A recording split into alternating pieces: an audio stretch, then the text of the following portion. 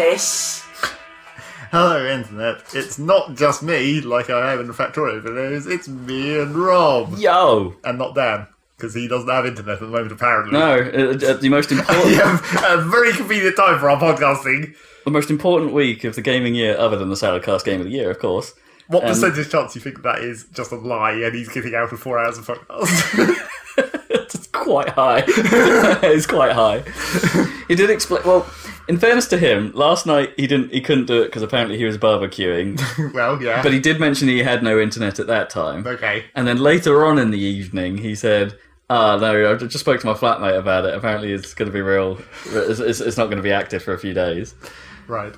So they're actually doing something... They're actually doing... It's not just shit internet, they're actually doing something to it. Presumably. Well, I'm assuming it's because he took ownership of the flat recently, I guess. Or yeah. Yeah, they're probably having to sort their own stuff out now. So there, no Dan, it's just us. Means we might get through this faster. But then Dan doesn't normally have that many hot takes on E3 anyway, so, you know. Not really that much faster. I'm not sure he's into my press conference reveals, so... We might actually get through it slower, because we'll end up talking about stuff that we like without him controlling us. Dan doesn't control. That's actually very true. He doesn't. That's slightly a problem. We shouldn't badmouth the freedom that Dan gives us to produce the best podcast on the internet. Yep, clearly. But we're gonna.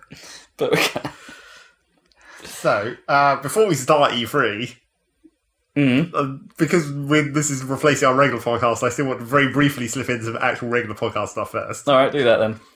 Dirt 4 came out just before E3, in fact. And so I had to play that. Yay or nay? Just a quick thumbs up, thumbs down. Well, need to go into it slightly. Because what it turned out was, like, when it came up on Steam, it didn't stay in top sellers for very long, and then the Steam reviews turned to mixed quite quickly. Ooh, oh no. Like 60-something%. Is the PC version not good? Well, it's not that it's not good, it's that they basically pissed off all the people who wanted simulation. Oh. Weird. So this is backlash from the Dirt Rally crew. Yeah, basically. Weird. The 40%. And it's like... It's really confusing to me, because the whole... Like, you would think the whole point of Dirt Rally was they were working out what the fuck simulation was. And they did it quite well. Mostly well, yeah.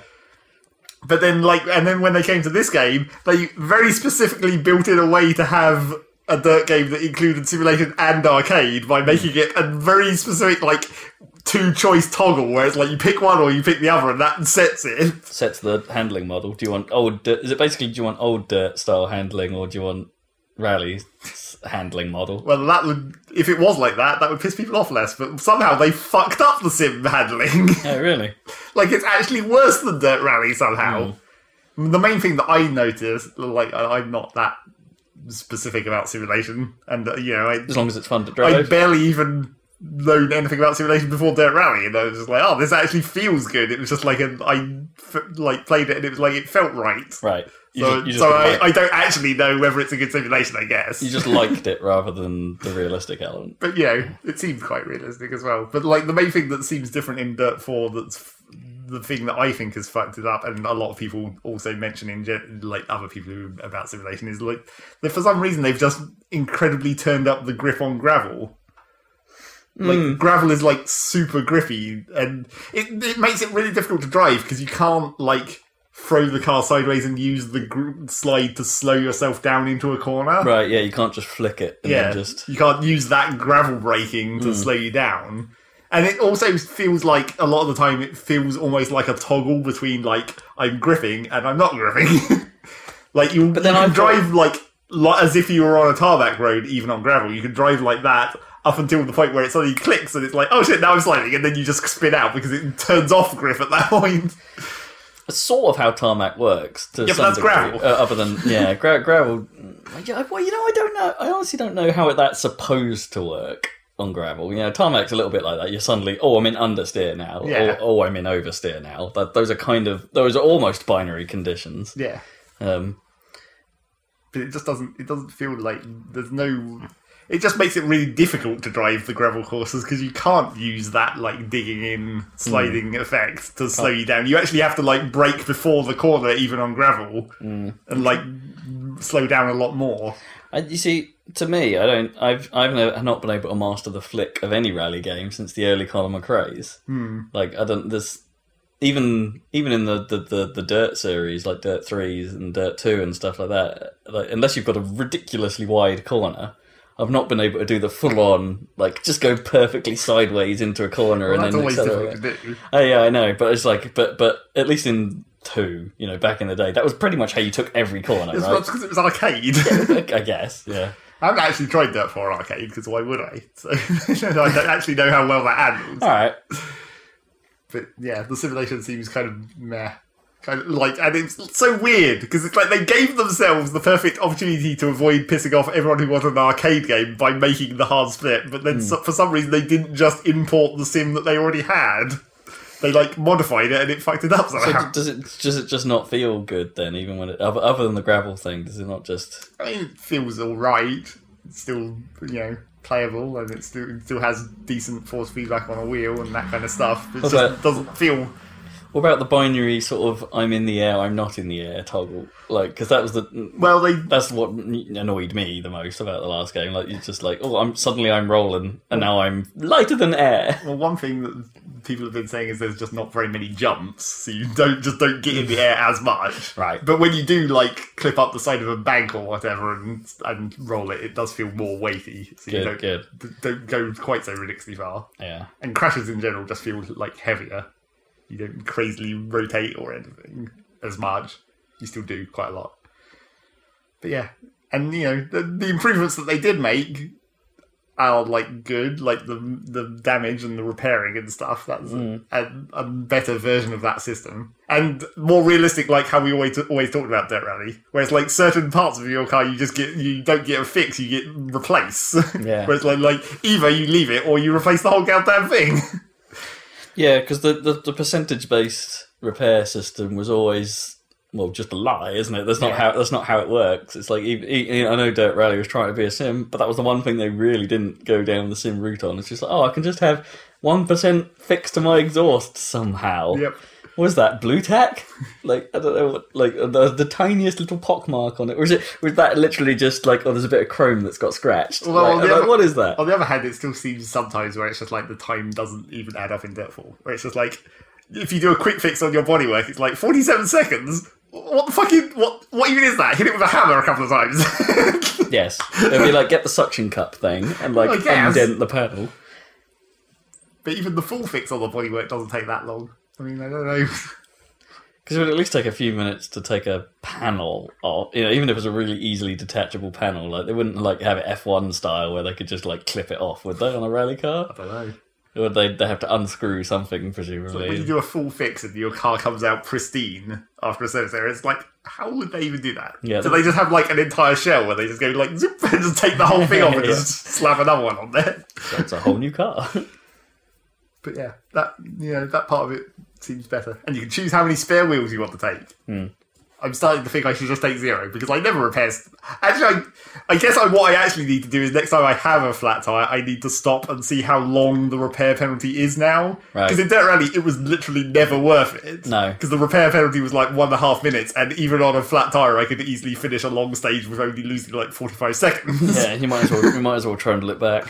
Unless I guess that would make more sense if you've had that weird seed that Dirt Rally had, where if you were going to pop your tyre during the race, it always happened around a minute in or something. Do you remember I tried to explain that once? I got into that state. Yeah, and I didn't believe you. Yes, it's my tyre would always pop a minute into this one race, regardless of the quality of the run.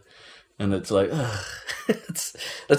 fairness, that happened once, and I haven't had that condition since, but. That would be super annoying. But yeah, if you lost your tyre at the start of a long run, maybe it would have been worth it. But rarely. I could, and now in Dirt 4, flat tyres last a lot longer before they go to the rim, so you actually have a lot longer where you can drive almost normally. And then they've got run flat tyres or something. Well, not exactly. And they also, in their tutorials, they also make a specific, talking about flat tyres, where if you drive at a certain speed where it stops making noise, that's better for it, so it will last longer. So you can actually listen to the sound of the flat tyre, and if you keep it at the right speed, it preserves it for longer. Yeah, interesting. You sort of not making it flap around, I guess. Yeah. So it's not hitting the actual inside of the wheel well or whatever. Huh. Interesting. Pro tip. Well, that's what that tutorial was for. Is it a tutorial that's actually a useful tutorial this time, rather than videos of some guy going, feel the road? Some of them are still videos. Right.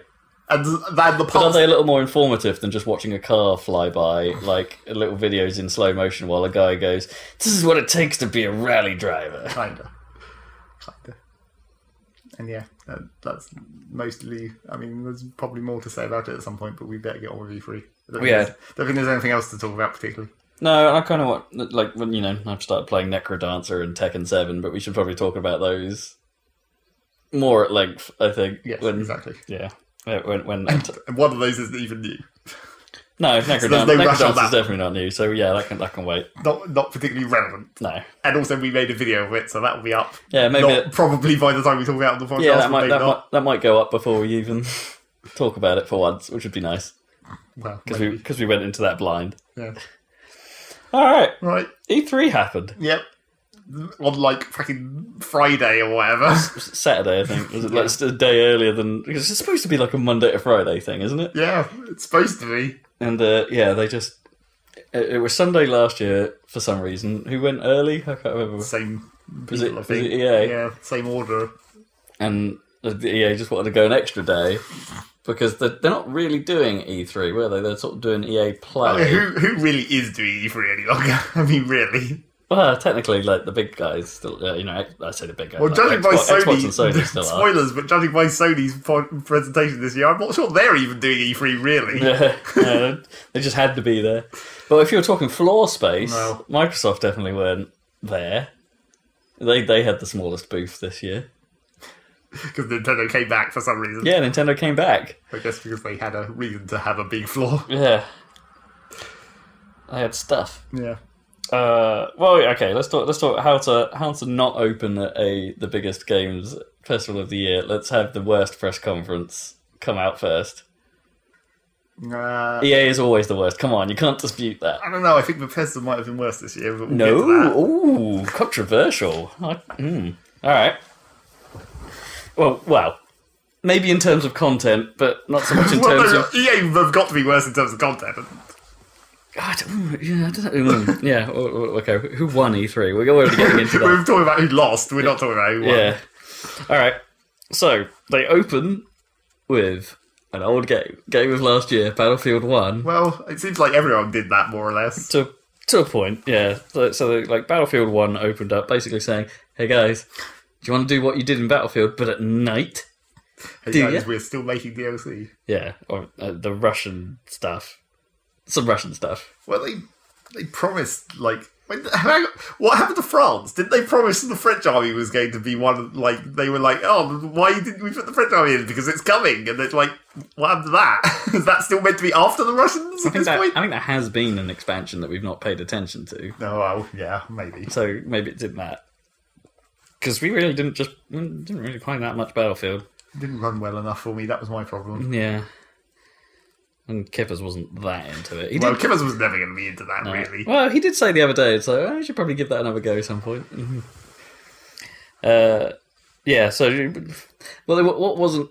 I should have gone and researched this afterwards, but, haven't done a lot. No. Like whether or not the night map thing was going to be, like, across the board applicable to all the existing maps. Like, maybe there was an alternate mode. No, I think they're adjusting those. It's going to be like Rocket League stadiums, where it's just like, this one has night now. This specific map is night.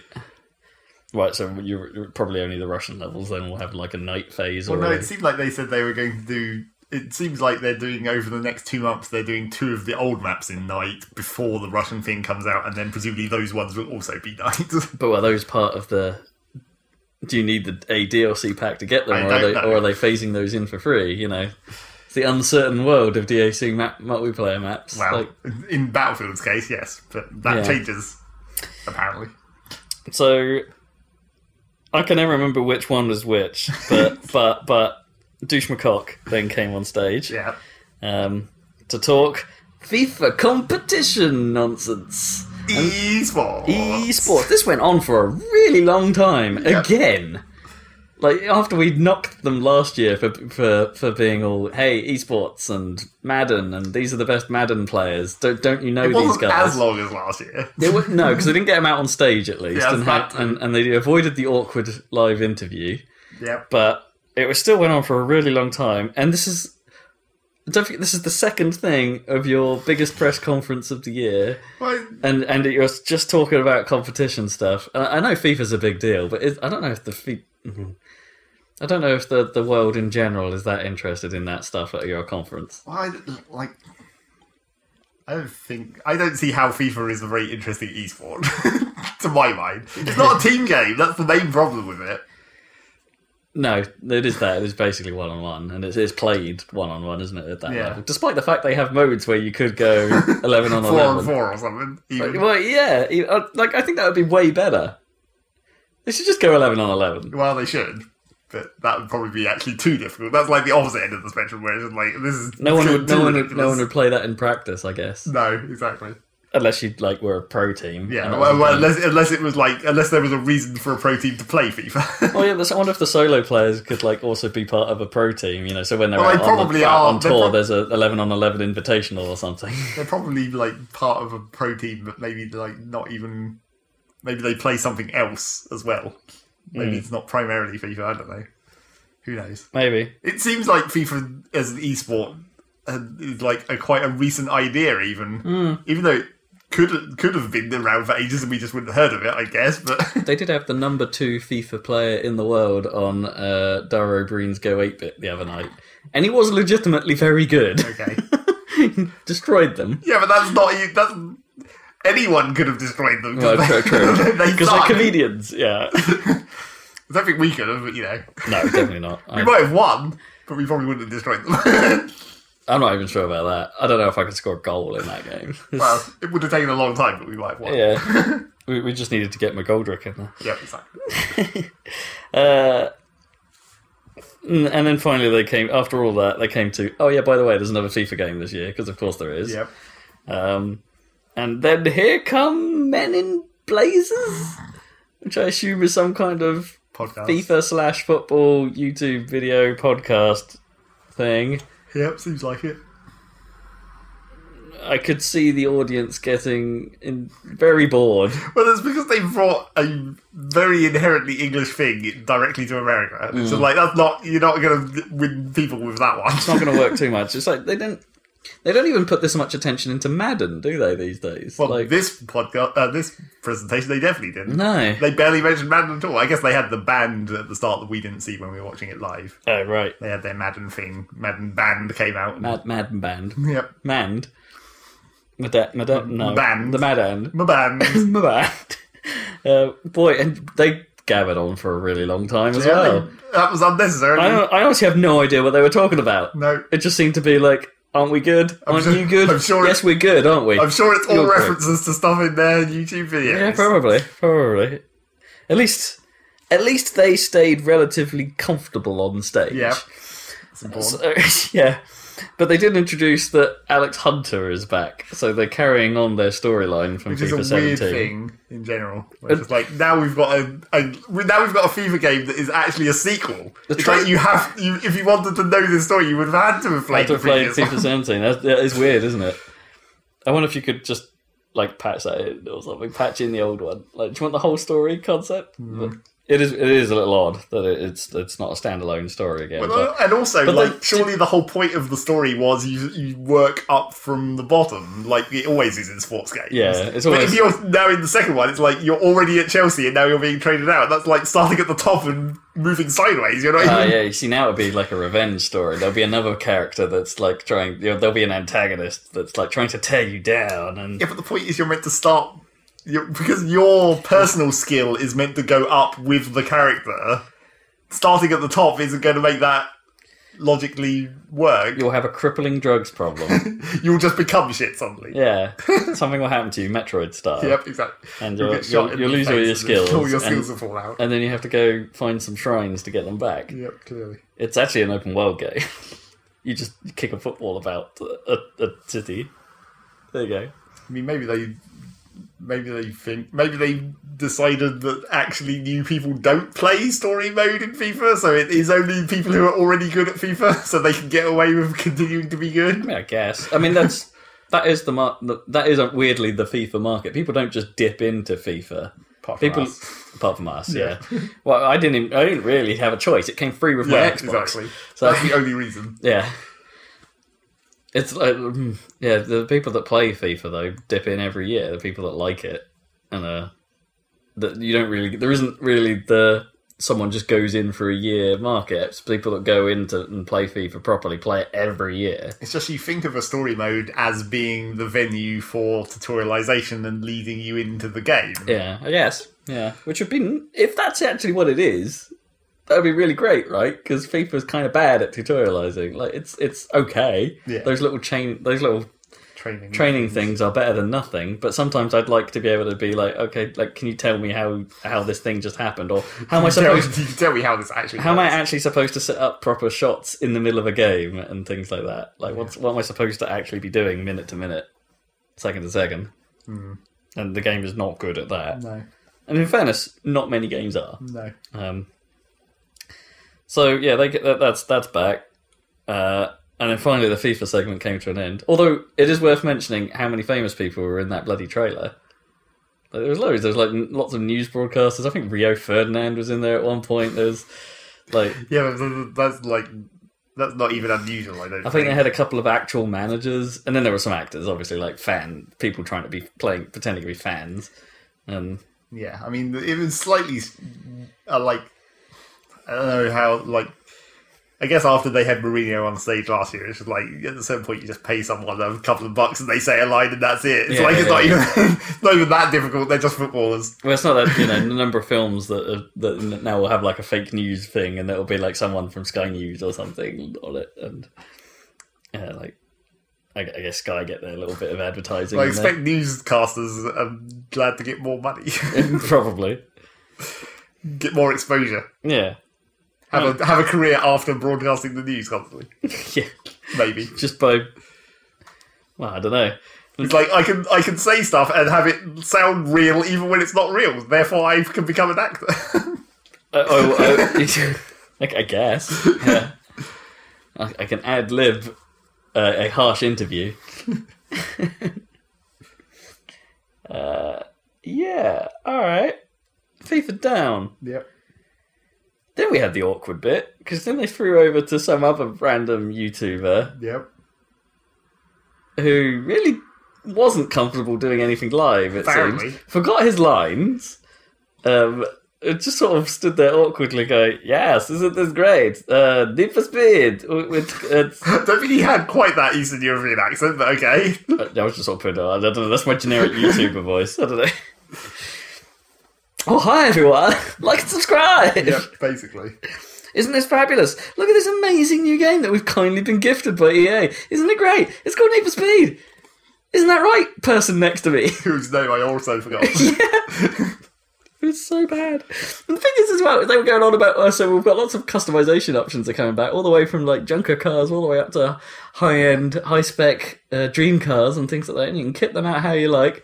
And then they cut to a dude just at a desk behind them or something, that like, yeah, I'm just mucking around in my car, who's just been panning the camera around for the last 5 minutes. Probably don't actually have any of that built yet. Right, probably not. It's just the view. Yeah. Not actually change anything. Worse than that, when they cut to him, they cut to a shot of the guy who was manipulating the thing, but obviously it was of his face, so you couldn't see the screen he was manipulating. No. It was like, oh, it's so bad. So badly done. But anyway, Need for Speed Payback. Need for Speed Burnout. Need for Speed Fast and Furious. I have a need for fury. Burnout. Furiosity? I have a burnout need for furiosity. Is what that game is. I mean, it didn't look terrible. Cars crashed a lot. Like Burnout. Like Burnout? Exactly like Burnout, though.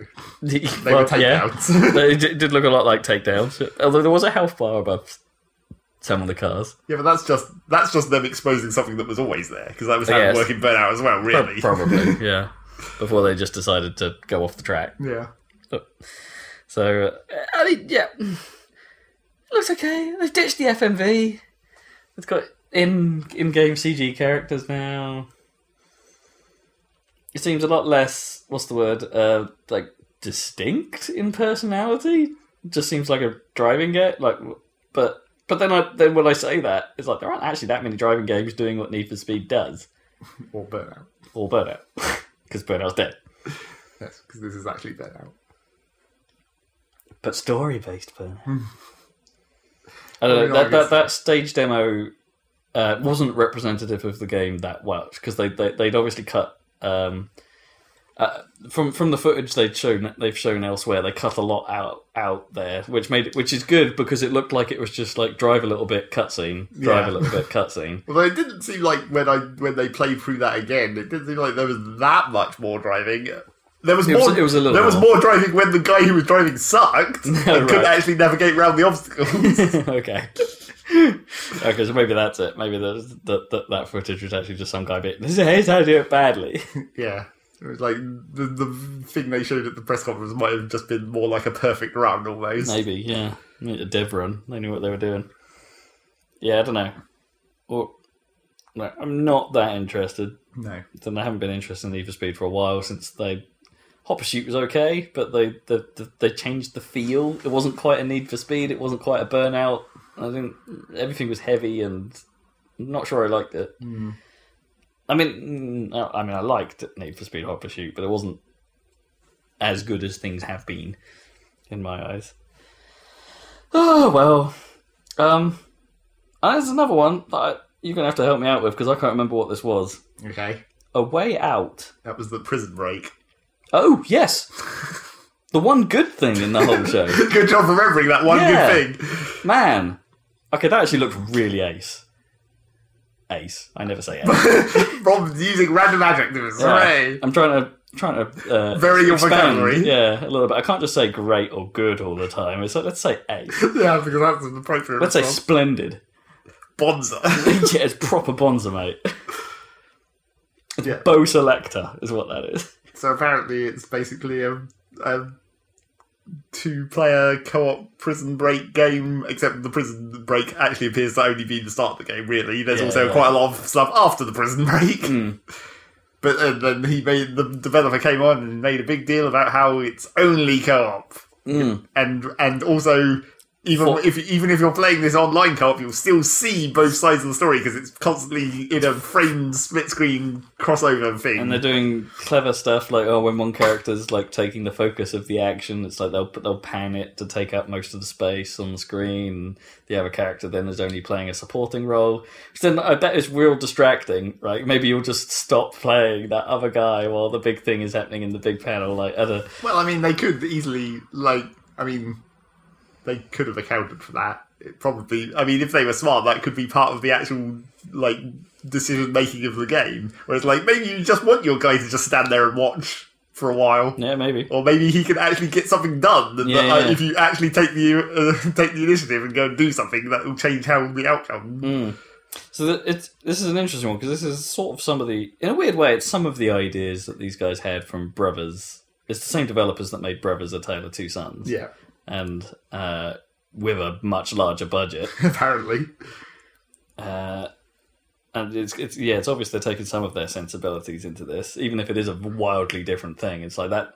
The Brothers was a co-op. They'd done the other thing. They'd taken a co-op game and made it single player. Yeah. And that was a very unique thing. And so making an entirely co-op story-driven game is fascinating. It's very rarely done. In fact, the only other thing that's coming to mind of being this is primarily a co-op game that has a bit of story in it is those Tomb Raider games. Was it the Temple of Osiris or something? Oh, right, yeah. And they did another one, and it's like those were co-op focused. I think you could still single player them, but they were very heavily co-op infused. This thing looks great, although that guy has a massive nose. That character in the game just has an enormous fucking honker. There you go. Thesaurus again. Honker. Okay. Someone should do a word count. How many individual words have we used in the podcast? Not enough.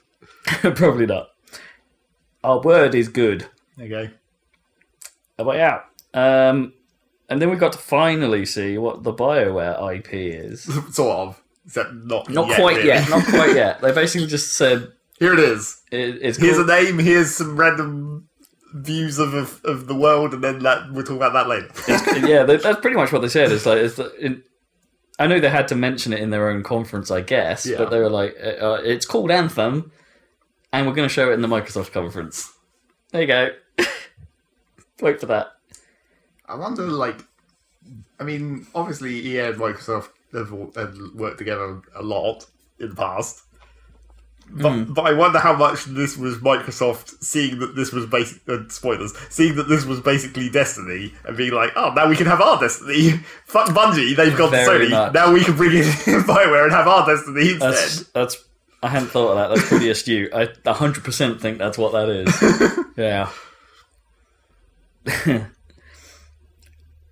Although, yeah, at this point we hadn't really seen a lot. No, we didn't know that it was Destiny. No, but it did come out later. We'll come back to Anthem. Yeah. And then NBA Live is back. After they shitted his up real good a couple of times. Yeah, not just once. A couple of times. And other versions, not even just NBA Live, other NBA things they tried to do, they fucked up. Didn't they re-release do something NBA Jammy? Yeah. Or did that get cancelled? I don't remember what actually I think it might have got cancelled. Yeah. So, I mean, it's a basketball game. Yeah. Providing they haven't... Providing the surroundings of it haven't screwed it up, it's just a basketball game at some point. Sure. Theoretically, they still know how to make those. I mean, well, you'd hope. As long as they can just get their on. It was the online that was busted last time, wasn't it? So, the live part of NBA Live. Yeah. Well, the thing is, NBA games and basketball games in general, even the 2K stuff, they have looked phenomenal since the PS3 era. Yeah.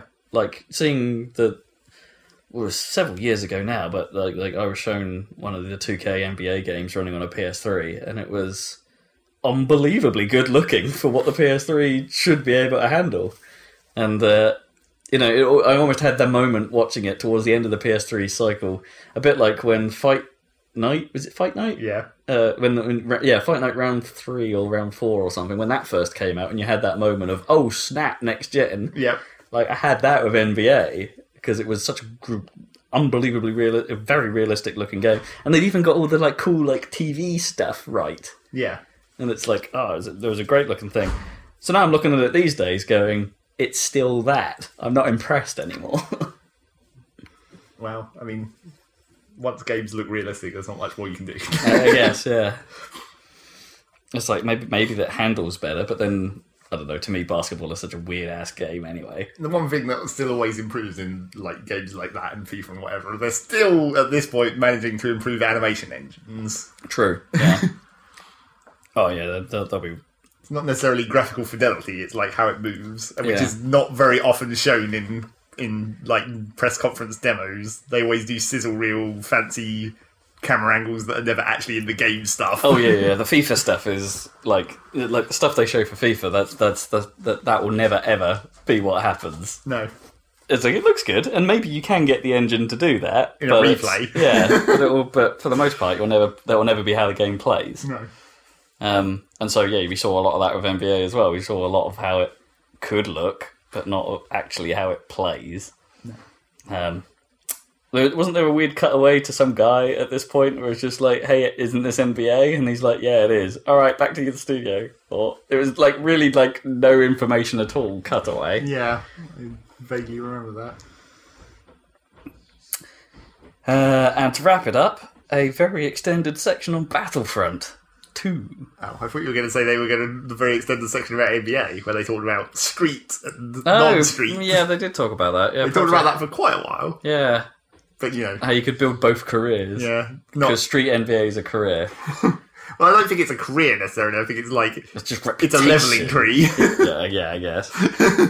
You get stats over there. Stats. And then it makes you better in real games. Get all the things. Then they played about half an hour of Battlefront. Well, that was the good thing about it, is like they actually played it. Yeah. Although, as usual, when you actually try and have a spectator in a multiplayer game show you what's going on, it's hard. That doesn't always work very well. No, it's hard to actually capture the meaningful moments, and then having the commentators having to scramble when someone does something really stupid. Yeah. Like, oh, he's flown into a building. Or, oh, he's just...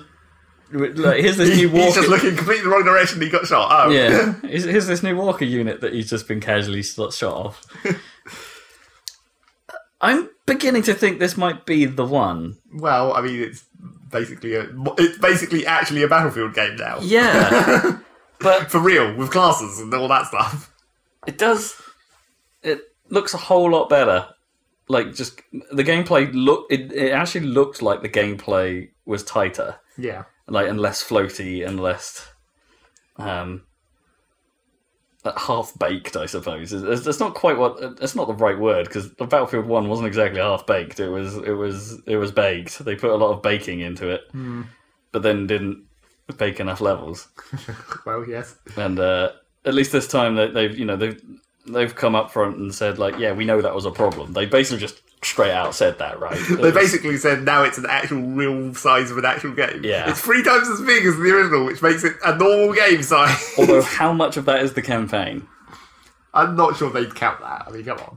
Unless you're saying that what they were saying was like, it's 3 times the file size. Probably. Because the other 2/3 of it is the campaign. I wouldn't put it past them. Yeah, because they actually got one of the actress from the story was doing it as well. Sure. And she seemed a little more, I don't know, a little more enthusiastic. She seemed a little more like a normal person. Yeah.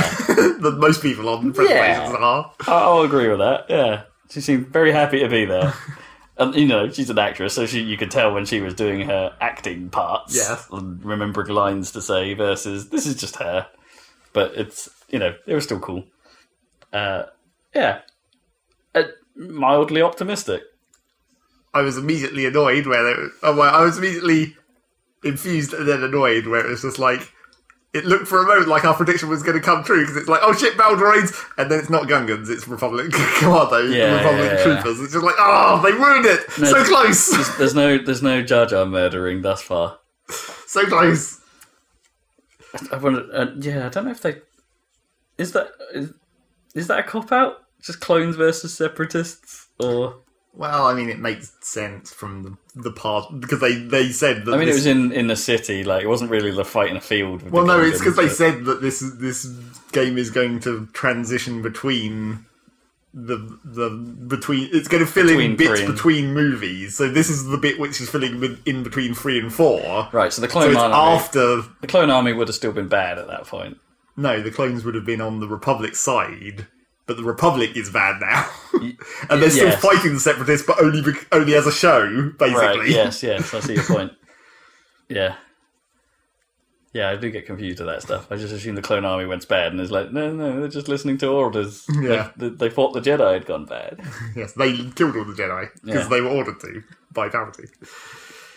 So technically, that whole mission is like, it's not even like Allies versus Nazis, it's like Nazis versus Nazis.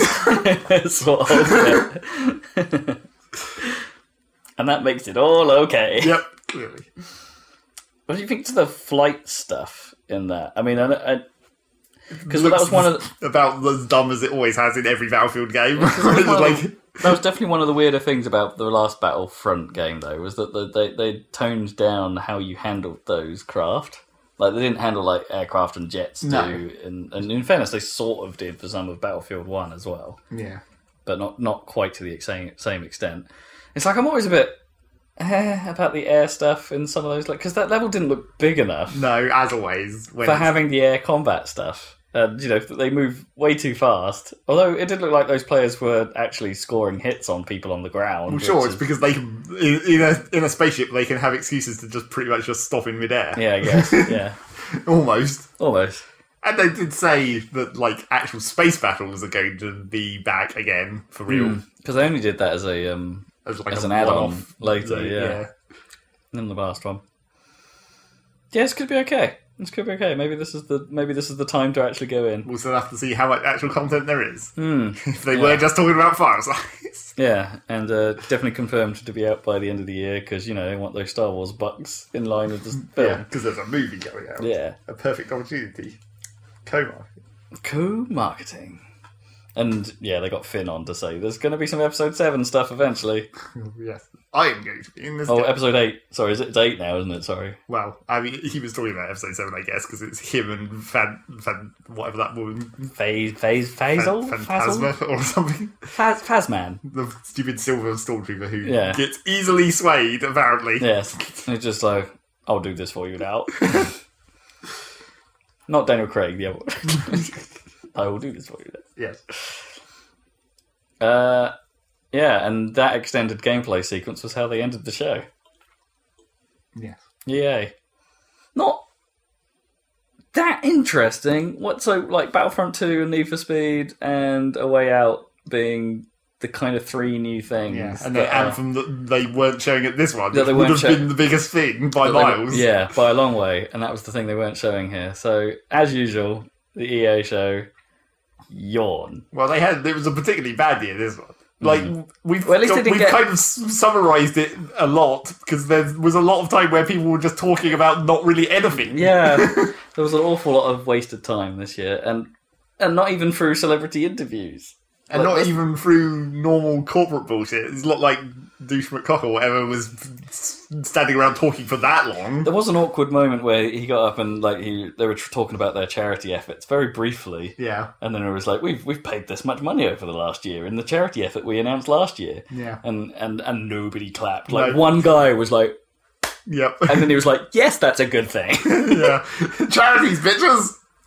And it's like, yeah, sure, it's a good thing, but it's not going to get a crowd hype. No. You're not at Children in Need, are you? It's like, it's the wrong time for that. You forgot the most important thing about Battlefront. Did I? What's that? Well, they said they're not doing DLC. Oh, yes. Yeah, it's not... Well, they are doing DLC. Not paid DLC. But it's following the Titanfall model. Yes. Or, I don't know, what is now becoming the norm. Yeah. It seemed like this was the first indication, and it turned up a couple of other times in later press conferences and other games, where, we might finally be seeing the end of season passes and all that bullshit. Might finally be over. On multiplayer games, at least. Because, I don't think anyone's really ever liked the DLC. I'm still confused about thing. That's a good thing from a consumer's perspective, I guess, and it's what everyone bitched about constantly and what everyone wanted to happen. It makes your game more valuable the moment you buy it, even if that content's not there yet. Yeah. The promise of content has value. But then the thing that confuses me about it is what is the business side? Why have they chosen to not make money as much any longer? That's the actual question. What is the angle they're coming? Is this just going to be a couple of years where they're we can get some goodwill back and then we can just go back to paying money again? That's a good question. Yeah, why have they swapped? I mean, maybe DLC sales have just drifted off. Yeah, but they're still making the same amount of content theoretically in this new model. It's they're still having to pay people to make this content, and now they're just not charging for it. Where's the money? I wonder if they've sort of been... Unless it's all cosmetics, unless they have actually decided that we can sell cosmetics and that will make enough money. Yeah, well, it could be, but, because maybe games like Overwatch have forced, and, to a lesser extent, Team Fortress, or more extent, I don't really know, probably, have forced their hand in that, this is the done thing now. If we're not doing this, we are seen to be the bad guys. Has EA got a heart? Yeah, probably not. No. Or if they have, like I say, it will last about 2 years. Like the last time where they suddenly became not shit, and then it's EA have turned around, and then it's wait, no. Yeah, it's all over. It's all over. We underfunded Mass Effect, there we go. And the other thing we should say about the EA press conference, in summing up, which was not... is a thing that's not related to the press conference at all, because it wasn't. Not a single peep from Criterion. That game is never coming out. No, that game's been canned. Yeah. Criterion were name dropped, I think, as a dev maybe on the Need for Speed project. Well, they did so. With the burnout. Yeah, they did pop up as a tag somewhere in the conference. Yeah. Can't 100% remember, but that's what they are. They're a support studio now. Yeah. But yeah, that game they showed, or didn't really show last year, is not ever going to come out. Nah, it's not a thing. More spoilers, but someone else is making that game, it turns out. Wait, what? Not in EA. Oh, yes. Yes. Yeah, I remember now. Yeah. How you feeling, Zach? Are we needing an air break? Yep, we sure are. Yeah, it's cool. We're doing fucking hot. It's the hottest day of the year, and I thought we could make do, but you were wrong. And I was right. Yeah, I specifically brought a fan to Rob's house in order to help us cool down between sessions. We'll probably only take quick breaks, and we'll come back to Microsoft, who are next in a second. But yeah, we're gonna take a little cool the hell down break. Yep. Make a cut. Make a cut. Make a scratchy Wicket noise, as you often do. Chicka chicka yeah. It's Xbox time. It sure is. You mean Microsoft? Well, Microsoft is Xbox. No, I have spoilers. We can talk about that in a minute. It's not a spoiler. Microsoft is it's the Xbox show. Yeah, for more than one reason. For more than one reason. Well, we knew what was coming. Or one reason. Hello. One reason. The one entertainment solution you need. Yep, obviously. Scorpio is back. So the first thing they did was went on about 4K again, and it's like, that's still not going to happen. I mean, well... not this year, for most people. Well, I'm sure you can get the new console and theoretically be able to do it if you also spend like $3,000 on a television. Sure, those have come down. There's a lot of 4K sets that are... I was about to say cheap. They're not cheap, but they're still like over $1,000. But they have started to come down significantly. But they mostly set this up with like, oh, here's a tease reel of like, oh, here's a bit of hardware, like the classic Xbox sort of like stuff moving black on black. Kinda. There was also the woman who was standing there with a controller, and it was quite a bad green screen effect. Oh yeah, that too. Wasn't great. Yeah.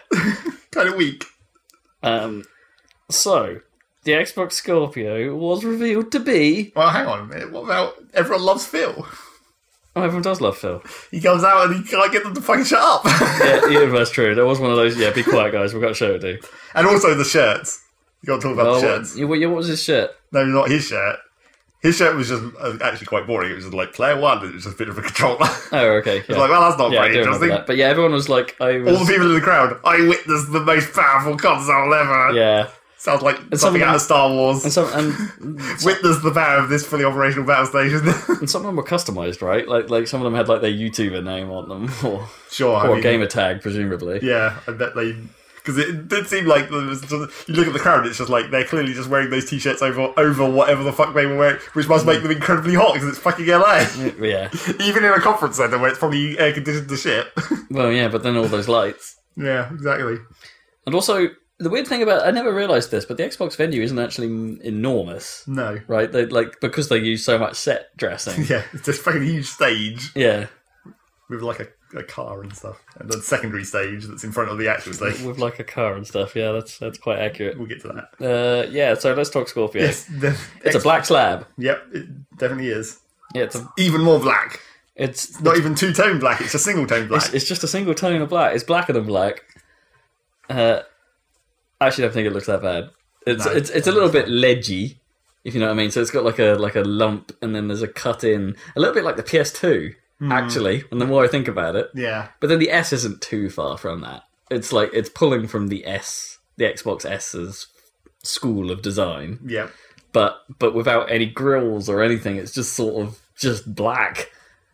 It's just black. I think that's fine. I mean, the one neat thing I did notice immediately was where they hide the CD tray, and that it's under the lip on the left-hand side. Is that going to be annoying to actually get stuff in and out of? Yeah, probably. Because if it comes out enough and the lip isn't deep enough to make a problem. Yeah, it's like if the lip overhangs the hole where you normally be able to pick up a CD, that's going to make it more awkward. The lip does overhang a little, yeah. But I assume not by enough. So it looked okay. And then we got a name. Did we call this one out? I don't think we did. Well, there's only 26 letters of the alphabet. Yeah, I don't think we picked this on the Xbox One X. They kept the one. Yeah, stupidly. But now it's the Xbonex. Xbonex? Yep. Xbox. See, this is the trouble, as everyone immediately pointed out. The like acronym abbreviation is Xbox. It's the XBOX. It's just like, I mean, that was probably intentional, but it's not any less dumb and confusing. It's the same like the Wii situation, except not quite as bad. Given how they spell it, sure it would just be XOX. It's the Zoz. Yeah, you would think so. It's the Zoz. They always add the B in. They do. That's why you ended up with the X-Bone. X-Bone. Yeah. It's not totally unexpected. It's not an amazing name. But then as everyone... It makes sense. It's the extreme Xbox. As everyone also pointed out in like, related to the whole Nintendo situation, they've basically made the same mistake where S and X sound very, very similar. Oh, yeah. And if you're talking to your parent and you're saying, I want an Xbox One X for Christmas... You better hope that they actually heard what you said. I said X, as in, you put your hands up and be like, X to the Z exhibit. Mr. X to the Z exhibit. Yeah, that's what I want. I want the X to the Z exhibit branded Xbox. Man, that'd be great. I want when I press the button, I want it to go Pimp My Ride. Yeah, exactly. The Pimp My Ride branded Xbox One X with exhibit. Man. But then it would be like yellow. Yo, dog, we heard you like X's, so you put exhibit in your Xbox. It's gotta happen. It's co-marketing. Old memes are wrong. Oh, absolutely. But they're the best. Yeah, so then we got a little bit of hint at what it's capable of. Just a hint at first. Which I've relabeled as numbers, RAM. Well, yeah, they talked about some RAM stuff. I can't remember what it was, but, it's like 12 gig of RAM now rather than 8, so they're not a massive jump, but it's like they've upped it to like some form of high-spec DDR. Some fancy RAM. Yeah. GDDR, I think, like just quite high-speed graphics RAM. Blah blah blah blah. The 9 teraflops thing came up. Yep. It's supposedly capable of running some games in. Well, so they basically said it's 4K native, and we're going to make our games run 4K native. Yeah. None of this in a sort of like. I don't think they explicitly said it. But he was very careful with his words to basically say, not that sort of faked 4K that PS4 does. Well, it's like after they had their whole resolution gate issues before, it's just like they can't. They have to be like, no, really. No, really, this is native. This is like, it goes all the way. It's not 900. It doesn't just when we said it was 1080. It doesn't just checkerboard things. Like, it's proper 4K. And they did talk a little bit, like, about what will happen to existing games as well. In that, I think they proved with the S already that the Xbox isn't exactly the Xbone was never really games were never hardware limited. No, they ran how basically just a PC. They ran how they ran. Yeah. So it's I guess you can tune it. Developers would tune it to be like, okay, we're capping at 30 to make sure it's consistent and all that jazz. Yeah. But, the S proved some games do just run that little bit better with that tiny little bit of a performance boost that it had. And now it's like, well, yeah, like games will just get that, right? Because we have more power in here now, so if they could run better, they can. And some things are apparently for free, like, loading times will be better because it's got a faster drive in there. They said that like anisotropic filtering will be the default instead of whatever it does now. Presumably, I'm surprised that wasn't what it was doing in the first place. That's exactly. And that games that are 4K native will super sample down for 1080 screens. So I wonder if this means they're not going down the PS4 Pro route of allowing things like, do you want to run this Pro game in performance mode versus visual mode? Yeah, maybe it's not. They don't want to get involved with that and just be like, this is a 4K game. It will run at 4K if you have that. If you don't have that, it will run at 1080 just the same. But, you'll get nice anti-aliasing because of super sampling. And because of that other ridiculous thing, they had to mention we're using a vapor chamber. Yep, it's vapor cooled. Vapor cooled. Not quite liquid cooled. And they had to quickly and then a shout out to Mr. Hovis. Yeah. So the Hovis method. It's so good we named it after him. And also, for some reason, they had to make a call out that this new console will be backwards compatible with all your Xbox One accessories, which I think kind of should have gone without saying, really. Yeah, I don't think you needed to say that. If it didn't... I mean, the fact that they did have to say it was kind of worrying for a minute, where it was like, what, was there a point where it wasn't? I guess what they're trying to say is that if you want it to, the Kinect will still work. if you buy the USB adapter. If you buy the adapter, like if you're like me and have the original, like then you need an adapter to make that work. Yeah. And then they said it's the smallest console ever. Somehow smaller than the S, which is because of the vapor chamber, and because there's no moving fans. Well, that they showed, yeah, which is kind of amazing.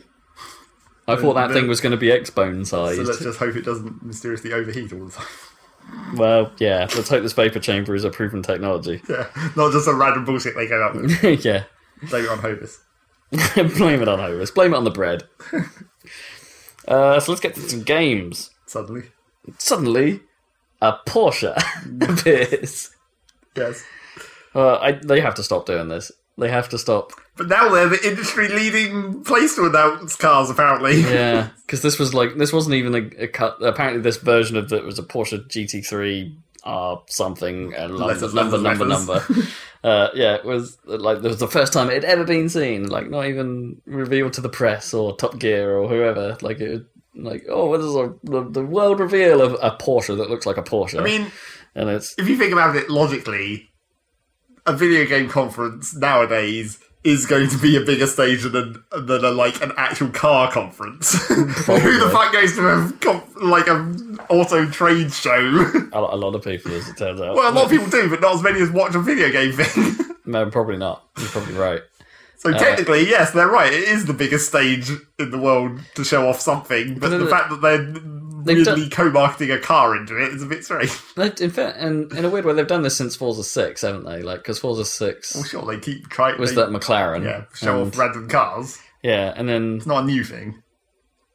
But and then... It's a bit Forza 5 was the McLaren, then 6 was the GT, the Ford GT. Yeah. And now it's the Porsche. So at least all the manufacturers are getting a cycle. Getting a turn. Yeah. It's got a release date. It's October 3rd this year, as expected. They showed truck racing. They did show truck racing. I'm pretty hype about truck racing. And also it looked like the rain effects weren't done in that video. Weren't done? Yeah, there was distinctly a moment where the windscreen wiper went across and nothing happened to all the drops on the windscreen. Oh. I was like, that's weird. Oh, I might need to go back and see that. Because the rain in Forza 6 was amazing. Yeah. It was a properly good thing. I mean, honestly, when I looked at that, when they were showing the in-car view and showing the rain on the windscreen, no one's done rain on the windscreen properly. It's good, but it's still like... It's not real. Yeah, it doesn't look right. And the drops aren't flowing the way they actually do on a car windscreen. No, they've gamed it a little bit. And it's like Drive Club came close, but they exaggerated it to an extreme. Yeah. And design choice, I suppose. This is the thing about going back to Dirt 4 for a minute. It turned out that when I was first talking to Rob about it, that was actually a bug where it wasn't showing the rain effects on the windscreen. Mm. That was actually an actual legitimate bug, which still hasn't been patched yet. Where sometimes it just won't show the weather effects on the windscreen. Oh, right. So they've acknowledged it, or is it just? I don't know if they've acknowledged it. It's a well-known bug, right? Okay. Basically.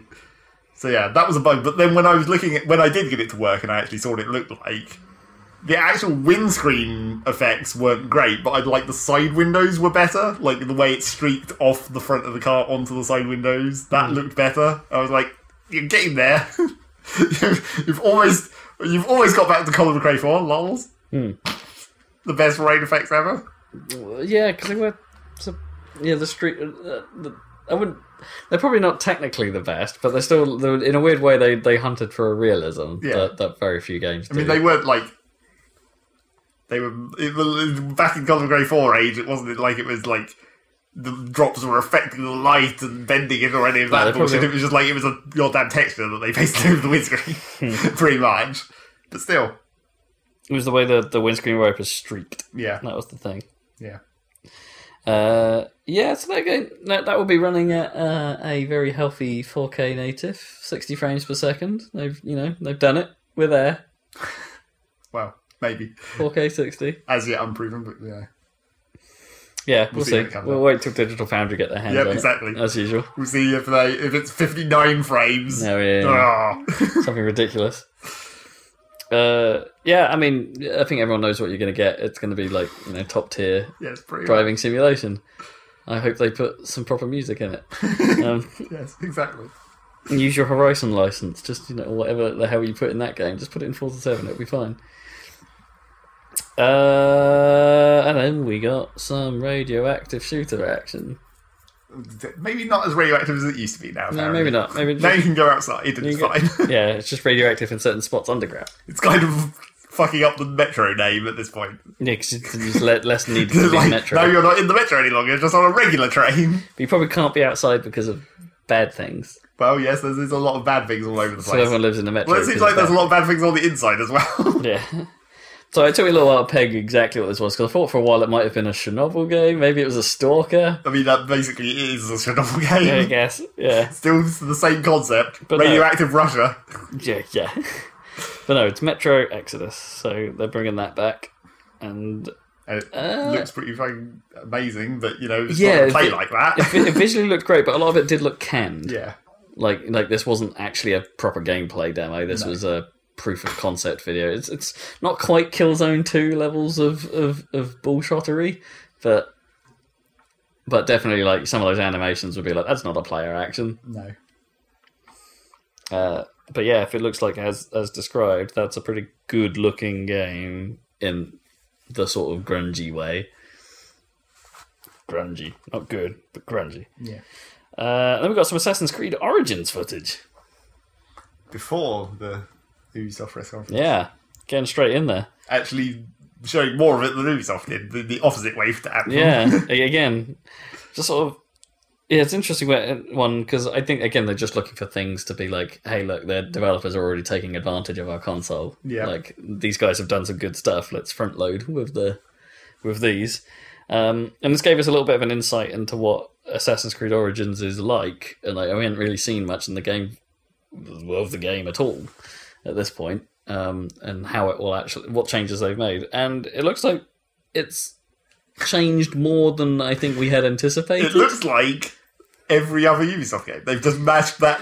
It's like Far Cry. It's like that same open world running around, weapon stats, eagle vision towers. XP. It's a drone. It's got XP now. Yeah, XP, leveling up. Yeah. It's just like every Ubisoft. We were worried, like we were complaining, like over the last couple of years about how every game was an Ubisoft open world game with towers to climb, like even Zelda and with games that weren't actually Ubisoft. But Ubisoft are actually homogenizing their shit even more. Yeah, I didn't think it was possible, but somehow they are. The one thing that stands out as being a significant difference, though, was the combat. And that it has shifted to a behind-the-back Zelda-ish, shall we say? Or, like, I don't know. Midway between Zelda and Batman-esque stuff. Yeah, kind of sword and shield stuff. And dodge and parry and stuff. In a weird way, that was the one thing that needed the biggest overhaul in the game, arguably. Yeah. Other than some of the stealth, like, oh no, now you're in combat, like, binary nature of it, I suppose. But actually looked pretty good. It seems like what the series needed. Some time to actually improve. I did notice one funny thing in that demo that they showed, where you notice the bit where it's like halfway through he's infiltrating the temple thing. There's a bit the second half of that where he uses the eagle again to spot the guys, like a drone, basically. Uses the eagle to spot the guys, and then he climbs up, and there's a dude standing on the roof of this building, and he does an assassination takedown maneuver where he's hanging off the ledge, and he reaches up and grabs him and pulls him over. But that guy literally fell like 5 feet, because there's just another roof that he's literally just climbed off, and he goes, "Ah!" And it's like, wow, that definitely wouldn't have killed him. That would have hurt a lot. It was like, and the ARG sound effect sounded too long for the distance of the fall he would have just been down. And he's just lying on the floor for a while going, ah. It was like, I guess that's just a canned animation, but it seems kind of dumb that it didn't kind of take account of that. Yeah. It could have just, well, the animation would have been fine, but it would have had to just cut the sound effect, right? It would be like, whoa. Yeah. And also, the other weird thing that I saw, which, you know, was less of a weird choice, but more of a weird gameplay thing, was like, apparently you have, like, wire-guided arrows. Like, when the dude's running away, he fires it and then, like, leads the arrow onto him as he's running downstairs. Yeah, it's a little weird. It's like, those, I'm trying to think, there was some sniper game, wasn't there? Oh, it might have been, there was definitely a gun in Bulletstorm. Yeah. The sniper rifle, you could bend the bullets. Yeah. It's like, are they going to explain that, or is that just a fancy thing that they wanted to have? It's an eagle thing. Yeah, exactly. The eagle actually flies down and grabs the arrow. And yeah, you just didn't see it. I guess as an attempt to explain the eagleness of Assassin's Creed, because they've never really done that, have they? So it turns out it was eagles all the way from the start. Yeah, it's all about eagles. It's all about eagles. So they're actually the master race of the planet. Yeah, it's eagles. Spoilers. Yeah. So all right, good on your Assassin's Creed. You are actually trying to mix things up a little bit by becoming every other Ubisoft game. So it's probably good for you as a series, probably not so good for Ubisoft or the open world industry. Yeah. So I don't know how I feel about it, honestly. It looked okay.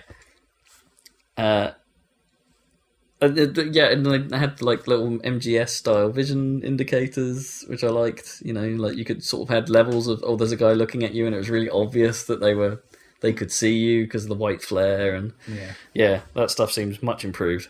Finally. And now for the obligatory mention of PlayerUnknown's Battlegrounds. Apparently. It seems like Xbox has landed the console exclusivity. That's silence. Yep, that's it. The silence. Not really very much interest. No, not really. I mean, that game is interesting for the industry as a whole. I'm not sure it interests me. I'm just not sure about it. It's a weird one, isn't it? Like, I don't know if I could get into a game like that. I just don't know. I don't know. It seems a bit too Yankee right now. Well, yeah, exactly. It's still fucking early access. It's like they've secured the console exclusive for when the game actually comes out. Yeah. Well, I wonder if it will go into the preview program or whatever Microsoft's thing is. That would be even weirder if this is they're announcing that it's actually just still not even going to be done by the time they said, and it's just going to be a preview program thing, but just because it's on Xbox.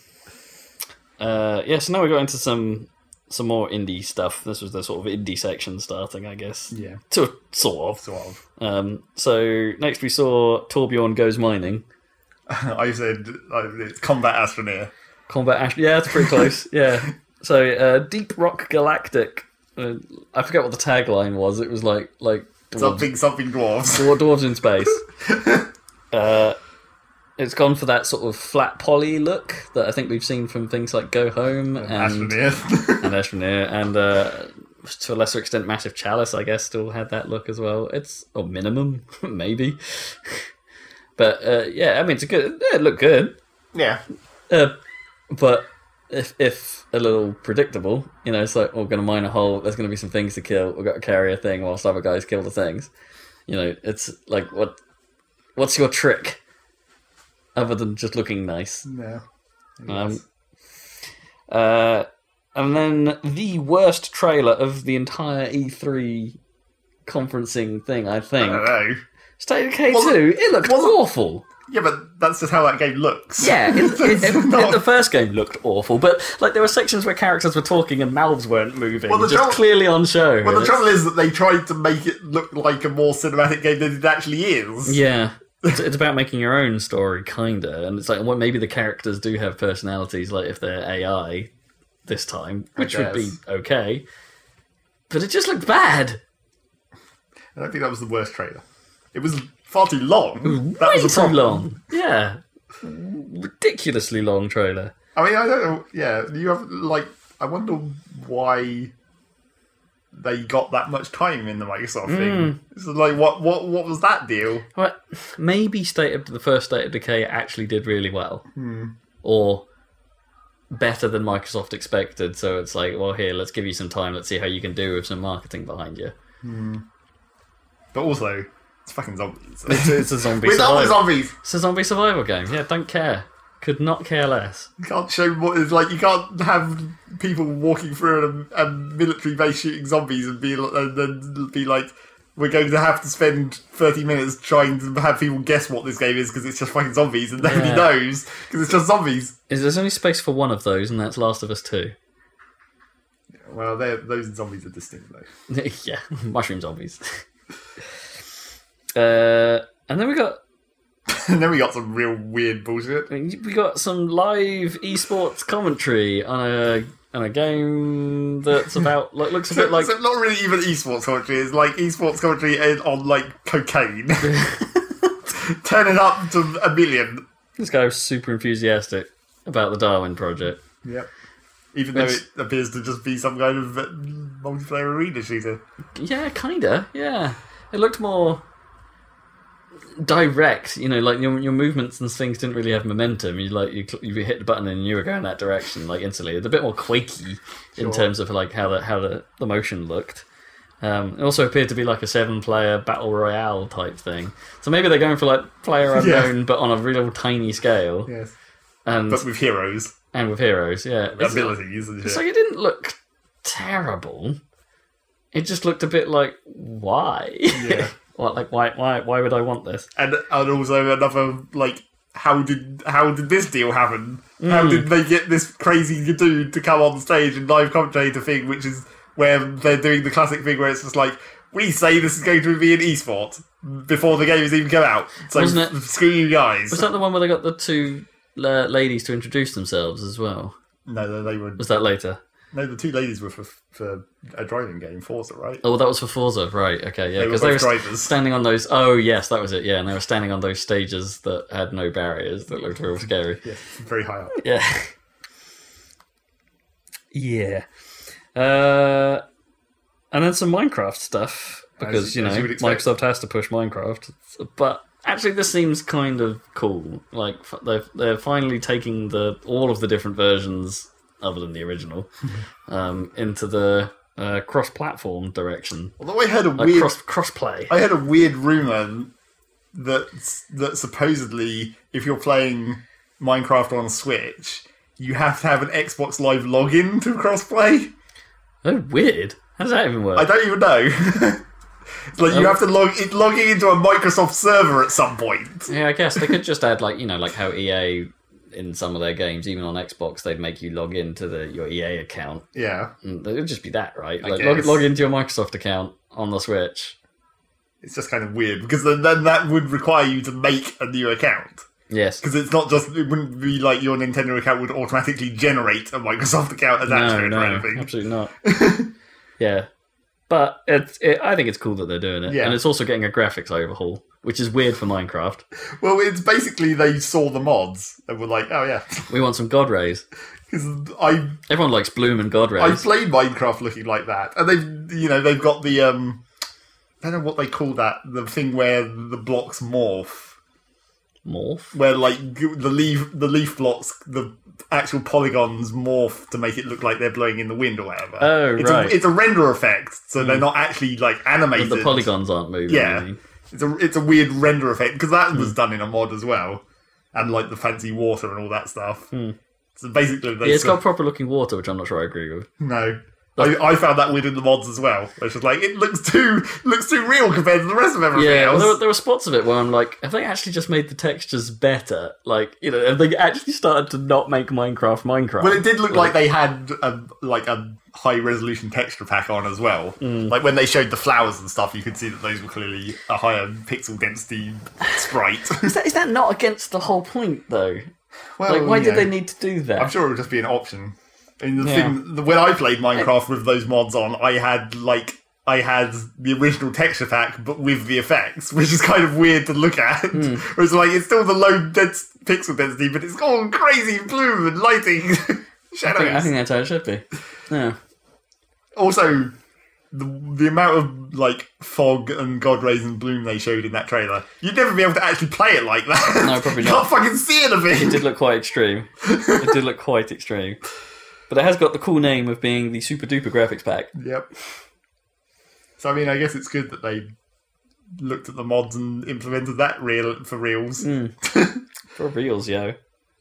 And the crossplay stuff it was against all versions. Not even just excluding the mobile stuff. Mobile users will be able to join games with everyone else.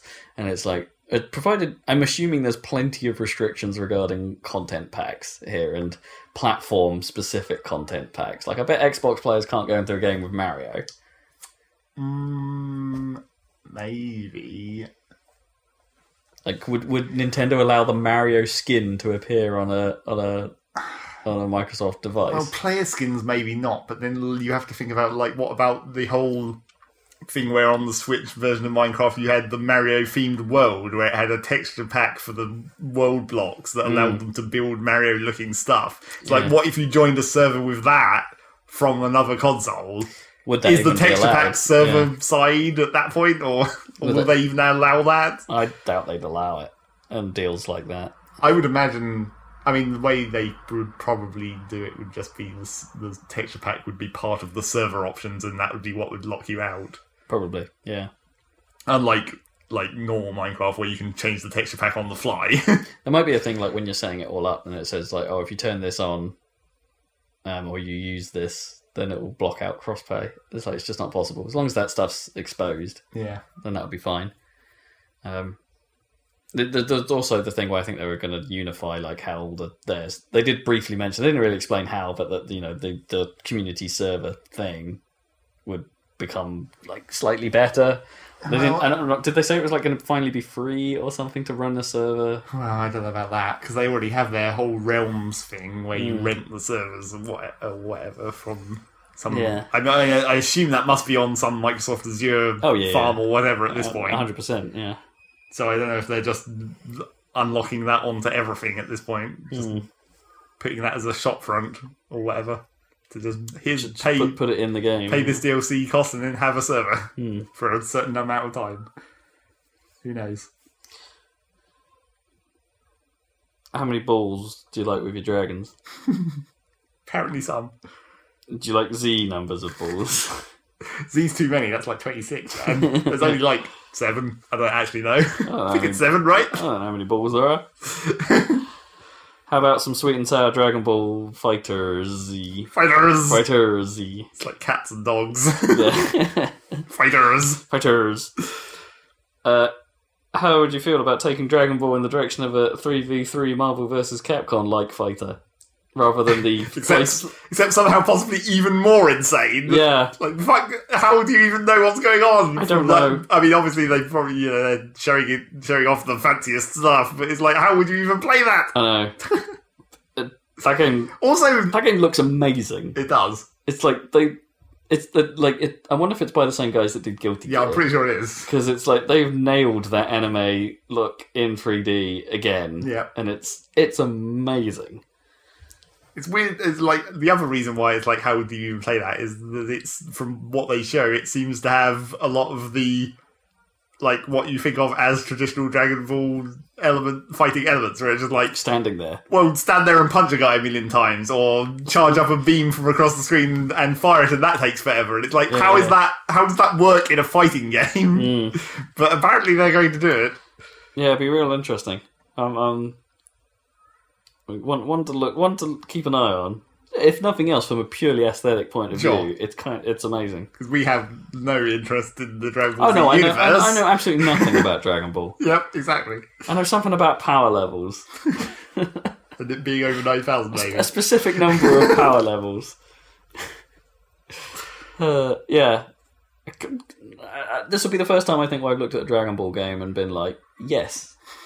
You know what? I might be in. Sure. Just for the craziness. Well, and it's not one of those Japanese 3D fighters. No, exactly. Which it's not flying around a weird open arena thing. Which I've never really understood. I mean, supposedly those were some of the later ones of those have turned out actually pretty good. The fighting worked. Yeah. They made it function. It's a very Japanese thing, though. This is definitely a more traditional fighting game to some extent. Games like that don't really break out of Japan, really, or they don't do well outside of Japan. Is what I'm saying. Like, no, it's because it's Dragon Ball Z. Well, not even that, but the 3D fighter genre. Sure. Because there's a whole mass of Sega Gundam games that are that don't really ever cross over. Other than that one time they announced at a conference that one of them was coming over. Sure. I can't remember. Was that a PS4 thing or something? And I'm trying to think. There's Virtual On, I guess, was that right back in the day. Yeah, but all the mech ones you don't get across here because those animes never penetrated for some reason. I mean, I expect they're fucking awesome. So some of them are. Some of them aren't so bad. Certainly seems more Western acceptable than like ninjas and martial arts. You think, but everyone knows what a ninja is. No one can quite tell the difference between a mecha. Not the specific Japanese type of ninja, though. No one quite knows the distinction of a mecha. That's not really that common. Yeah, but it doesn't matter. All you have is like a dude sitting in a cockpit at a certain point. That's all you need. He's the drama. I guess, the mech fight is just the fanciness. Well, sure. That's if they're doing it well, but then that's not often how it goes, right? It's just like, suddenly I push a button and now I've got more missiles. You don't know what special abilities those mechs have. I think that's the problem. That's the problem with a lot of anime, that it's like at the last possible moment. To me, it's the Doctor Who problem. And at the last possible moment, he pushes a button and there's a thing. Yeah, but anime always does that regardless. It's like Trigun, whereas like all the time you just think it's just a regular gun, but it's not. It's not a regular gun. It's a fucking giant death gun, of course. Of course it is.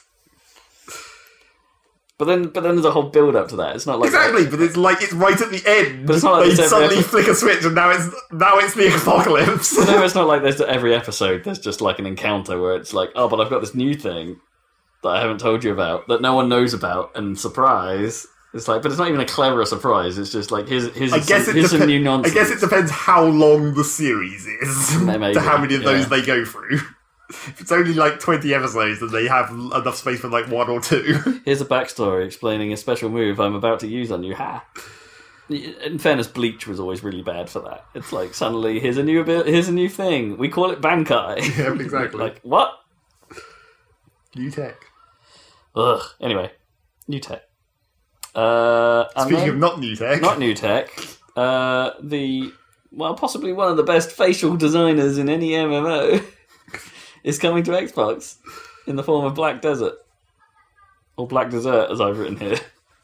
I got the wrong spelling. There's not much to say about it, really, because it's a game that's been around for a while. In fairness, I knew nothing about it, so seeing it in action was kind of interesting. It was confusing. Yeah. It's like, what the fuck is this? What is this? And then, I don't know, I didn't think it played like that. It plays faster than I thought. It plays more direct control-y, a little more Guild Wars-y. I think all the Korean MMO stuff is going that way in the more recent years. Yeah. Is it Korean? I don't know. It's in that style if it's not. Korean MMO, or KMMO. Yeah, exactly. We'll call it a KMMO. And then I've starred this one. Yeah, I imagine. I starred Dragon Ball as well, but I starred this one because, oh my gosh, this is a beautiful looking thing. If you took Blade Runner, kept it sort of three-dimensional, but then pixel arted all the things, somehow, in some glorious, hazy, neon mess, you'd end up with The Last Night. Yeah. It looks like it's going to play like Flashback, maybe. Yeah, that's the worry. Which might be the concern. Yeah. It's like it might not actually be much of a game. No. At the end of it, but it will look pretty good. But holy cow, they've got a look. Just immediately I was like, oh. Well, actually, it's not immediately, is it? Because the trailer's quite clever. Because at first it looks like it's just setting up what looks like a normal game. There's like a normal looking boat. There's some lights going on. Start seeing the parallax. Some things flying along. Yeah, and the tree goes by, and the tree is the first hint because it's like it's got pixel leaves. And you're like, you can see the pixels on the boat if you look better. Sort of, yeah. But not at the time. Not when you're sort of like, if you analyse it later, sure. But then at the time, I didn't spot that. Like the tree was the obvious one. It's like, wait, what's wrong with that tree? Like, why is there a pixel tree in this? Everything important's in pixels. Oh, okay. Everything's in pixels. It's, yeah. I want to know what that is. As sort of true of the next thing. Only because this one's weirder. Yeah. This is a weird one. You want to know what the fuck this is. It's the most weird. So astronaut guy plays air guitars for victory. Yeah. Guitar solo for the win in a platformer that looks like it's flash animated. That was the one thing that sort of put me off. It's like, the animation of this looks a bit jank. Well, it's meant to look weird, isn't it? Because it's like all trippy or whatever. Yeah, very trippy. It's a space trip. And it's called The Artful Escape. I've marked it as guitar solo platformer. Yeah, that's another thing where it's just like, how does that actually even play? Yeah, was that platforming anything to do with the game, or was that just a random visualization that looked cool? What on earth is that? No idea. Not a clue. And then the next one I don't really remember anything about other than that it was called Code Vein, and I think it was like a Japanesey Dark Souls-y thing. That's what I put. Another anime Dark Souls. Yeah, there's quite a few of those now. Yep. Because I'm pretty sure God Eater is a little bit like that. Well, God Eater was always like that. Yeah. And to a lesser extent, Neo is not really anime, but it's Japanese, a very Japanese take on Dark Souls. Not that Dark Souls isn't already Japanese, but you know what I mean? Like, more... It's not based in medieval lore. No, more... I was about to say generic Japanese? It's like what you expect from the Japanese. Predictable Japanese. Let's go with that. The predictable Japanese genre. Yeah. Don't care. And then we got an extended Sea of Thieves demo, which I've helpfully labelled as "We're still funny, guys." Yeah, even though they clearly are not.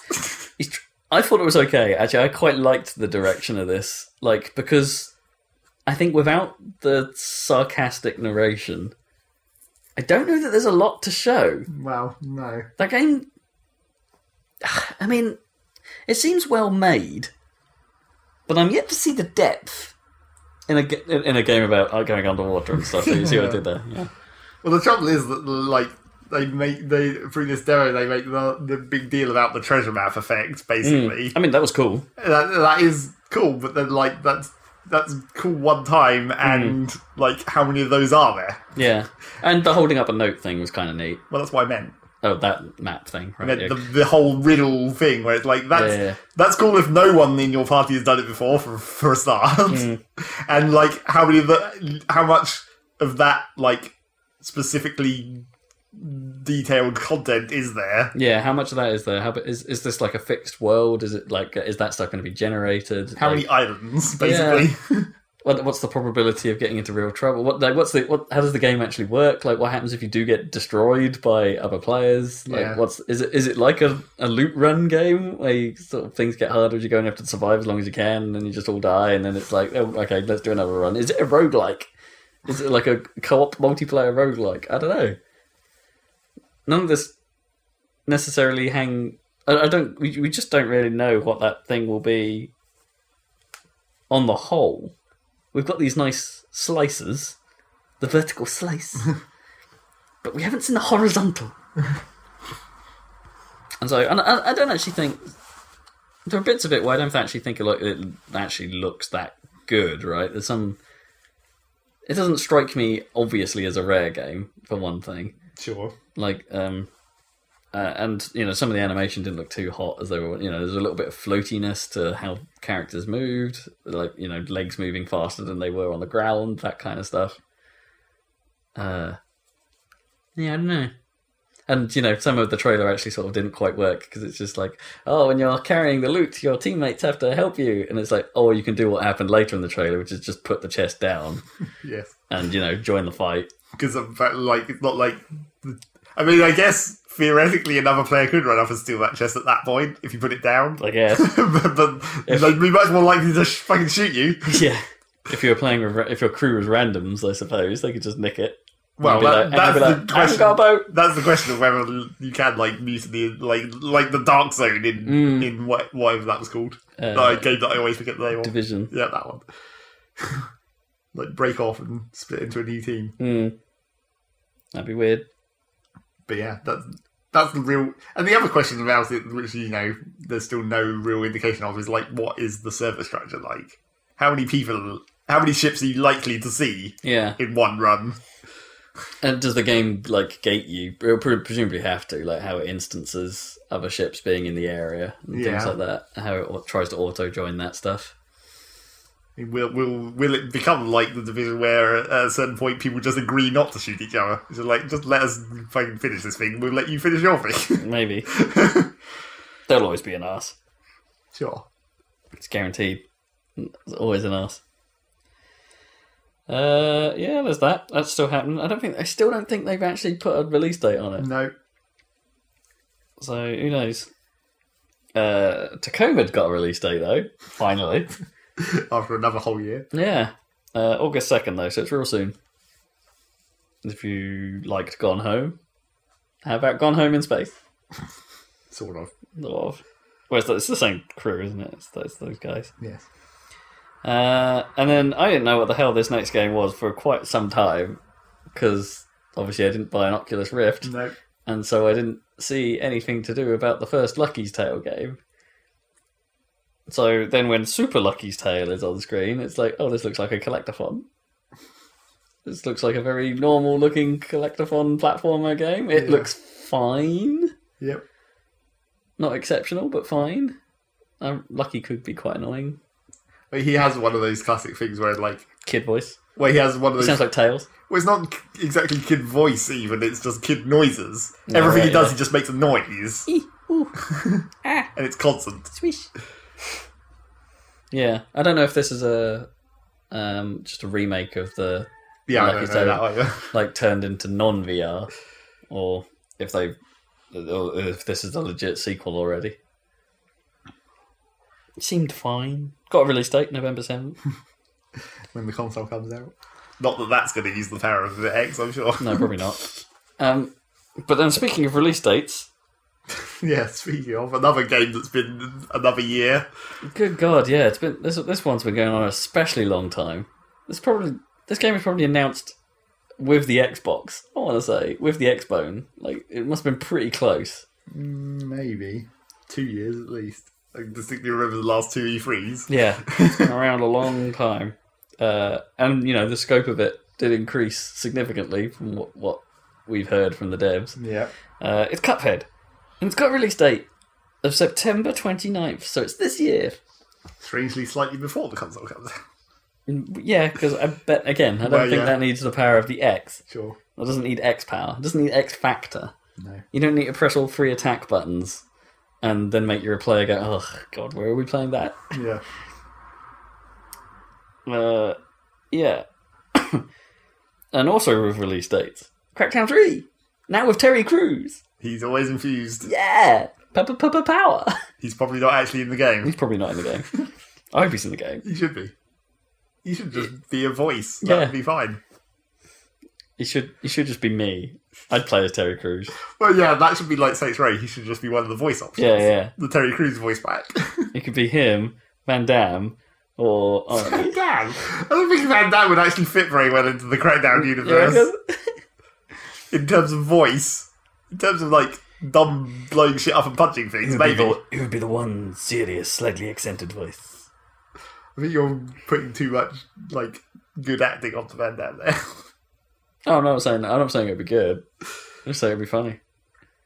Same with Arnold. We just have Arnold and Crackdown. Could get some orbs. Well, yeah, exactly. If you're talking about just go through the list of the Expendables and put their voices into this game.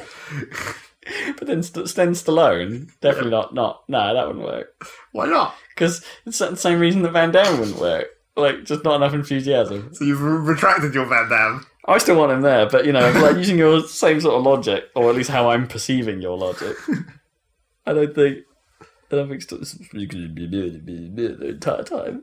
No, probably not. If If he was going to be in there, he wouldn't be a player character. He'd be, like, one of the higher-ups. Maybe, He'd be a commander. He'd be the late-game twist where he's actually a bad guy. Probably. And then we saw a return from Ashen. Another game that's been like, how many years has this been going on? This is the second year we've seen this. I think it was revealed last year. Feels like longer. The faceless game. Probably Dark Souls again. Yeah, but with some co-op elements, and I got a feeling that this was more sort of freeform from the last demo. This one seemed a little more like there was a story to go through or something like that, or some sort of plot to this. But I'm just not sure. I don't really know what it is. No. Not that interested. Although, faceless moustache. That's something that'll come up later as well. Yeah, faceless moustache. So then Don't Nod are back with more Life is Strange. And they're doing a prequel called Before the Storm. They're doing a prequel for obvious reasons, because of what happened in the first one. Well, yeah. And also, I don't know, like, does this mean they're dropping... This means they must be just dropping the supernatural element, right? Maybe. And it's just a coming-of-age story for Chloe, I think? Unless one of the other characters secretly had another power all along. Maybe. Yeah. It'd probably just play out like a normal adventure game, this one. So maybe it's lost its trick. I don't know. But maybe they thought the story was our trick last time. Maybe they're just sort of saying, well, we actually told a really good story. We didn't need the rewind mechanic, so let's just... Maybe. I also think they changed the voices, because I saw some tweet from Ashley Birch going, oh, it's not me. Yeah.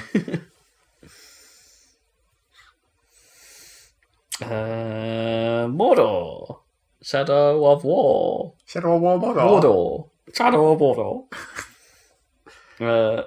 Which I've labelled as Recruit Cockney Orcs. Yeah, it's the Guy Ritchie Lord of the Rings film. Which isn't a good thing. Like, don't get me wrong, it was quite funny. Yeah. But how would that keep up for the entire game? Like, also, that orc was literally called Bruce. Yeah. Spelt differently, but Yeah, Bruce. he was literally called Bruce.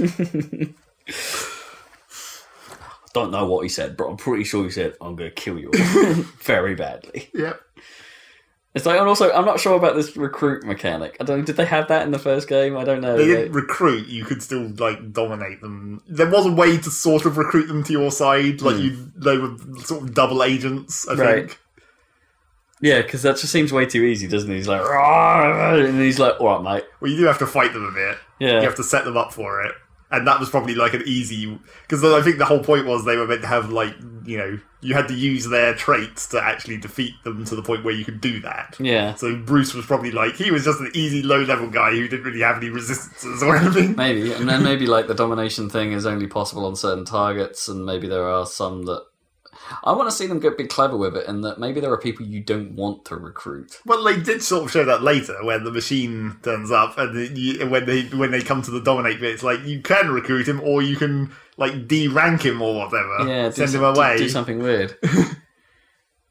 I mean, I think that was still how it worked in the first game, kind of. But they need to give you a reason to not recruit a guy. Well, yeah, like, you have to have a reason to not just take everyone, just like everyone. Metal Gear or whatever. Yeah, exactly. I want to know, like, maybe there's some, like, maybe this guy, maybe there's a risk that people you recruit will turn bad and actually upset your armies or something. Well, I mean, you have to. And there's some way of telling. Sure, and you might be able to assume using their whole Nemesis system idea of like the orc hierarchy tree thing that like. You could, like, deliberately leave weak people to get ranked up. And be like, I'm going to sabotage them by leaving this shit guy. And then when I come back later and he's moved up the tree, he'll be released to kill.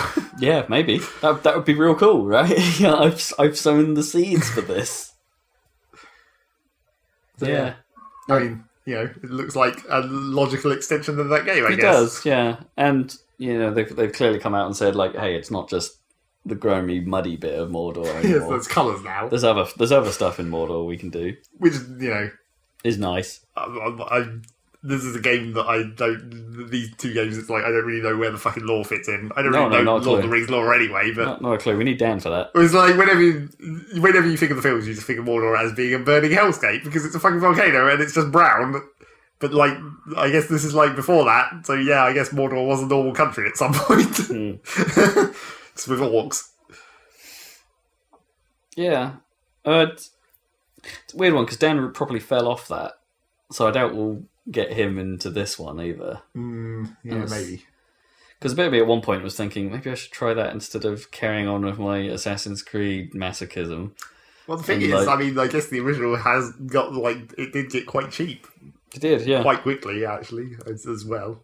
So, you know, it's probably not that much of a barrier of entry if you wanted to try it. No, and unlike a lot of Warner Brothers games, the PC version was good. So, you know. Like a lot of them, but not all of them. No.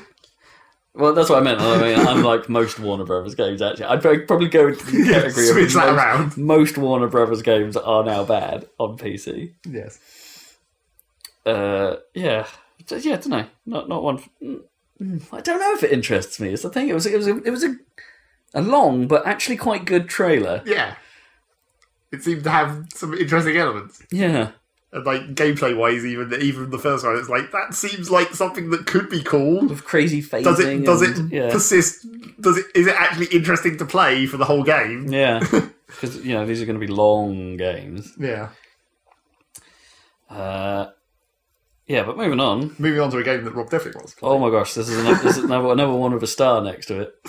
I didn't award very many stars on my notes. Okay. But this one got one. Live piano music. Gareth Coker gets a cocker. I don't know. Let's say coker because it's like yes, because it doesn't involve cock. Yes, okay. And it's spelt without the C. He does a lot of coke. Coker. And I should have recognised it from that. Yeah.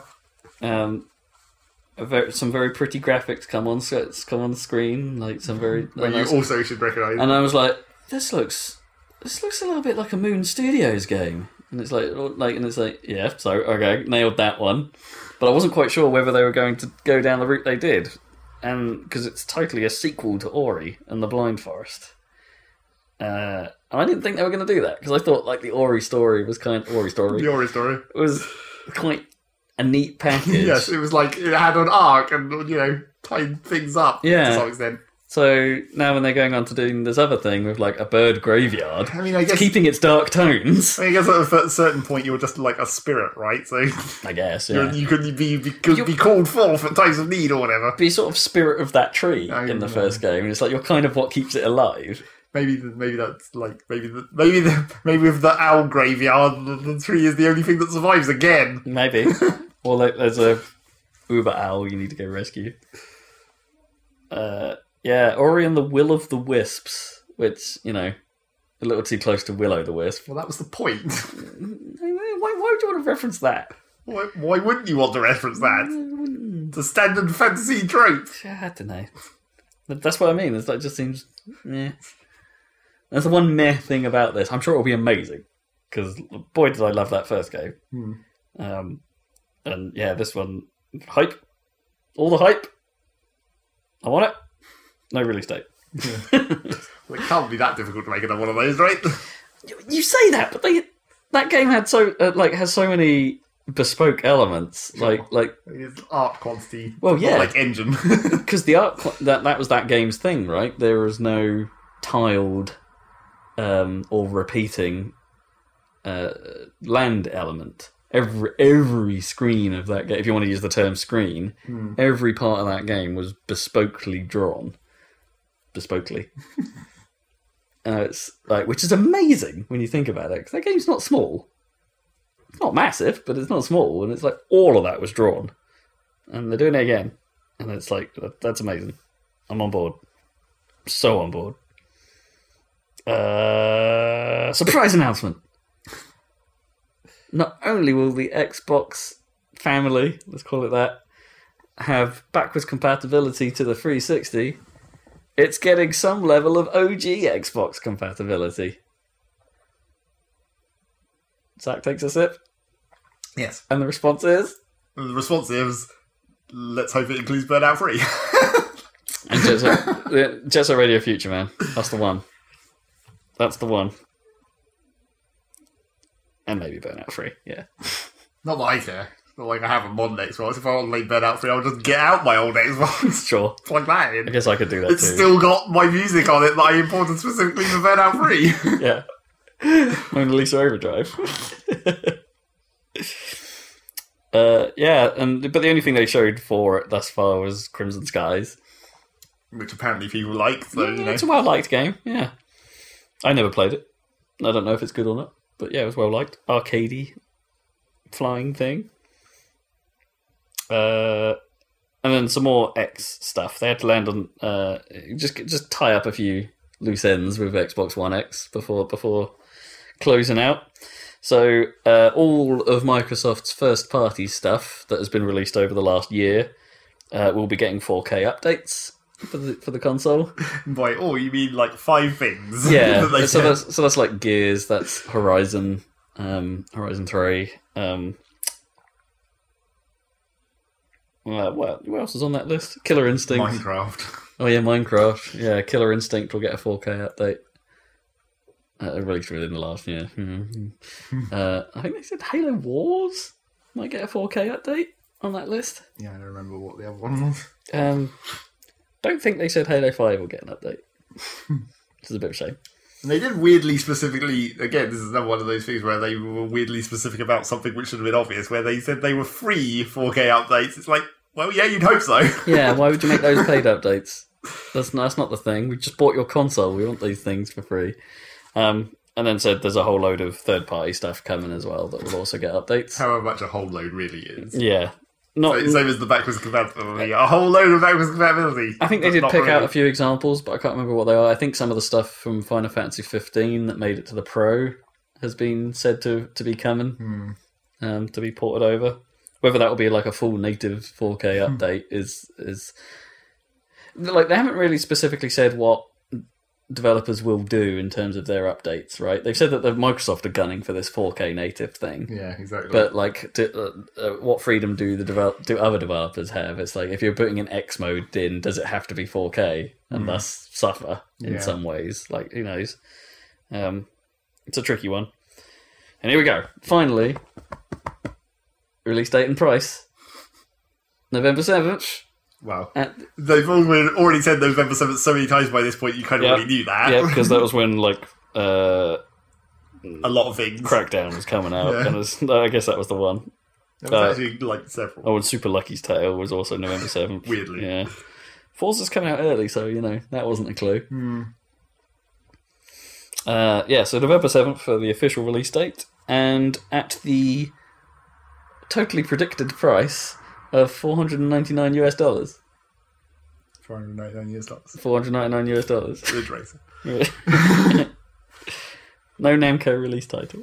No. Unless Tekken 7 gets a 4K update. There you go. Which equates to they've said it will be $450 in the UK. Okay. So the usual amount of us getting screwed a little bit. But that's not a super terrible price, because that's some hella kit, right? To put that kind of output. That's cheaper than a single graphics card that you could buy that would get you anywhere near that target. Yeah, I guess. So that's kind of amazing. That has to be like loss leader technology going into this thing. There's no way they can be making a profit on these consoles.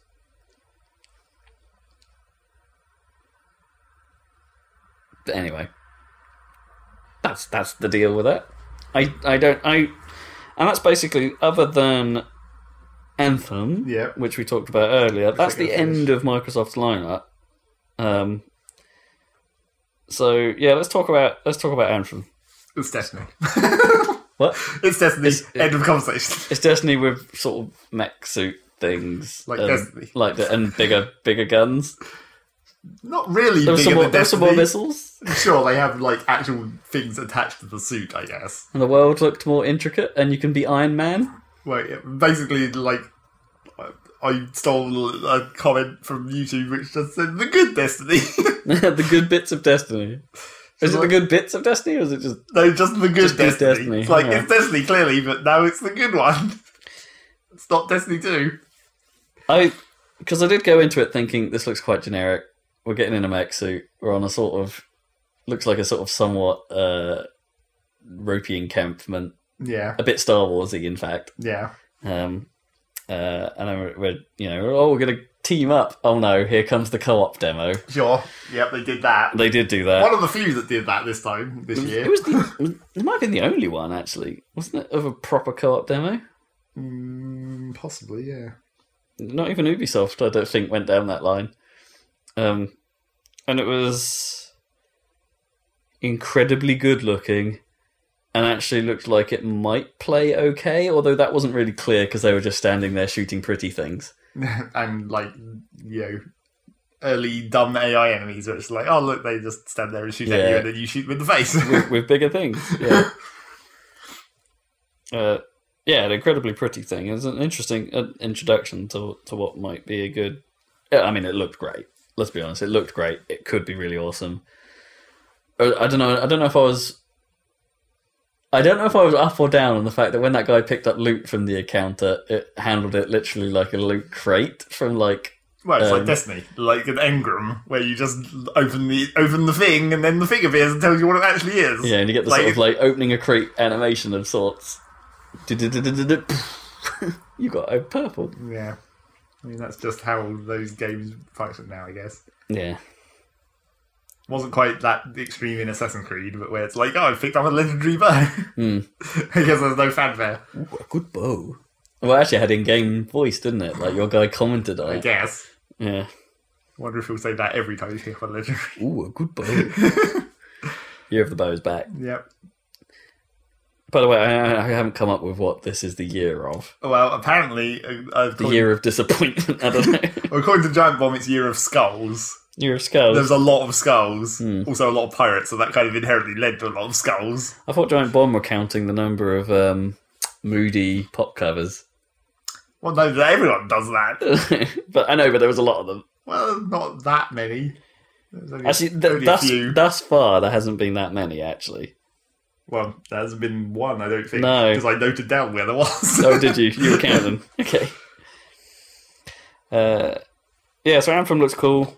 Not this year, sometime next year. So probably end of next year, let's assume. Yeah. They could be onto something. And yeah, as we said, it's just like the weird direct competition to Destiny. Where like Microsoft got rid of Bungie and then brought BioWare in instead. Because it's made by EA, I guess it would be... I'm not sure it will be an exclusive. I mean, I know they announced it at Microsoft's thing, but like I wouldn't be so sure that Anthem is going to be console exclusive in the same way that Destiny isn't. Well, yeah, exactly. Like, I hope there's a PC version. I expect there'll be a PC. Yeah, that looks like a game I want to play.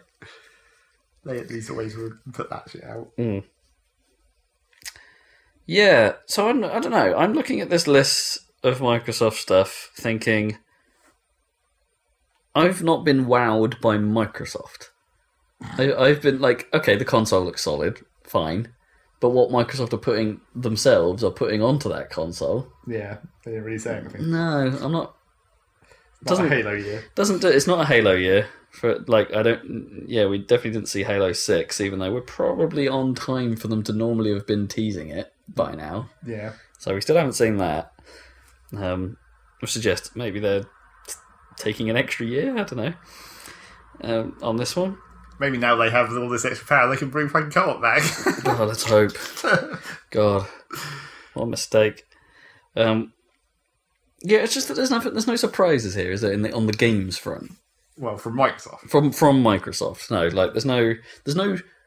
For me as a high-end PC user, I'm not sitting here going, I'm going to have to get the X because there's an exclusive title. And the problem is even if there was, now you can get it on now PC. I'd get it on PC. Except I'm not sure. And like, here's the thing, like with all that stuff, it's like I'm not 100% sure I would, because like the store prices. Because Windows 10 is still fucked, basically. Windows 10 is still a bit of a mess at the moment, and after me saying it's fine. Actually, no. After the last update, my system's not that fine anymore. And the Windows 10 store, it's still fucked. Yeah, it's money. It's money. It's money as well. It's just like things are expensive on there. I'd quite like to play Horizon some point, but £50, still £50. Not sure. You have to hope for like a weird. Gears of War is on release offer. PC copy. Yeah, Gears of War is on offer at the moment. I mean, you can get these like cards from places, but I've never sort of like download code cards, like which are often a way of getting things a little bit cheaper than you should. Yeah. But I've not seen a cheap one of those for any of these plays on Windows 10 games, which is a bummer. I'm just like, reduce your games a little bit, just a little bit. Yeah, so there's nothing here that makes me go, I need that console. Here's the thing. Although Dan did put, even though Red Dead Redemption has been delayed, Dan not showing it at all at E3. Not shown at all. No, Dan did pick up on like, hey, maybe this is now the go-to platform for that game. Or maybe it will actually come out on PC and then problem solved. maybe it will launch on time on PC. I mean, the fact is that Dan is still a crazy person who would buy a console just for this game, even if it comes out on PC like 3 months later because he can't fucking wait. Which is the reason why he has a Switch. Yeah. Because I don't know if he'll buy any other games for that thing. Oh, Odyssey. Sorry, I keep forgetting about Odyssey. Well, I mean, come on, Zelda was probably worth quite a lot of that money. Well, sure. The problem is he'll probably never ever play another game again for the next 2 years until Red Dead comes out. Well, I mean, come on, Dan doesn't really play that many games anyway, so that's not even unusual. I guess not. And consider how much money he has spent on his PC and how many games he plays on that even. True. And his monitors. Do you reckon we could quickly crap through Bethesda Land? I don't know, I still want to have another break. Really? Got to have these 5-minute breaks, man. We've got to keep the coolness. All right. It's starting to get slightly cooler in general. Yeah, no, but it's still fun. that's what I mean. Here. That's what I mean. I'm not so bad at the moment. Yeah, we at least need to. I mean, No, I think we have to have a break. All right, next one will probably be Bethesda Land and Ubisoft then. Yeah. I mean, you say next one, but it's all going to be one thing. We'll just keep irrelevant to the actual listener. It's only relevant to us. Oh, sure. Yeah, next part. If you want to split up your listening habits, you see, this might be an appropriate moment to go get a beverage. Or... Like we're going to. Yeah. Okay, good. Or plan your next car journey. Because that's how it works. I plan all my car journeys. That's what you do. Ought to be podcast length. I can only travel this far. And if someone was using our podcast for that would suck. Oh, yeah, because I have to go for 2.25 hours everywhere I go. Yeah. It's a lot of petrol. Take a really, really long route. Just to see new shopping centres. Don't buy freezer food that far away. Yeah. Right. Part. Pick up parts. La la la, Bethesda la la. La la la.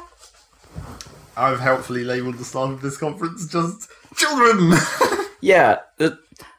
So, oh boy, this is funny. So here comes the Bethesda conference. Yeah. Which is the second year they've done it now. And maybe third. Maybe third. But they introduced it with like, here's all the kids of the development team or something. Dev kids. Yep. And how many of the Bethesda games could they play? Exactly, maybe one. I'm not even sure that. I'm pretty sure it might be none. They might be able to play like the Elder Scrolls card game. Oh yeah. Skyrim? Well, yeah, maybe, but there's a lot of murder in Skyrim. Sure. Let's run through Bethesda. I don't think this will have to take very long at all. There's a couple of things to put. I mean, the whole Bethesda Land thing was weird for a start. It was a weird presentation. They start with these children, and then they have this whole weird, like, child-friendly aspect where it's like, I mean... Welcome to a poorly animated theme park. If they made it deliberately ironic, in, like, the way that Doom has before, where it's like, oh, it's going to be like it's kid-friendly, only, oh shit, then the murder happened. But they didn't. It was just like, this is just how our press conference is, and for some reason we think that's a good idea. It was odd. I mean, the problem was it got unnecessary, right? Because it was clearly they were putting it in to remove the need for them to have guys on stage, like Captain Fallout wasn't, and the never-ending cheering woman. No, yeah. There was no Elder Scrolls woo lady. Woo! Yeah, they avoided all that by just having a video. Effectively, it was like a Nintendo Direct. Yep. But yeah, it didn't quite work. The joining mechanic was just super dull.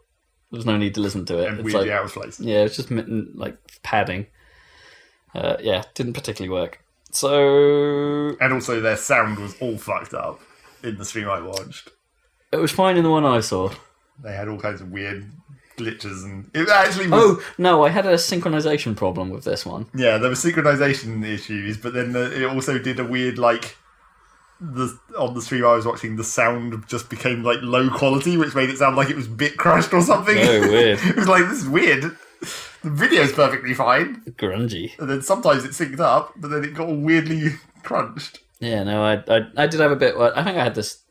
You know what, this might have just been a YouTube thing, because some of them I didn't see live. Yeah. And was catching up on, and it's... this was one of them, and I think, I don't know, maybe just the new version of YouTube on Chrome actually doesn't work that well, because it was like going out... It was definitely went out of sync here and on the Sony one. Although the Sony one had other problems as well. So... Bethesda Land. I think Bethesda still remain, other than Sony themselves, to be like one of the few people trying to push into VR. Well, it's because they're the only ones that have, like, the tech, I guess. Like, Microsoft could do it, but they don't have their own VR thing, so they're not actually going to show any of that at E3. Sure, although there were rumours, that Xbone X was going to have some VR stuff, but which didn't show up. No. So yeah, they opened with Doom VFR, virtual effing reality. Yeah, presumably. Yeah. Which actually looked alright. You know, they've got some like interaction-y stuff going on, not just shooting, and there's they're using the teleport to move mechanic where you use your left hand, it seems, to put a point at a point, and you'll move there. Yeah. And then the gunplay happens in a doomy way. Although, and I guess they were trying to reduce the motion sickness thing, except for, you can still totally get on a bounce pad, it seems, and get flung in the air, and then you have to teleport to something whilst you're moving in the air. Yeah. It seems kind of a weird combination. Yeah. It'd be really fascinating to see how that comes out, though. Like, whether that's actually this level of product comes out as a good thing. Like, and is it actually just all of Doom? Like, are you just playing Doom? I'm not sure that could be possible, but like, yeah, because it's not like what they showed after that, where it's Fallout 4 VR, and that just is that can just be Fallout because the entire game. They just put a weird interface into a game that already exists, essentially. Yeah. I mean, whereas with Doom, it looks like they had to do actual work. Yeah. Fallout is more fascinating, even though there's less involved in a way. That's more fascinating because it is just in a way, that's the dream that they've just taken a fully fledged game and stuck VR in it. Yeah, is that going to work? Because you've still got all your old motion stuff. You're still swimming around. You're still moving. Like how bad is that going to be? Yeah, but in Fallout games, it's never like you're actually moving that much. It's such a you're just a camera flying through the world effect, even at this point. I guess. I think there are a few cases where you get knocked down and shit, I guess. Raise arm to Pip-Boy. Yeah. I mean, that will actually be helpful, because then you can just look at it at any time instead of it being a menu. Yeah. Like the real Pip-Boy, when they did that with the phone. Yeah. So there's that. Again, we knew those were coming. It's hard to really judge a VR game until you play it. Yep. So, we'll wait and see. And then there's what Woo Lady would have been really happy what about. She would have wooed. Yep, we would have got some serious crowd wooing. For they're adding Morrowind as an area to Elder Scrolls Online. Big whoop. And then there was a little plug for themselves to be like, hey, we're like the only publisher that's also going headlong down the mod route for console games. Yeah, but this is the bit that's fucked up, though. This was a bit weird, yeah. So the Creation Club. Tell me what that is. Well, they're basically doing what they couldn't do on Steam. They're making paid DLC mods. Sort of. It wasn't really explicitly said that it was paid. You can see it. They show the store. The store has a currency. The currency has a button at the bottom that says "Purchase this currency." Oh right, I didn't see it. I didn't glean that. So yeah, it's basically what they tried to do on Steam, except now they're creating their own backend to do it. But they're doing it with their own. I see. Which is kind of fucked up. Hmm. I mean, I guess it's for the console game, so that is slightly different to just making the mod system on Steam suddenly become a paid thing. So, I guess their argument here is that these were they're not just approved mods, they're curated mods. Yeah, they were curated anyway. Yeah, in their console modding stuff that they have thus far. It's more curated. Yeah, now it's we didn't just curate this; we actively worked with the mod creator. Maybe. I expect if the mod just worked, they probably would have just taken it. Yeah, I don't know. That's probably all just, to some extent, just blowing smoke a little bit. Just be like, hey, look at us. I still think it's really fucked up how they're trying to get away with what they couldn't do on Steam. They tried to sneak it past, but I saw it. I saw that purchase button. You saw the free-to-play currency that's not free-to-play currency. No. Unless it is a free-to-play currency, you earned it for achievement. I wouldn't have thought so. Alright. How do you like your card games? Not much. Not with Elder Scrolls on them. Not with Elder Scrolls on them. Well, there's more of it covered. They're adding Skyrim stuff to that. So Morrowind is coming to online. Skyrim's coming to cards. Yep. Whoop. Quick little aside to see some Skyrim on Switch. Yeah, as there was the other funny thing. If it's not exactly year of, but it's year of everyone having Skyrim in their conference somehow. Yeah, year of Skyrim. Even though that game is 7 years old, still everyone somehow has it in their console. It's really 7 years old. I think, or 6 or 7. Jeez. Something like that. That's a crazy amount of time. With Link gear. Sure. Do you want to look like Link? It did look really odd. Well, of course it did. It's Skyrim. Everything looks weird in that game. That's and true. then you try and jam another totally different style in it. You need to shove a Breath of the Wild amiibo on to get that stuff. Something that did definitely look weird was when they were showing the motion controls, the way the bow animated. Where it's like, I mean, bows that are motion controlled never look right because it's like you never actually do the correct... You never actually hold motion controls like an actual bow, even when they try and make you do it. The Move controllers were pretty good. I will give them that. The Move controller version of bow strings were actually pretty neat. But yeah, the animations for that in Skyrim looked completely fucked. There was a bit where he's practically holding it sideways and doing like... Yeah, it did look odd. Like it's a specific action. At least I didn't sort of hide it, I guess. Yeah. But it's like there's clearly there's a specific way of doing it. And then why would you do that anyway? I hope there's a button. Yeah, turn off motion controls. Yeah. Standalone expansion for Dishonored. Yeah, more Death of the Outsider. I think the Outsider's a big deal in that game. Supposedly. I think he's the guy that gives you your powers or something. He's definitely a guy of some importance. Of mystery. My next note just says, so esports. My one says, oh esports. Oh esports. Oh esports. You're so esports. Yeah, exactly. Quake Champions. Yep. Is the esports direction the right direction to have marketed this? I mean, technically, Quake was the original. It was the original esport, yeah. But I don't know, I'm just always uneasy when your game isn't out yet and you're saying it's an esport game. Yeah, exactly. And I know they sort of announced it's like, hey, we're running a high-ticket tournament for this as well. Yeah. Is it like £1 million or something? It's like it's dollars, $1 million. Yeah, prize pool, $1 million. $1 million prize pool isn't that impressive any longer. I guess. Yeah, so many people do it. I mean, did you think that was a good trailer for it? I wasn't sure. It looked. I mean, I guess it was just the game, right? They didn't try and fancy it up any. But when things just died, it's like yeah, but that's how it works in Quake. I know. You just explode spontaneously. He didn't sort of explode. They just sort of fell over. Well, it depends on how much you get hit. You need more explosions. Depends whether you hit the gibs. Not enough gibs. There was not enough gibs. There were some gibs, but not enough. It wasn't ludicrous gibs. No, it's not unreal. Yeah. Oh, that option. We went multiple rib cages. Yeah, I don't know.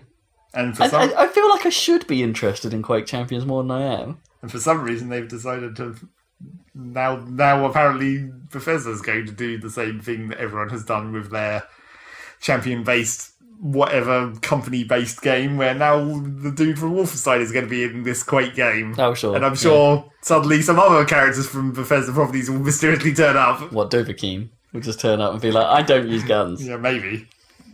That would definitely be the kind of weird dumb shit they would do. Yeah.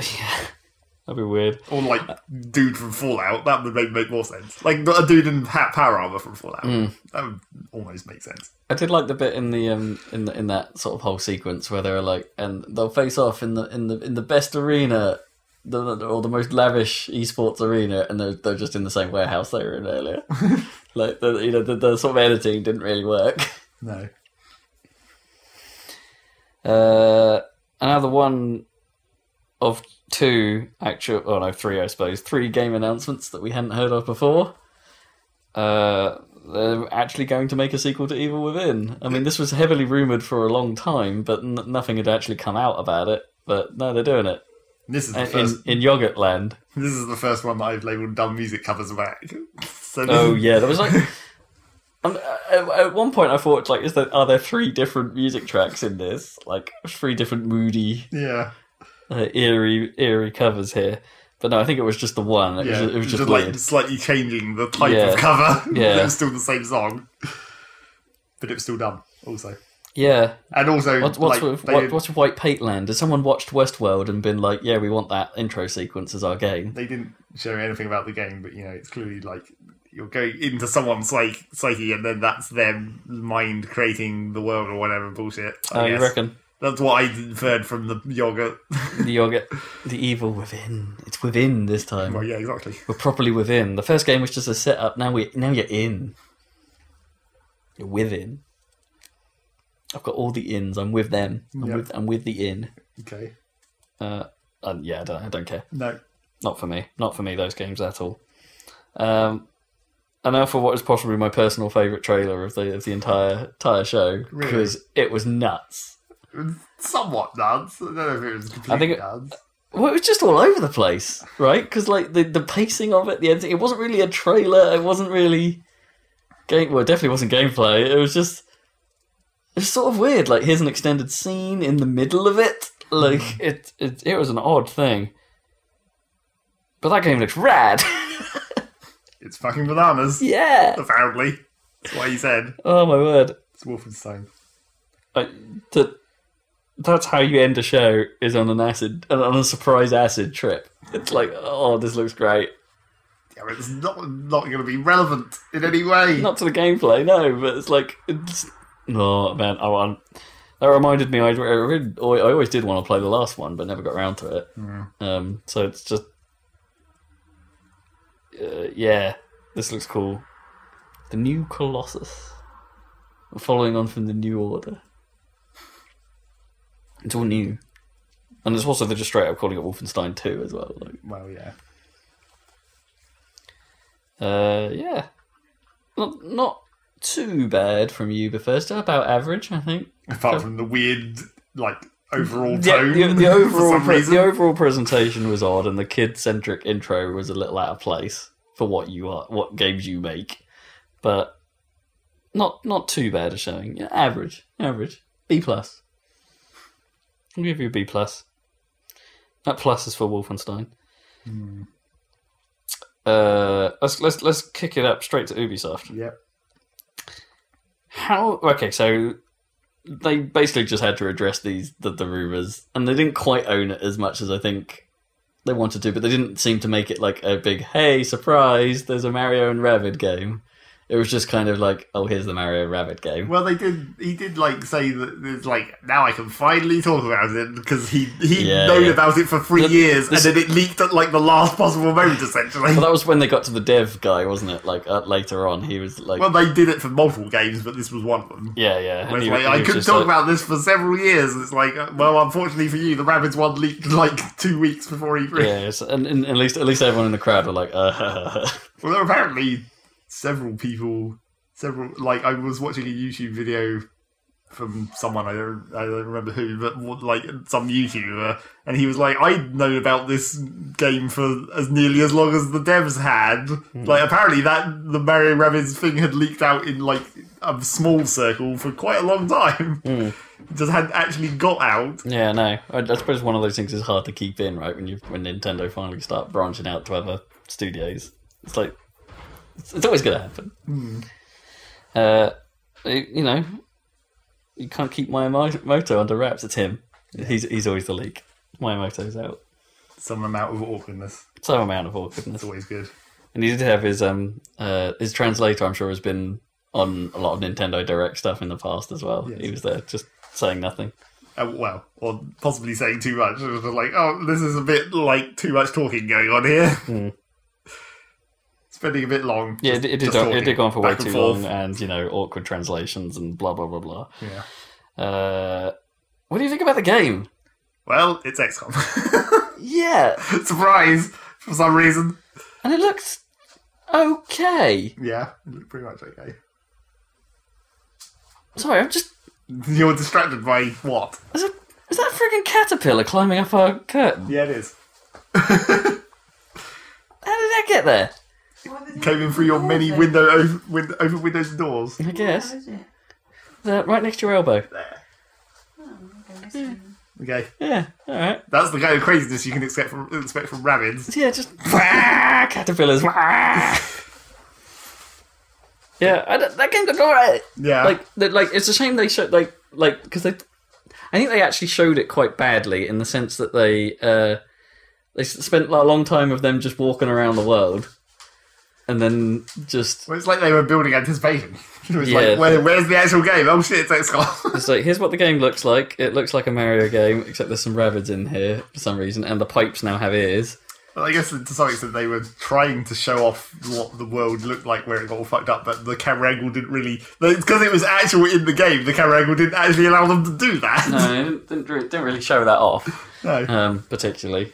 Like, the rabbit tubes is really the only thing I really noticed. Like, the rest of it just looked a bit like... They'd taken them 3D Mario World, like the sort of more squarey look.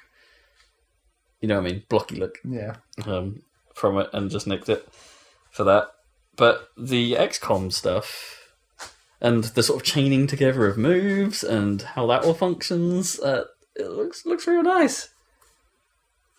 When are we going to eat? After we're done with this podcast. How is that going to be? Been going for ages. Yeah, I've been going for ages. There'll be more. There'll be more after we've eaten as well. Oh, I'm going to have to cut this out now. Yep. Oh, fuck's sake. Continue your thought. What? The XCOM stuff with the crazy movement. Yeah, and it's definitely crazy. Chaining stuff together, having stuff bounce off each other, making...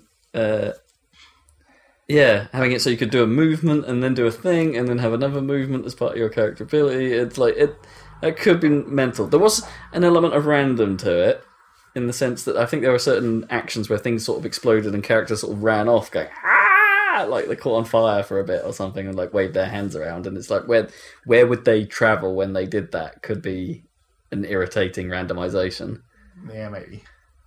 But for the most part, they thought this through, and I'm really interested to see how this goes. And it will probably be a really great Switch game, right? Like one of these ones you can probably play on the go. Will they do touchscreen stuff? Well, I think the whole thing was clearly touchscreen by the way they were being led around the map by the little Roomba rabbit thing. I'm pretty sure that'd be where your cursor is and you're dragging it along the screen. I guess, yeah. Not a terrible thought. That thing seems real cool. And they're making rabbit amiibos. Well, I guess they'd have to. Although, was it this one where they didn't say? Was it? I don't remember whether it was this one or something else. But did they specifically say amiibos? Because I think one of them they only said figurines, and they didn't look like they had the amiibo bases. Good point. You might be right. I think they said the word. I don't think they said the word amiibo, but they did say figurine. And to me, I think it did look like an amiibo base. Mm. You might be right, yeah. I mean, it would make sense if they were amiibos, because it's a fucking Switch. May as well have an amiibo. Might as well. Do you want to see the worst possible way you can show some more Assassin's Creed? Well, before that, there was a casual transition where you can very clearly see Gerard, the completionist, in the crowd. The camera was right in his face. Oh, was it? It was like, that's the first time I've actually distinctly recognised someone in one of these E3 audiences. Recognised a YouTuber. Yep. Hey, man. It was a very close camera to him, so... Unlike normal crowd shots where you're like, quick, look at the crowd shot and see if you can recognise anyone. I think he did woo or something. Woo. Woo. Yes. He was quite dramatic. Also, he has a beard. That makes it, Yeah, it's quite easy to see a giant beard.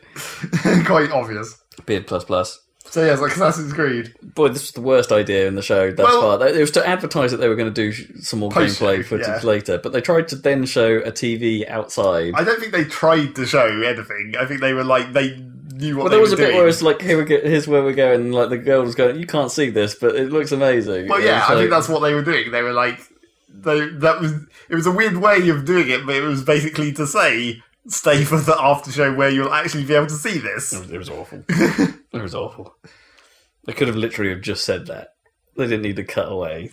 Let's talk about The Crew 2.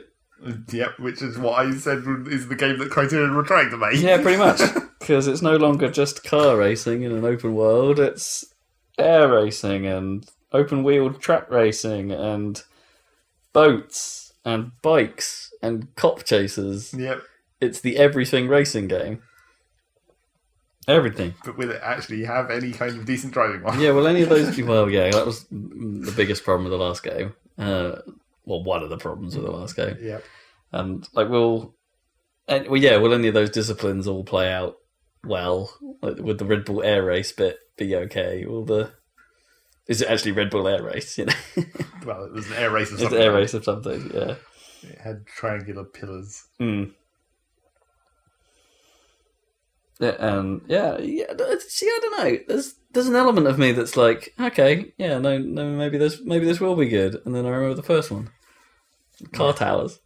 Yes, it's fine to make like a fancy train out of it. Like if they haven't actually done any work on the engine or the handling, it's still going to be the same kind of. We didn't actually really see it in gameplay either. So, yeah. Just to sort of like this was supposed to be like a surprise reveal, but we kind of already knew about it. I don't know if it was because that stuff got leaked in the investor meeting, wasn't it? It wasn't a leak; it's like it just got out there. And then some more South Park. Still trundling on that game. That's got to be the third year we've seen this, hasn't it? The Fractured Butthole. I don't know about 3, maybe 2. Maybe 2. Okay, yeah, because that game still continues to look like South Park. It still continues to look like the previous game, yes. Yeah, like South Park, but yeah, with some funny stuff. Are they bringing in some more recent references into it? More of the. Whereas the first game seemed to be like a throwback to a lot of the older South Park themes. This one seems to be going for a more recent throwbackism. Doesn't throw back quite so far. Still was funny trailer. And then what if Elijah Wood was all up in your face? Or in your mind. In your mind. Yeah, what is transference? The real question is it actually VR or is that just the gameplay conceit that's in the world of the game? Yes, what is it? And is it actually just a film? Yeah. Is it a VR? There definitely did seem to be some suggestions where it's like it's not really actually a game. Yeah, is it it's like VR? You sit here and watch this thing. Is it a VR experience? I'm sure it is a VR experience because nothing is an actual VR game yet. Not until Doom. No, exactly. And then our friends at Ubisoft Singapore have come up with something really unique. Year of the Skull. Year of the Skull. Pirates. I had real problems with the way, like, don't get me wrong, and actually I think I know what you meant, but in the same way it's like, here's something really unique, here's the boat tech we made for Assassin's Creed 4 made into its own game. Yep. It's like, that's not that unique if you've done it before. And also, it's another multiplayer pirate game, which coincidentally there's at least one more of There's at least coming out. another one of those, yeah. Although they're focusing... Well, I was about to say they're focusing entirely on the combat element, but... As far as we know. As far as we know, yeah, because they showed 5v5 multiplayer stuff, which then got very weird because it looked like there were more than 5 people. Well, that was in the match. NPCs. That was the end of the round where it's Right. like, here come the cops, basically. Oh, I see, and now you run away. Yeah. Try and get away. I see. Also, this was the second instance of shitty cover song. Yes, there was one. I mean, it kind of looks okay, but it doesn't look like it's evolved that much. Like, visually it looked great. Yeah. But I'm not sure the gameplay had evolved that much from the one. I mean, sure, maybe there's more strategy in it. Maybe there's more to it when you suddenly have a team. Yeah. Right? Maybe the whole boat thing from the Assassin's Creed games makes sense now that there's a team. Maybe there's like slightly more than 2 things you can do per boat. Where it's like, fire the cannons or fire your other thing. Yeah. Or chuck some barrels out the back. It could be interesting. It reminded me a lot of... And I've mentioned this before, and it has flown under the radar, and as far as I can tell, it might actually be out, is the scary thing in. But do you remember when I talked about Dreadnought ages ago? Vaguely. A sort of like massive starship, strategic battler by Jaeger. Another thing that I feel like there's at least more than one of. Oh, I guess, yeah. But in a way, this actually felt like it was capturing some of the ideas from Dreadnought. In that, you're not fast moving. It's all about strategy. It's about positioning yourself, getting in the right place. There's some similarities to that way of thinking, and it's like, maybe that's okay. It definitely showed, like, on the mini-map, you see the wind, and it's like a flowing map of arrows. It's like, will anyone ever actually make that matter? It's too much of a hassle to actually make that realistic, isn't it? So it did sort of matter. I mean, sure, if you're going into the wind, you go faster. I mean, that's fair enough. But, like, technically, you shouldn't really be able to sail upwind because, that's how wind works. Yeah, I guess. You should have to. You should have to like, if you want to go upwind, you should have to like pick up speed and then turn and then like cruise or do the weird zigzag thing. I don't even know what that's called. Yeah, like the tacking or whatever. Tacking, yeah. There we go. I'm not sure you can really do that in a full size pirate boat. I don't know. I don't know how you go where you want to go in a boat that size. Yeah.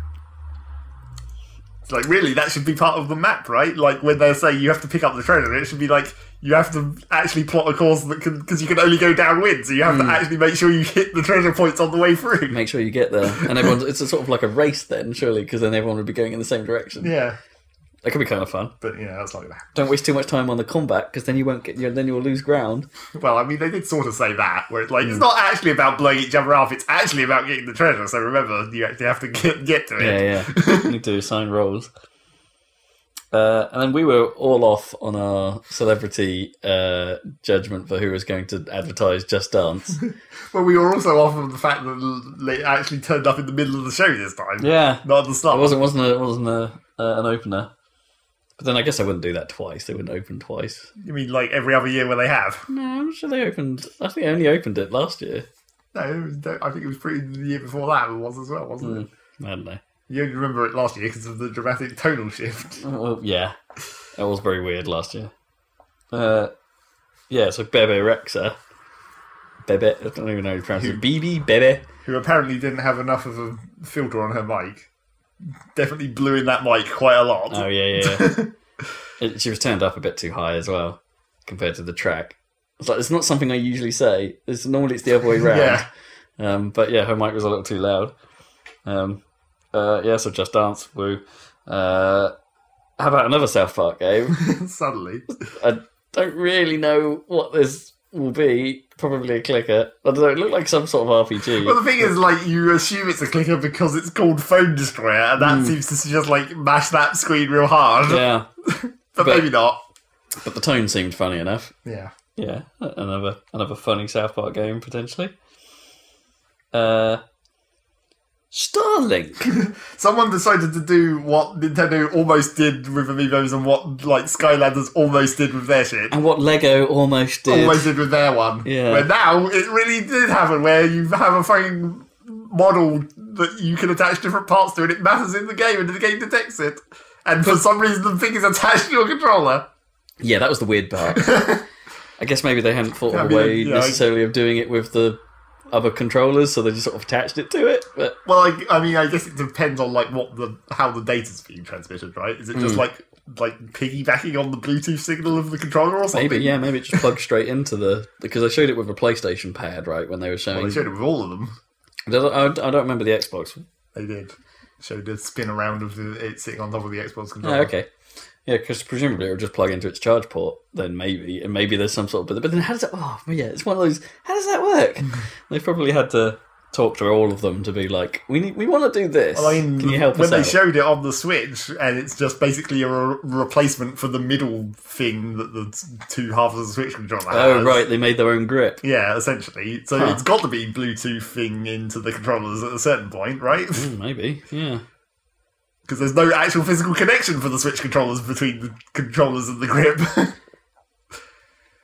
That thing looks cooler than I think it deserves. It probably won't be as good as it seems. No.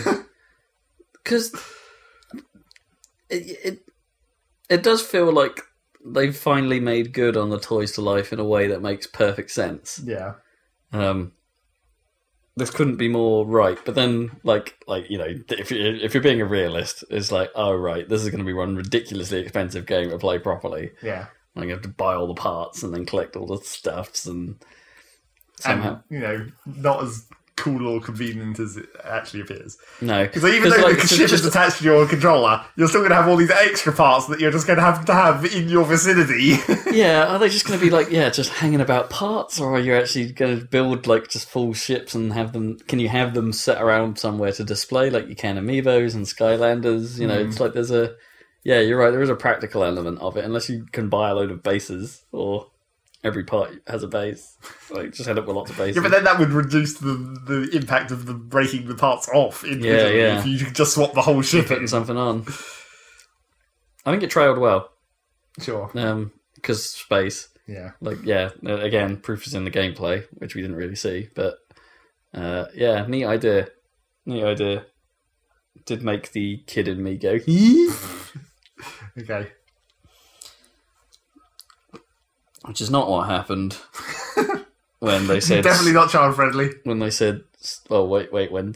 I was going to... Is there something else? I was going to Steve. Well, no, Steve is also, like, you just die a lot. Well, yeah, true. And presumably not in the Winter Olympics pack, though. No. Significantly less death in that one.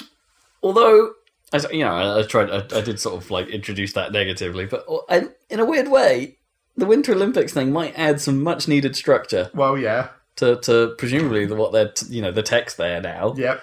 Let's actually wrap a game around it. Yes, actual events. Yeah. No wingsuits in the Winter Olympics, though. No. Not yet, anyway. Maybe that should be a thing. They just changed the long jump, so it's the ski jump? So it's the really long ski jump. Transition into a wingsuit off the end of the ramp. Yeah. That'd be pretty cool. And then what would it be? Would it just be a distance challenge at that point? Or would there actually be... like, stunts. Yeah. Stunts all the way down. There'd have to be rings to go through or something. Oh, but that'd be really terrible. Like they'd be physically modelled things. Like, if you just missed a ring, you'd be like, Tong! Yes, in real life, it would be like, that'd just be way too much murder. That'd be the worst. Or the best. And then we blasphemed a little bit with Far Cry 5. Even less child-friendly. Yeah, even less child-friendly, yeah. Sort of... I think that... I'm not quite sure I get the tone of this game. Because it's like, it's dealing with some fairly serious problems, and then it goes... Bang, bang, bang, bang, bang, bang, dog. Ding, ding, ding, ding, ding. But that's what they had. That's what they want. That's what they decided to do after everyone shit on it for the apparently, like, dramatic... When those first, like... cover shots or whatever came out, and it was like, oh, Far Cry 5 is now in rural America and it's about cults, and everyone was like, oh fuck, it's gonna be serious, and they're going to talk about these dramatic, like, it's too real or whatever. It's too close to home, man. And then when they come to the actual, like, gameplay there, it's like, nah, it's just you just run around, blow shit up. Dang, dang, dang, dang, Far Cry. Sniper. Ding, ding, ding, ding, ding. Yeah. I might try and need to. That was a good version of Boom Boom Boom Boom that was playing on that trail though. I enjoyed that. Of course. Boom, boom, boom, boom, boom. And then the best possible way to end their show. Then I was right. The game. you wait. What? You were right. You remember when we were talking about the predictions for the Ubisoft press conference, and I was talking about how Beyond Good and Evil was like. They have to show it, and then you were like, no, they're not gonna.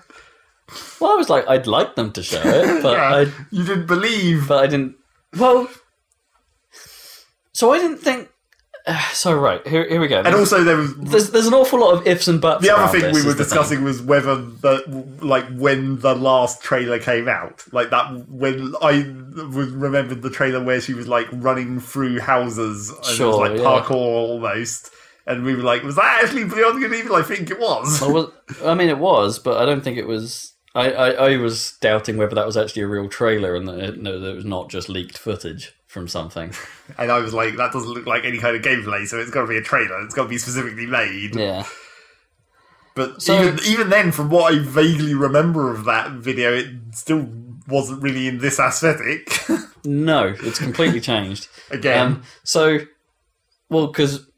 well, here's the kicker, I suppose. It's like this Beyond Good and Evil 2. Let's just say that nice and cleanly. Yep. Beyond Good and Evil 2 is happening. It's 3 years in development at this point. Which makes you even more wonder what the hell those other trailers were. Well, yeah. What was that? Yeah. Apparently, this guy, Michel Ancel, his team were the guys behind the Rayman games.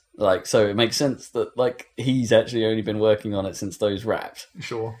Okay, timescales are starting to make a bit of sense now.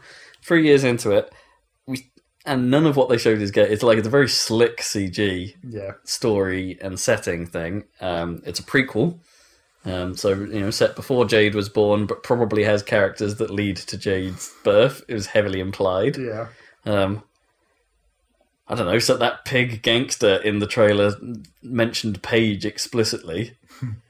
Come to like pagey or something. He says something that sounded like Page, and it's like, what's going on? How are you referencing that? Or like, is the pig called, is the ornament he's looking for called Page or something? I don't know. Swiss chocolate, mate. More Cockneys. More Cockneys, more English. It's like, I know they're intentionally leaning hard on the multi-ethnicity thing. Yeah. And that's cool. That's fine. It will lead to, the monkey was fun. The girl they hooked up with on the air scooter was fun. And it's like, I don't know. Right, I'm sort of on board with this, but I'm not sure it's the same game. Well, no, like, it is so detached from what the original Beyond Good and Evil was. Yeah. Like, and then they started saying words that worry me, in the sense that they were like, oh yeah, it's a sort of online-y, offline-y It's a sort of an open world game, sort like of every an Ubisoft game in space. Like we wanted to get the tech there and things like that, and and I'm like, yeah, but Beyond Good and Evil was great because it was an incredibly tight single-player experience. It was like Zelda distilled. Sort of. Right, yeah, it has Zelda-y elements. Yes, yeah. Okay. More so if you factor in the modern photography stuff. Like Beyond Good and Evil did that. It was a very tight storyline. It all just made sense. And was fabulous for that. This is the opposite end of that spectrum by so far from it. As far as we know. Yeah. And this is the other thing. As far as we know, none of this was gameplay. The other thing is they basically, no release dates, no idea of when it's coming out, and also a very heavy reference of, hey, we want people to try and help us shape this game with their Space Monkey project. Get some beta. Yeah, get some betaing going on. It's like, okay, how far in are we, actually? Have we only just got to the point where you've got the concept and tech up and running? Have you actually built anything that's playable yet? And it's like... so some people, I think, have seen some Beyond Good and Evil 2 in action since that reveal. And it's been made very clear to them. It's like, yeah, visually, we're not there yet. Like, this is... I think Ansel was putting special saying, don't look at the graphics of this yet. Look at the ideas. Okay. Like, we're not there. But it's coming together. I'm just happy that it exists. Because the first game holds a very special place in my heart. Yes, but that's the problem, isn't it? Yeah, but that is exactly the problem. Yeah, I'm going. Don't get me wrong. The first game was. I mean, I love it, but it's not a masterpiece game. It has its. It has some flaws. It feels like it should have been twice as long as it should. Perhaps should have been. Like the whole game feels like it was setting up for something bigger than what happened. Right. Because most of it is like, oh, you're rebuilding your... In a weird way, most of the game is centered around rebuilding your hovercraft thing. So you can make it better, so you can then eventually get off planet or something. Right. And, when you get off planet, you think, oh, this is going to be it. There's going to be some more stuff here. We're going to go to the new area. It can't just be this one area that we're in. And it's like, no.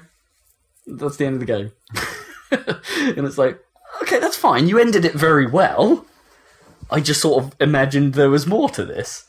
That was, there were some parts where it kind of cheaped out on there were some upgrades you needed to get for the hovercraft that were like millions upon millions of the currency you needed. And they got around that by at one point you breaking into a place that had millions of currency. Right. And it's like, oh, okay, now I have everything I need. And it's like, this must be endgame time now then. Yeah, so it had some problems, and the combat was a little repetitive and blah blah blah blah. But it had some such unique stuff going for it, and the world building was strong. The cliffhanger ending is possibly the most brilliant and irritating things in the world, and also not going to be uncliffhangered, and not uncliffhangered in this one. Yeah, so. Yeah, I hold very high expectations on nothing. Is where I stand right now. It's I really, really do hope that's for the best, but I would wager we're not going to see that till 2019. I don't think that's going to make next year. I know they're saying they're 3 years in, but from the reports of what's actually been playable and seeable at this point, it's like, yeah, no, this is still a long way off. Yeah, I'm interested at least. They showed a close up of a character with green eyes, betting that's Jade's mum. Spoiler alert. Yeah, that was Ubisoft. They got everyone on stage, said thank you for coming. As they do. And we're like, yeah, cheers, guys. I think it did miss a little something without Ice Tyler doing it. There was definitely an edge missing, but I guess it meant it snapped along a bit faster. Yeah. They didn't go to the crowd and talk to some guy. No. They showed guys in the crowd, but they didn't talk to them. There was also no awkward, excessively sweary parts. I think the Ubisoft conference was actually mostly clean. Yeah, mostly. They've changed direction. It's like, it had seemed kind of weird how the other ones kept slipping it in. Like, saying, it's fucking bananas, and Yeah. and all that kind of stuff. And that's like I just had to say it. Yeah, seems kind of unnecessary. I'm sure that happened at the Sony one. Yeah. Maybe we'll get to that. There's a guy that just went like, I had to say it. Yeah, exactly. And then for some, like, this was the 1 year where Ubisoft didn't have someone to just say that. Yeah. Or say other random bullshit, stupid things. I mean, it's not a strong year for Ubisoft in general, if you think about it. Apart from the Rabbids. Yeah, Apart from Nintendo. Yeah, Rabbids are cool. And, you know, when you go Crew 2 and Steep and Assassin's Creed, I guess. But it's just another year for Ubisoft, right? There's not that, like, with apart from Rabbids and the hope of Beyond Good and Evil, it's just another year of Ubisoft. Yes. Which isn't necessarily a terrible thing, but I can't help but feel like this whole generation of consoles has just been a little bit, and it's just another year. It's like, where's the wham bam thank you, man? I suppose that was Titanfall. There we go. That happened. Okay. Yeah, I don't know. And I'm not counting Switch in this discussion. Like you know, that's not really. I mean, yeah, now it's current gen, but still. Ubisoft just aren't finished homogenizing all their shit. Yeah. Give it like one more year or two, and then all their games will be the same, and then it'll be like, now we actually need to do something different because otherwise no one's going to buy this. They've just put out a game called the Ubisoft game. Well, that is always the classic idea where it's just like, why not just do, like, I mean, you have the perfect setup in Assassin's Creed with, like, the Animus and all that shit. You could easily come up with bullshit solutions to just integrate every universe into one. Yeah.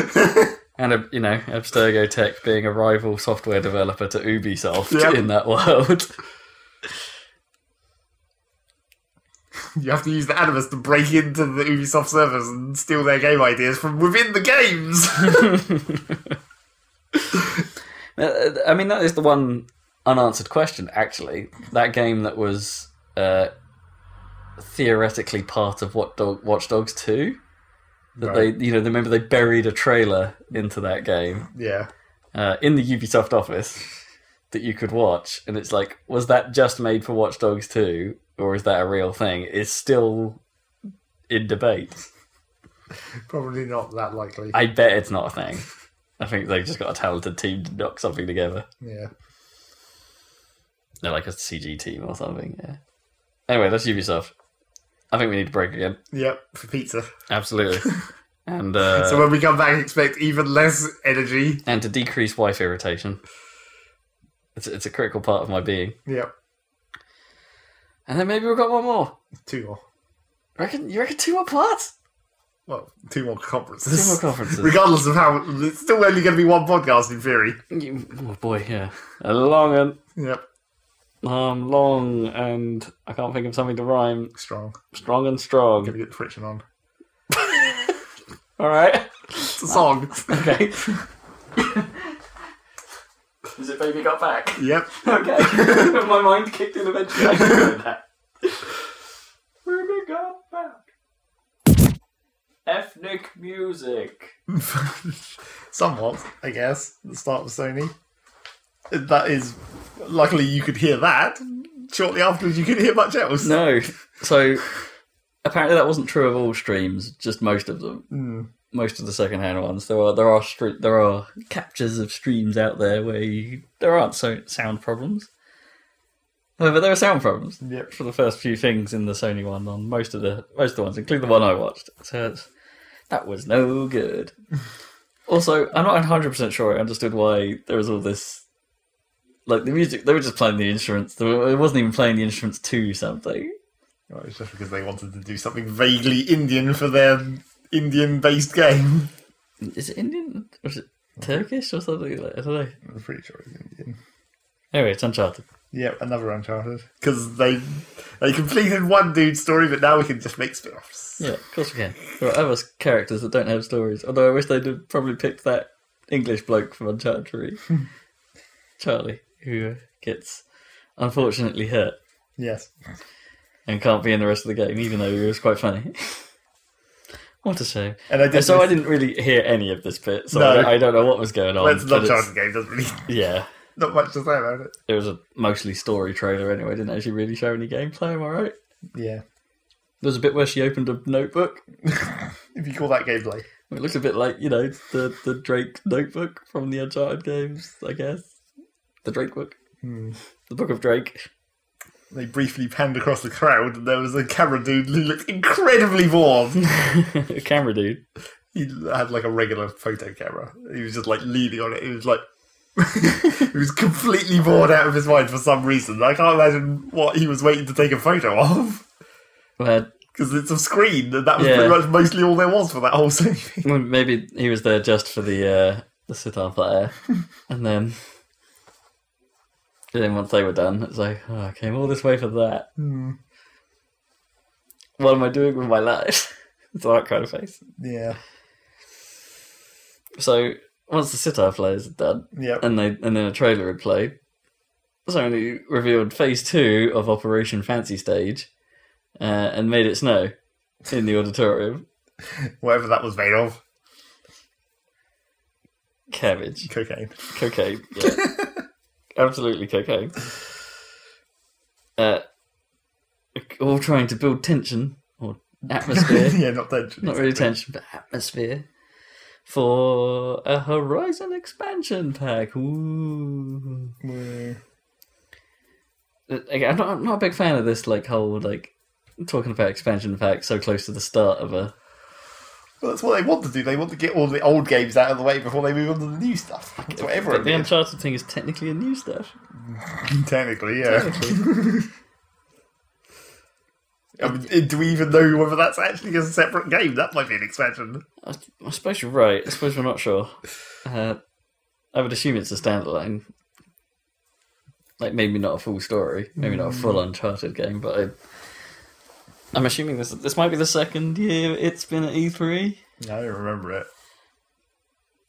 It's definitely been shown somewhere before. Because they had that whole sneaking in the dark thing. Maybe that wasn't E3 last year, but not sure. It's been there. We've seen it before. Anyway, the Horizon stuff, they're in the snow. Yeah. It's Horizon in the snow. It's Horizon Skyrim. Horizon Rim, yeah. Year of Skyrim. Well, we'll get to that because that comes up in this conference as well. Year of Skyrim. Did you want to see an extended Days Gone play? Do you want to see more goddamn zombies? Except apparently now you just fight people. The zombies are sort of inconsequential. There's multiple.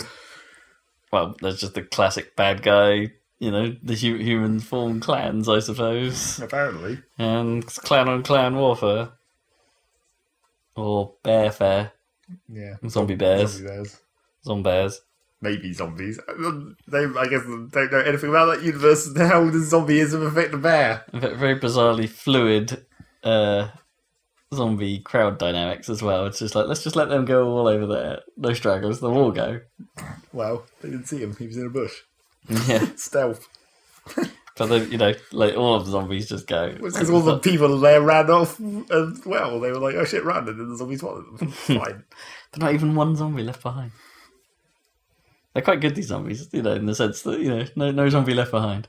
Well, they pay attention. Every zombie, they pay attention to the other zombies. They're not just looking at the ground and sagging over. I mean, they're running vigorously in one direction. I mean, it technically looks okay. There were some elements where I'm sure, the zombies all reacted at precisely the same moment that looked a bit odd. If you know what I mean? It was just ping! And they were like, what? Well, they react to noise or whatever, apparently. The noise of a huge explosion, specifically. But it was a bit like, all the animations were kind of the same at times. And I know that that's probably a shortcut to having it take in spots in order to render so many zombies, but it just seemed a little obvious in spots. I still don't retain any interest in this. No. Because like you said, it's a zombie game. We've seen zombie games. And I'm not seeing anything in this thus far that makes me go, yes, no, I'm totally up for another zombie survival game that doesn't follow any of the cliches. No. So let's have some Monster Hunter. Oh, well, we should talk about more stage weirdness. With guys hanging from from the ceiling. Yeah, zombies hanging from the ceiling.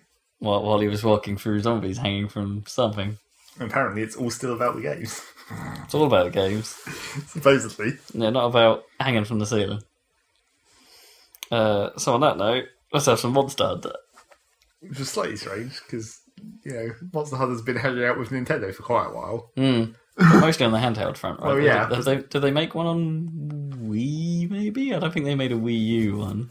I think they did do a console, because the 3DS one had crossover with the console one to some extent, didn't it? Because it could act as a server or something, right? The console one for the 3DS game. I remember that being a thing. I don't know. That was probably the Wii U version, I guess. No, I don't remember that. But now they've called it Monster Hunter World. Does that imply it's more like an MMO? I guess. But then Monster Hunter was always kind of open, right? Yeah, but not really to MMO scales of people. Well, no, not in that sense. Yeah, I don't think there was any hint of the onlineiness. No, it just looked like Monster Hunter. I don't know. Did Monster Hunter always look that little bit janky? Yeah. Okay. Also, didn't really look like a game. It looked like a big pile of CGs. Sure. And the whole particle tracking thing. Yeah. I don't know. It did look like mostly like it would have been in engine at least. It didn't look too CG'd. But definitely canned in terms of the motion of the game would have been planned out carefully. Well, mate, and also he spent a lot of time running towards the camera, which is something you're never going to actually do. Oh yeah. No, there were classic. There were definite moments where he was doing bad guys or cool guys don't look at explosions, except this explosion is a big old T-Rex thing. Yeah.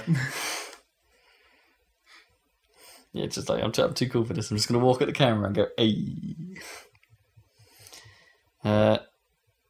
And this is the point where I started putting a note into here being, so you're being a bit cocky, aren't you? Are they? Yeah, I don't know. There's a swagger to Sean Layden and things like that, and how they're putting these on, and there's just some of the lingo being used, which just he didn't really spend very much time on stage. No, he didn't. Here's a shit ton of video. He didn't really. But there is a certain we know, man. Come on, we know. Kind of about Sony at the moment, and it's they've earned it to some degree, but. Not with most of the rest of this stuff, though. No. It's very, very true. So, because then they put Shadow of the Colossus on. Yeah. And is this a full remake, or is it just a remaster job? I wasn't sure.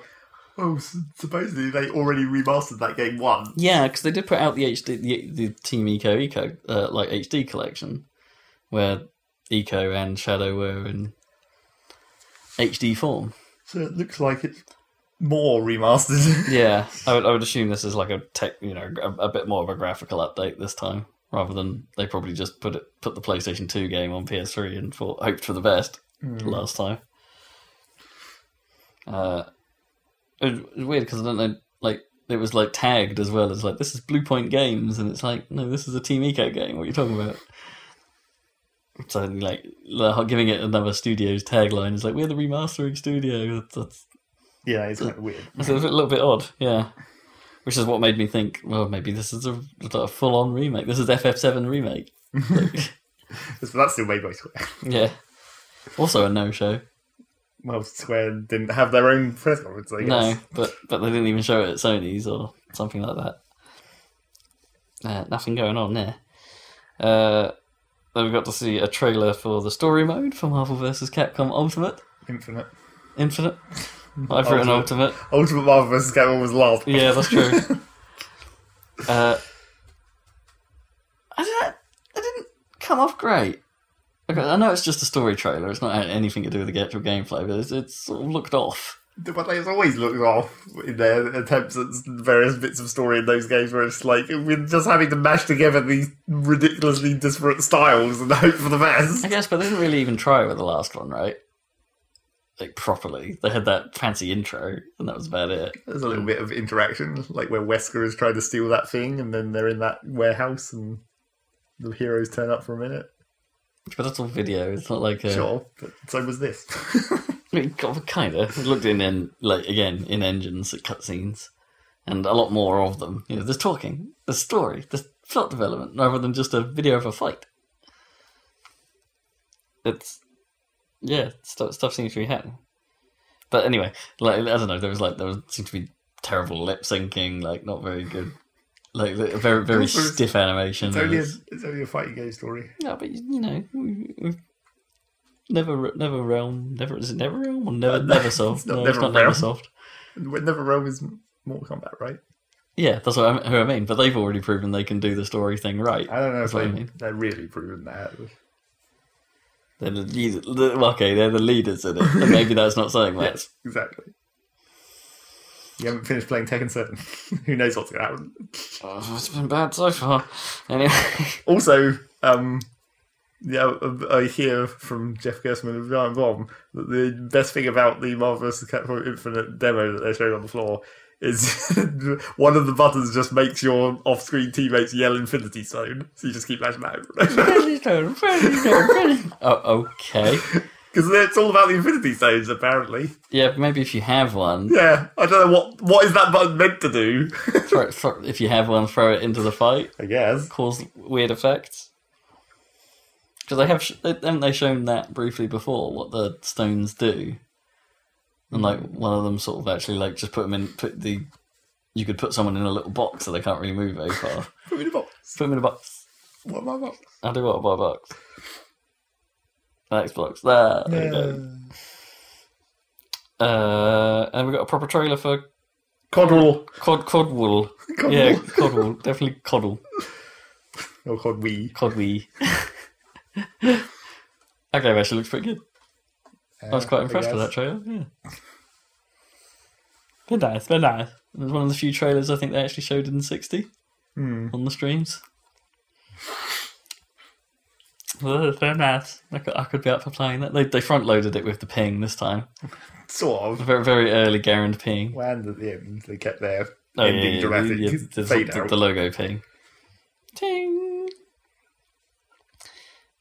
I was just thinking, like, on those guns, right, when the thing pings off, does it actually, like, is it still attached, or is it actually, like, flying away? No, it flies away. It's a piece of metal that holds the bullets into that shape, basically, is what that bit is.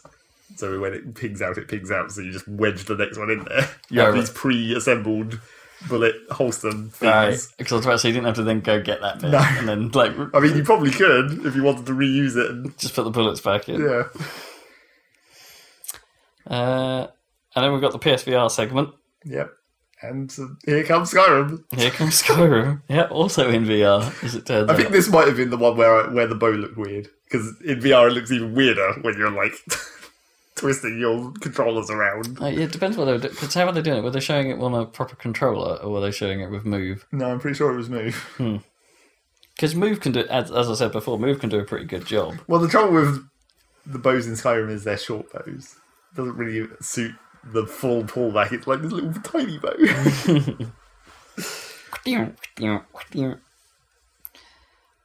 Star Child? For some reason, people seem to think making third-person VR games is the way forward, and I'm really not sure it is. Yeah, because this was the sort of side-scrolling platformer, wasn't it? Looks like it. And then probably you play that giant robot, right? Is the third-person aspect? Maybe. What, you reckon that's going to be your hands doing some going action? to be the thing that interacts with the world to allow the smaller platforming element to proceed? Maybe, yeah. Seems plausible. I mean, that's the logical way, as proven later on with another VR game, where, like, that seems to be what they do when they make a third-person VR game. You are the bigger thing that controls the environment to allow the smaller thing to move through the environment. Weren't they? Was it PSVR that was showing off Gollum last year? I think so, yeah. Yeah, because that Didn't see any of that. that hasn't happened, I don't think. Or maybe it has. Or yeah, maybe it just went by. But no, I didn't think that had happened. Yeah, because I've got to be honest, I don't really remember most of these. What's the Impatient? That's another thing, like the Elijah Wood thing, where it looks a bit, except more like an actual game with in-game graphics. You're a psychological horror. You look into the VR and doctors come and talk to you about fucked up shit, presumably. Right. Doesn't seem, it's just another one of those. There's a point where you get to pick a new face and then you don't have that for the entire game. Maybe. And then, of course, we get even more crazy. You must remember this part. I do remember this part. Because, well, they'd already... I think, hadn't they already done a VR experience for FF15? Yes. It was like more based on the fighting. Right, yeah. Rather than this. It's based on fishing. Yeah, based on the sort of camping aspect of the game. Where, yeah, it's literally a fishing... Sega bass fishing. In the... Is that probably not as good? Probably not. I mean, it had was it about catching some sort of big ass monster? Well, of course. Yeah. You got to go up from the small fish to the monster fish, because everything turns into a monster eventually in Final Fantasy. Oh, yeah, of course. Probably find a sea chocobo. Yep. I don't know if that's a thing. Like a fish cabo. Fish. Yeah, it looked very enthusiastic about fish. I guess. And then I think we were done with VR at this point. No.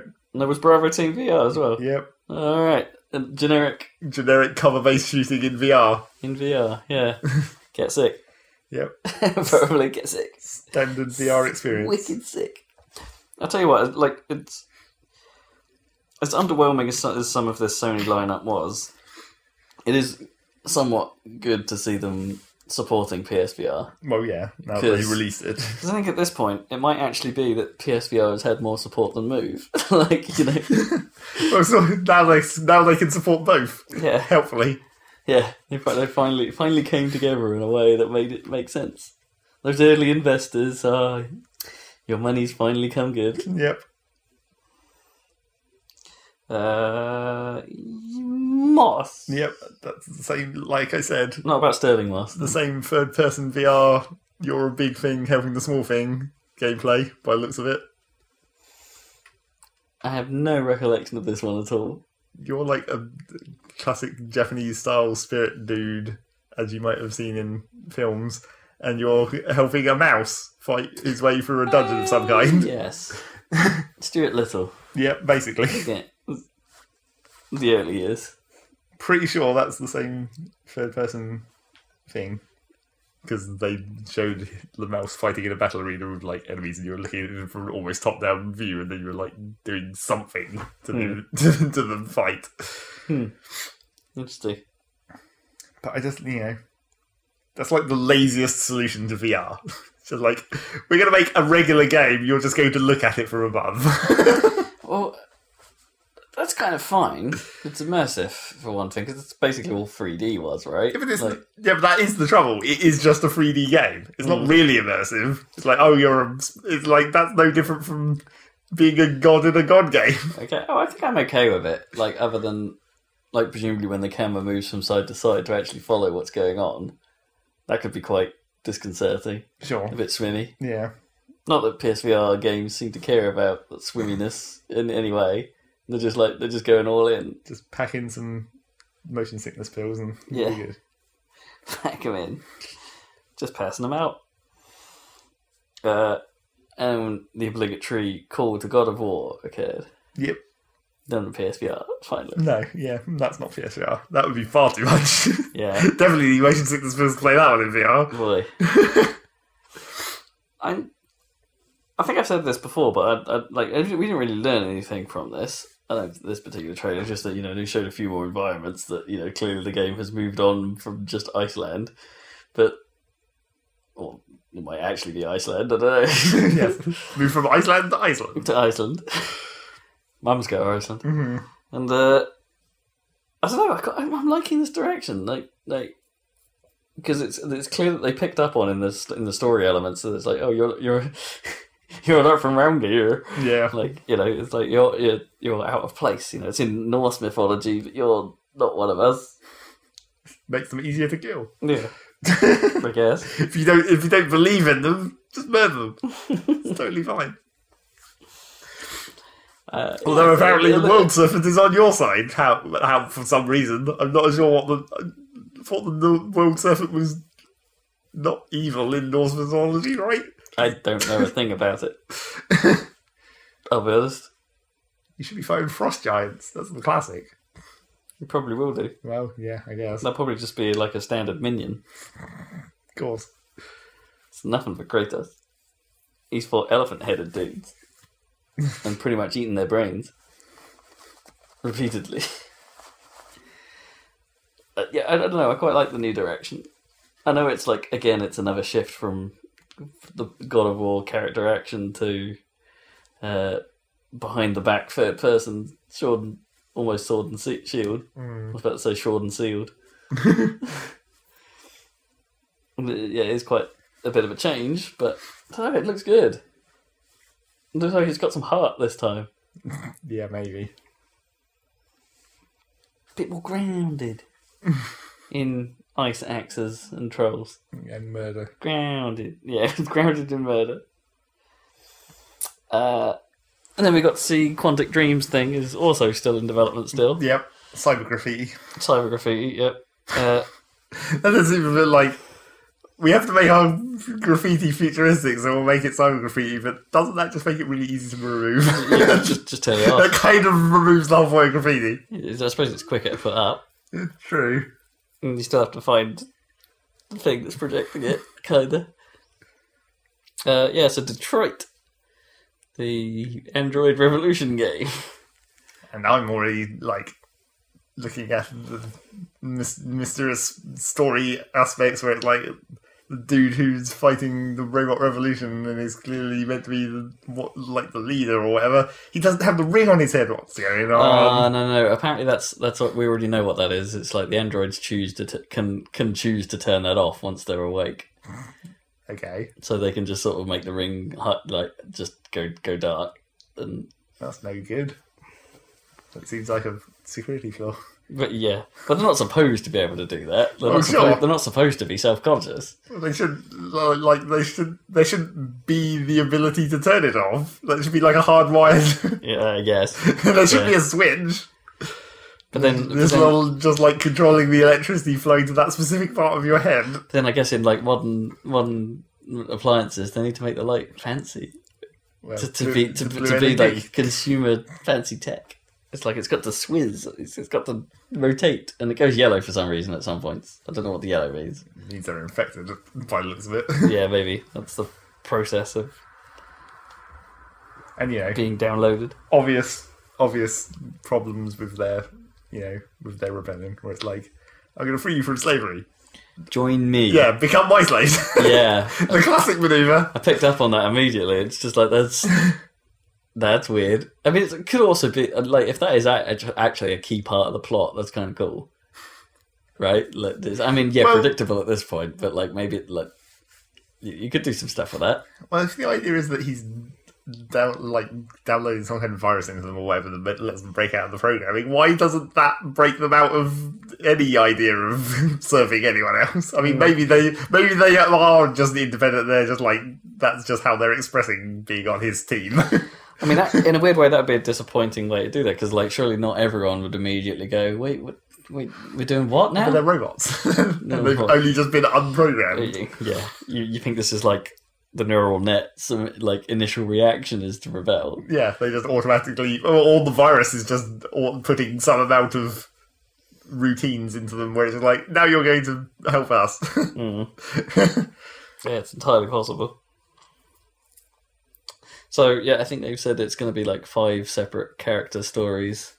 Well, yeah, it looks like it. Because they had the police guy last year. Yeah, a bit like Heavy Rain, except that was 3 people. But now they're going to 5. And they're all androids. You're playing everything from android perspectives. Well, yes, that would make sense. And they're also, again, I think they may have done this before, but not quite to the extent. Again, this trailer centers on choice and shows the mystery web of decisions and widening the diamond and how that will play out. It's like because the first option was clearly like the lamest that they showed, which is like just leave, and it's like okay, well, how does that scene play out? Do you get a really short scene, and then how does that affect things later? Does it pay off, or is it just leading up to a bad ending, and you only see like half the game? That's you always classic. pick the leave option. Classic problem. Because there were a few scenes in Beyond where you could do that, like the somewhat talked about party scene. Yeah, like you could just choose to leave. You could just walk out, and you wouldn't get that scene. It just wouldn't play out. It didn't actually change anything in the story. It just didn't happen.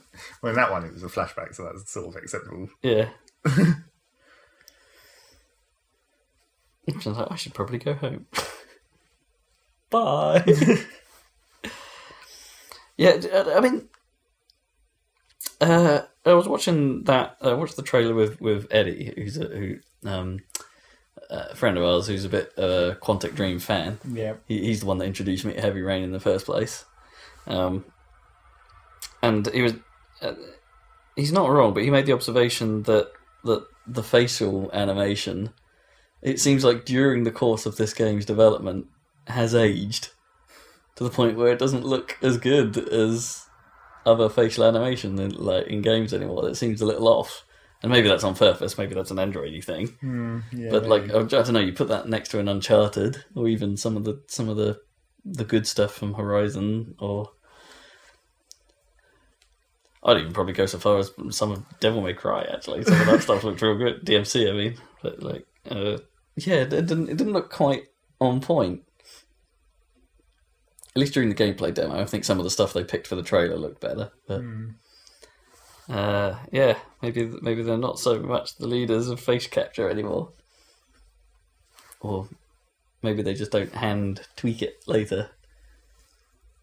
I don't know. I don't know what it is. It just felt a little off. Hard to explain. And then the other anthem. Yep. The Bad Destiny. The bad anthem.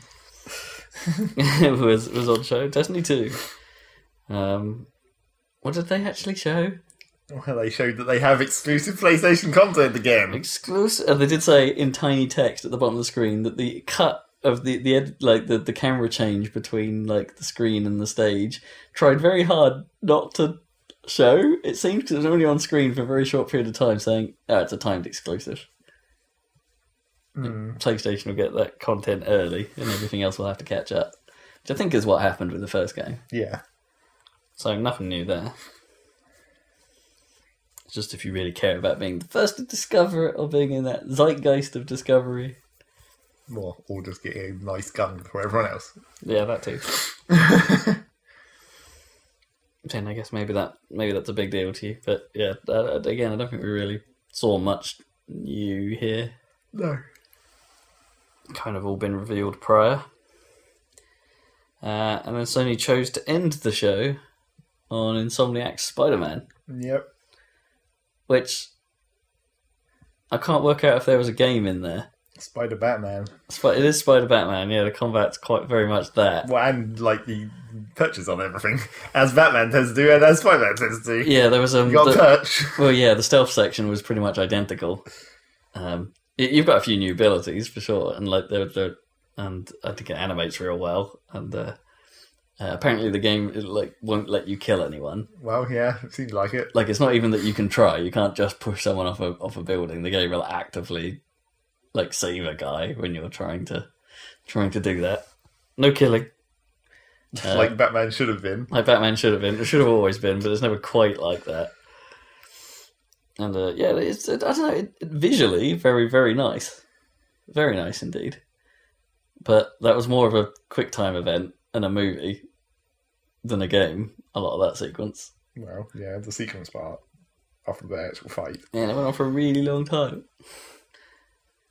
So again, I guess we don't really know exactly how that game is. It going to be totally open world? Can you just swing around, or is it actually was that a canned section? Was that a canned sequence? Are the areas you go? Is it more organized, a little bit like Batman, where you've got a little bit of openness and a little bit of enclosed areas? Well, I imagine they're going to keep the whole city swinging around thing, because that's just like what they do. But like Yeah. how they're going to when it turns into chasing the chopper, how's that going to like guide you down that path if it's still an open world? And do those that thing where you like sort of flew through the sign at the right moment. Yeah. Yeah. I wonder with like those the swinging mechanics as well, like just how easy is it? Is like if your web's attached to the right hand side of a building, for instance, and oh no, the turn has gone left, I need to attach it to the left hand side of the building. Like, is it that involved? Yeah, that's the classic question about Spider-Man's thing. Where does this web go at some point? It just goes into the air. It did look like it seemed to be always attaching to, at least in the vague direction of buildings.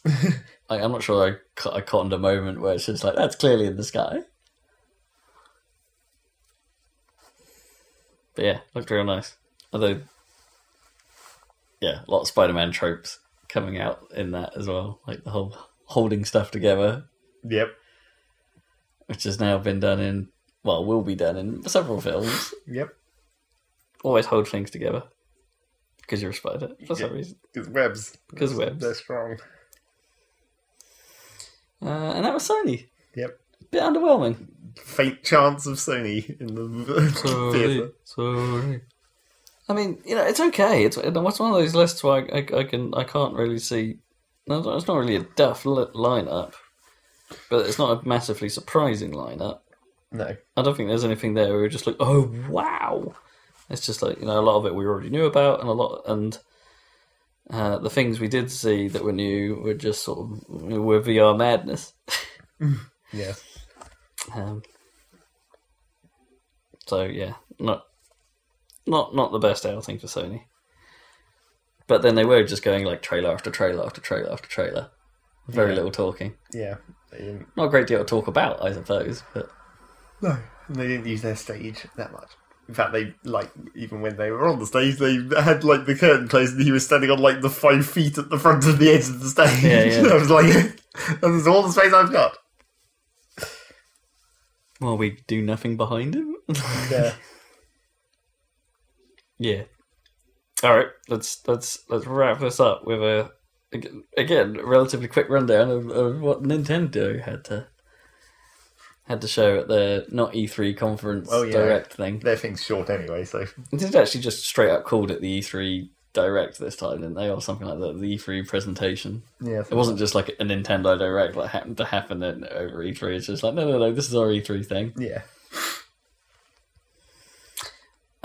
So, opening montage. Classic. Yep. Got to be done. Got to have people playing Switch outside in the world. Yep. As you do. But there's one reveal already in this montage. It's all 2. Well, maybe 2, I guess. But yeah, there's some Rocket League footage in there. Well, yeah, everyone knew that was happening. Oh, did they? Because I thought that was the whole thing. Because they got them out. Got later on, they got those guys on to basically say, "No, we're confirming it's coming." Well, yeah, pretty much everyone had already guessed that was going to happen. But with the full crossplay. Well, I mean, that's the slightly weird thing. Who knows what servers that's running on, considering the thing earlier within Minecraft and mysterious logins for Nintendo. I assume it's just always been... Well, it'll work the same way as it does now. You log in to whatever service you've bought the game on, and then Cynet or whatever takes over, just handling the name and connecting everyone together. But then the question is, which half of the Rocket League will Nintendo join in? Will they get the PlayStation half or the Xbox half? Or both. Yeah, or both. Our theory always was that you only ever connected to one side at a time, right? Yeah. Because the Xboxes don't... Is it right? Am I right in thinking that the Xbox version doesn't link to the PlayStation version? Yeah. But they can both versions can link to Steam. Yeah. So from our perspective, we're only ever playing Xbox versions or PlayStation versions, but neither at the same time. Yeah. Whereas maybe that's not a problem between Xbox and Switch. So we might end up in a game where you've got PC, Switch, and an Xbox player all at once, and then the next game you've got nothing but PlayStationers. Maybe.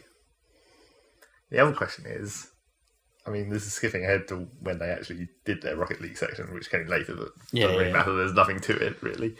But the other question is, so they're making exclusive... They've got their Mario and Luigi hats for the cars, and they're also making actual cars exclusively for the Switch version. And the exclusive cars on the other consoles you don't see if you're in the PC version. They just turn into normal cars. But what about the hats? Because the hats is slightly different, because that's a thing that goes on top of the car. So does that just become a generic thing as well? Or do they just not put them on? I mean, it's not like you have to wear a hat in Rocket League. Well, no. They could just take them off. Very rarely you don't see a hat. And what are the exclusive cars going to be? Mario Karts? I mean, that's the only assumption. But then you've got to put someone in it. Not necessarily. It could just be an empty card. An empty card. Or, a really big hat. Or a me. Just a generic me. Yeah, they could do that. That would give you somewhere to put the hat. Yeah. But I don't think they do that, because the whole point of Rocket League is there's no people. There's no viewable physical person. Which maybe it won't be a straight up Mario Kart car. I mean, F-Zero. Yeah. It'll be Captain Falcon, the Blue Falcon. Or like some kind of Star Fox thing. The Are-We? Well, more like the tank. Yeah. Look, it could be the Landmaster.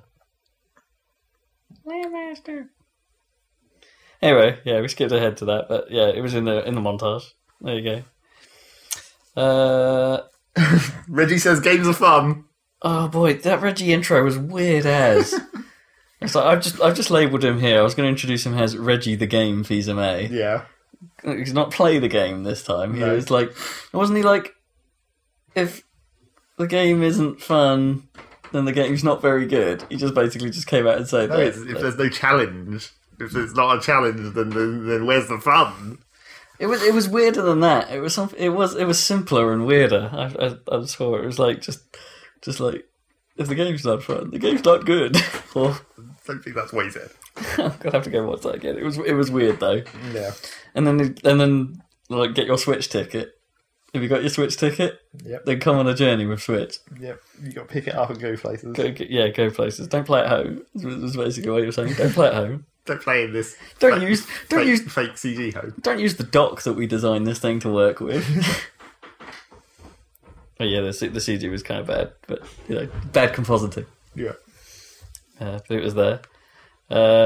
So Xenoblade Chronicles 2 with new faces. You can tell it's a Xenoblade Chronicles game because they have weird accents. Like the sort of not Australian. Yeah, the like Euro Australian that they seem to have. The Australian. It was especially weird because it definitely sounded a bit more British this time, but I'm not quite sure which British. Like sort of Cockney. It's the Cockney. Again, it's the Cockney thing, but it does sound weird. And also, is the girl the Blade? Yeah, I'm pretty sure that's probably that what that is. We fight with her. Well, somehow? she's probably not actually there. It's like it's all in the mind. It's all in the mind. And then you stab things, presumably. But they sort of reference. Well, the bad guy referenced her directly, so something's there. I don't know if he referenced her directly. He definitely mentions the sword directly. Yeah, maybe. Yeah, it's hard to. I don't think they ever sort of talked to each other, but yeah, you definitely mentioned something about her, or maybe it was just the Blade. Maybe you just called it the Blade. I wasn't sure if I liked the voices. Well, it's just the same as they've always been, apparently. But it was one of those terrible Japanese RPG commercials. Yeah. Didn't really show anything. The only bits that even looked like gameplay was just running across some bits of the world map and by the looks of it. But then worse than that, those ads, that ad style they tend to show nothing but cutscenes, and they tend to and sometimes they'll just throw bits of speech audio that are nothing to do with what's being shown on screen. And there's no cohesive narrative to the random speech samples. They're just literally random bits of speech from the game. It's like, oh, I hate that trailer style. It's just nonsense. Like, so many Japanese games do it. Okay. How about some 4-player Kirby? Well, in a game still called more 4-player Kirby. In a game called Kirby right now. Although they have stated that's a working title. Sure. The only thing that's important about that is that bring back combo powers for Kirby 64. Yeah. Yeah. Although, that'll only be good if you can turn it into a refrigerator. It's clearly the best combo power. I don't know, there are some pretty damn ones. Well, the curling stone, that seems to suggest the refrigerator is the distinct possibility. If you've got ice rock, then you can have ice electricity, and there you go. Problem solved. Do you reckon you reckon it would be the same set? Probably not. So, because then the other thing you can do in Kirby 64 is get two of the same power, and then that gave you a different power. It gives you the enhanced version of the regular power. That's probably not likely to happen because it's based on your teammates' powers. Yeah, because it looked like there was some sort of mechanic where you could do something with your teammates, and they had to spit them both at you or something in order to create you. Well, you just take control of an enemy, and then that becomes your teammate, and then they can transfer the power. However that happens. Yeah, I mean, I guess that's how they get around the co-opness. Yes. Just we'll have some AI guys, but then maybe that's going to be not a good single player game as a result. Well, yeah, probably. So they're making a Switch Kirby game. Pokken! The DX edition! Yep. With new Pokemon! At least 3, so that's like a whole another quarter of their roster. Yeah, because there weren't many before. And that's all they're doing to it. It doesn't even look like it's had a graphical improvement or anything. It's just Pokken. Yeah. Just a little bit more Pokken. Get some mileage out of that thing. And then a vague confirmation that a core RPG Switch Pokemon game is coming. Yep, apparently. So I guess there was some speculation about what you meant by that, but I don't know. By saying core RPG, I can only assume he means it's a Pokemon game, like a straight up Sun and Moon style Pokemon game. Well, presumably. Pokemon. I want to play that. I don't know if there's any what else could it possibly... I mean, you could theoretically argue that since Pokemon is just inherently an RPG, that kind of negates that part of the statement. Yeah, it could just be like Pokemon Stadium 3. Mystery Dungeon. It's an RPG. Well, yeah. But is it you play as Pokemon even? That's even more of an RPG. But is it a core RPG? No, probably not. Maybe Stars? After that, do you want to? We haven't talked about the Ultra Sun, Ultra Moon thing. I mean, that was weird. I mean, what is that? I don't know really. It's like they said there's a sort of alternative story in that world. But well, they seem like what Stars should have been, except now there's 2 of them again. They didn't do the thing where they just take both of them and combine it into one. They've kept it separate, but also still done the weird extended story thing that they usually do in those third games. Yeah. And add a new Pokemon to both. Yeah. So who knows why they thought... I mean, I guess if you can sell 2 things instead of one. Sure. Yeah. There'll be someone that picks up both for no good reason. Yep. Or some good reason, but not for money reason. No. Yeah. So that's Kevin. Weirdness. Here's some more I was right moments. Yeah. I mean... Not technically I was right. A rumour I read on the internet turned out to be true. And I related to that rumour onto this podcast. Yes, you did. And... Well, I mean, it's a bit of a non-announcement. There's clearly nothing they're having a show. But Metroid Prime 4, and they just played the menu music from the first Metroid Prime game. Well, they know what's good. Yeah, so that's a good sign, I suppose. And also, the other half of that rumor also turned out to be true. There is a 2D Metroid. It's just a remake of Metroid 2, but... Oh, is that what it is? Yeah. I did wonder why it was called Samus Returns. I thought it was like, she's been on a long hiatus. I guess that makes sense in both sense. That's just what Metroid 2 was called. Yeah, fair enough. Except, as much as, you say it's a remake, but they definitely did... I mean, the combat appears to be, weird... I'm not sure if it's touchscreen control, but it looks like it could be. It looked damn loggy, at least. Well, it looks like you're kind of like pointing yourself towards the different enemies, and then it almost auto combats or something. I don't know what was going on with that. Yeah, I wasn't sure. That adds more fuel to how. Well, I know Nintendo like this, but for everything, but it adds a little more fuel to why they stopped the Metroid or tried to stop the Metroid 2 project. Yep. I forget what that was even called now. M2. AM something. Oh, AM2R or something. AM2R would make sense. It was like another Metroid 2 remake. Yeah.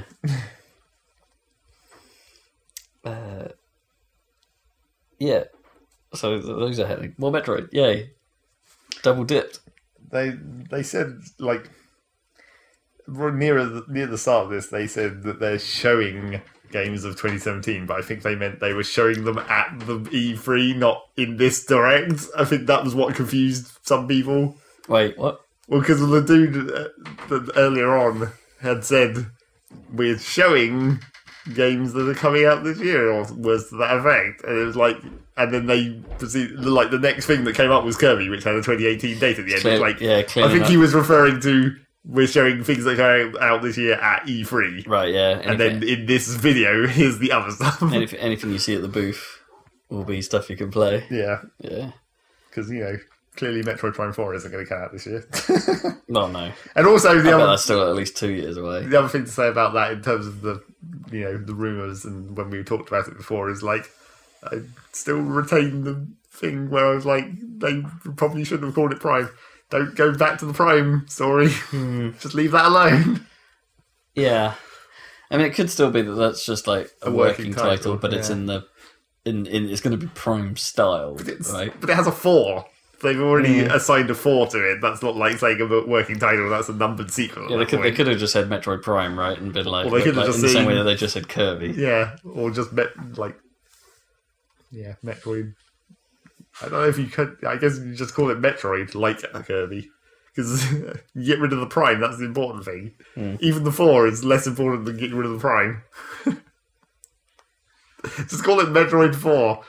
Where would that fit in the story? I guess it would still make sense. That'd be after Super Metroid. Yeah.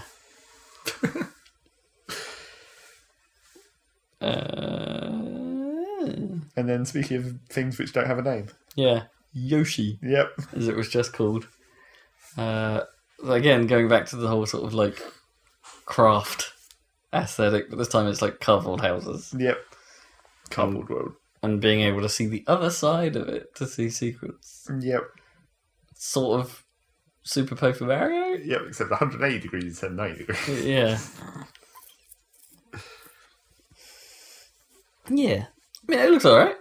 It looked like it had a nice style. I think I would have preferred... weirdly, I think I would have preferred it if it was woolly Yoshi in a cardboard world. He does look kind of not cardboardy. He looks like he's made of something that's not cardboard. He looks fuzzy, but he's not the woolly Yoshi. Sure. No more woolly world. But it also looks like real slow. It's one of those things where it's like the same problem that, well, Woolly World to some extent, but not as badly as it has been. It was like Yoshi's Story. That was way slower than the SNES one. And that was kind of what made it not as good. Because the SNES one was actually pretty fast when you got it going. Because you could... You had a run button, didn't you? Yeah. You got up to a sprint. And even... The other thing that, like, when Jeff Gerstmann of Giant Bomb is bitching about Yoshi's egg aiming system from the SNES game, it's like, that was actually pretty quick compared to how slow it's been in some of the games. Like, the actual target just moved pretty fast on the SNES version. Yeah. I've never agreed with him on that. I think it was fine. Yeah. It was a way of adding an element of I wouldn't say challenge necessarily, but you had to do something actively. The timing element of it was at least an active concern. Yes, it wasn't a lock on. And that that actually helped with like puzzles and stuff. Where it's like angle this egg and bounce it off a certain bit of wall or whatever. It was fine. So Yoshi. And Fire Emblem Warriors, which I guess is that Musou game. Well, it's another Warriors game, so it's going to be exactly the same as Hyrule Warriors. All the others. All the other ones Dynasty before that. Warriors, and yeah. With another terrible VO style trailer. Just let's throw some cutscenes and some random voice clips together. Well, they just wanted to be like, look at all our classic Fire Emblem characters we've got. I'm Marth. I fight for my friends. They very nearly said that, but not right, because I signed it. Or that we know of yet. And if they said it, it would probably been way too enthusiastically. Yes. Then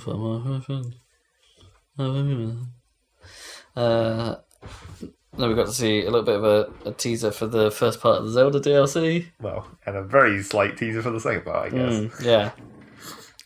So, just what the Master Trails seems to be, or Trials seems to be, just sort of like a...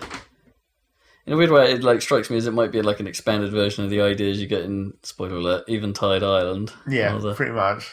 Looks like the same idea, more or less, except more focused on the fighting. Because Eventide was like a little bit of fighting, but you also had other bits of the puzzle to do. Yeah, sure. And you could step around, and you probably still can in this, but yeah. I don't think just being like, we're going to take off all your armor so you just die really fast is like, that's not really a good idea for gameplay, I don't think. Not necessarily. Especially not if you're like, right at the start of the game, that does happen where you get one hit a lot, but then you're meant to progress past that point. And then when you get to Eventide and it's like, oh shit, I actually have to be slightly more careful, it's still... Normally, by the point you're at in the game, you've got like quite a lot of hearts, and you already have some idea of like how to cook good stuff. So when you look around the island, you're like, oh look, there's a durian tree. So get those hearty durians, put them together, get the extra yellow hearts. That will give me the buffer that I need. It's like that makes sense as a way to overcome that difficulty. But then if you're stuck in this like very carefully designed environment where it's just like you're just going to get fucked up as soon as you get hit, do this perfectly. Not entirely sure that's going to be all that great. No, especially if it depends how it makes you. If and how it makes you repeat stuff. Yeah. Like on what's the failure condition for something like that? Because if you're right, if it is like a perfect run, there is a way of doing this. And then you find that way out, but then there's a bit later on where it's like, okay, now I need to figure out what the way for doing this, and it makes you do the whole thing again. I mean, they did. That's no good. They did briefly show him standing on a teleporter point in that thing inside that whatever that shrine area that takes place in is. So it looks like there might be some kind of checkpointing middle, like you can teleport out and come back later or something. Maybe. Who knows? They did also show a little bit of the master difficulty, and that looks slightly more interesting because that does actually change things. Change enemy spawns, basically. Or is there any part of the actual game where Octorok balloons are used to actually lift enemies into the sky? Not enemies. There's one specific side quest where you have to do it on a barrel. Oh yeah, I've done that. I did that. Yeah, that's pretty much it. What is the point of those goddamn Octorok balloons? Making airships. Yep. So that could be marginally interesting, but And they showed the map thing quickly as well. Yeah. And all the stupid new costumes. Oh, and then the Korok mask thing, wasn't it? Was the... But they didn't really... they didn't show how that worked. It's like he's running along, and it's meant to show like, oh, it helps you detect Koroks, but it doesn't actually show how it does that. No. It's just like, oh, he turns around and there's a Korok rock there, and it's like, yeah, well, I could have seen that. I wonder if it has a similar effect to the shrine sensor, or... You better hope it's longer range than the shrine sensor for the Koroks, because otherwise it's not really going to be that much help. Yeah, so... Then we've got a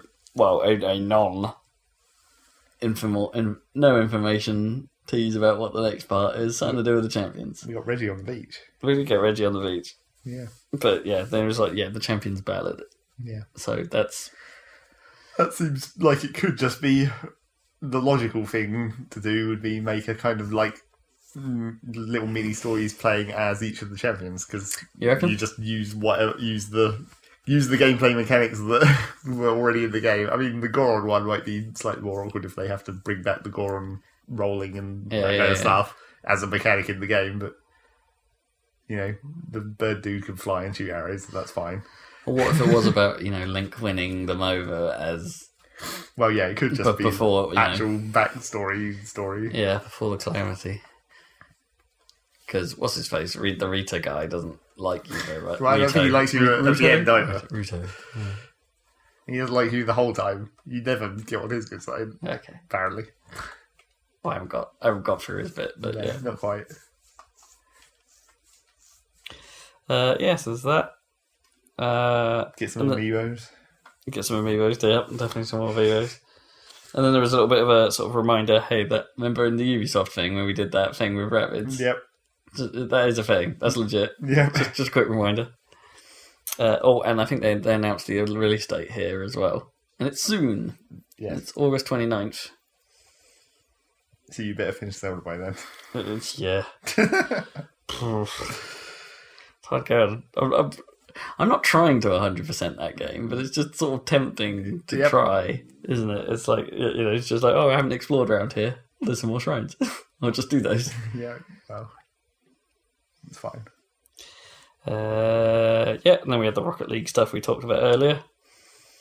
And then close on another trailer for Super Mario Odyssey where we get to see some of the tricks, I guess, some of the mechanics. The sort of. The possession hat. Yep. Hat possession. The ghost hat. Ghost hat, yeah. I'm going to get Mario Boo again.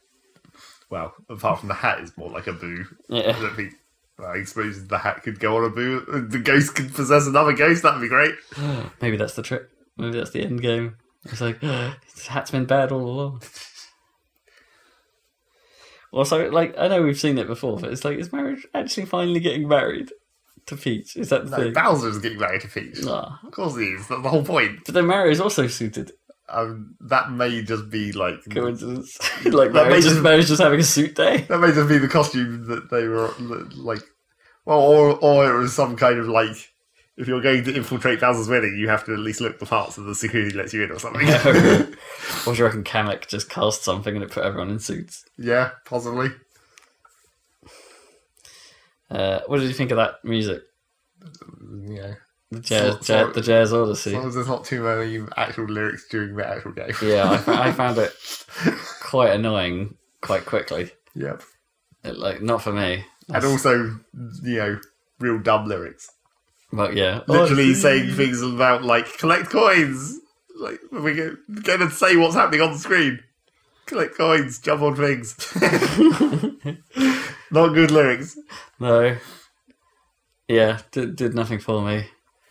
I'm a bit worried that might also be a contender for worst music of the year alongside Arms. I was like, whoa. Yeah, and an official release date of 27th of October. Yep. Crazy hat possession, that's the main thing apparently. Yeah, I want to be a dinosaur.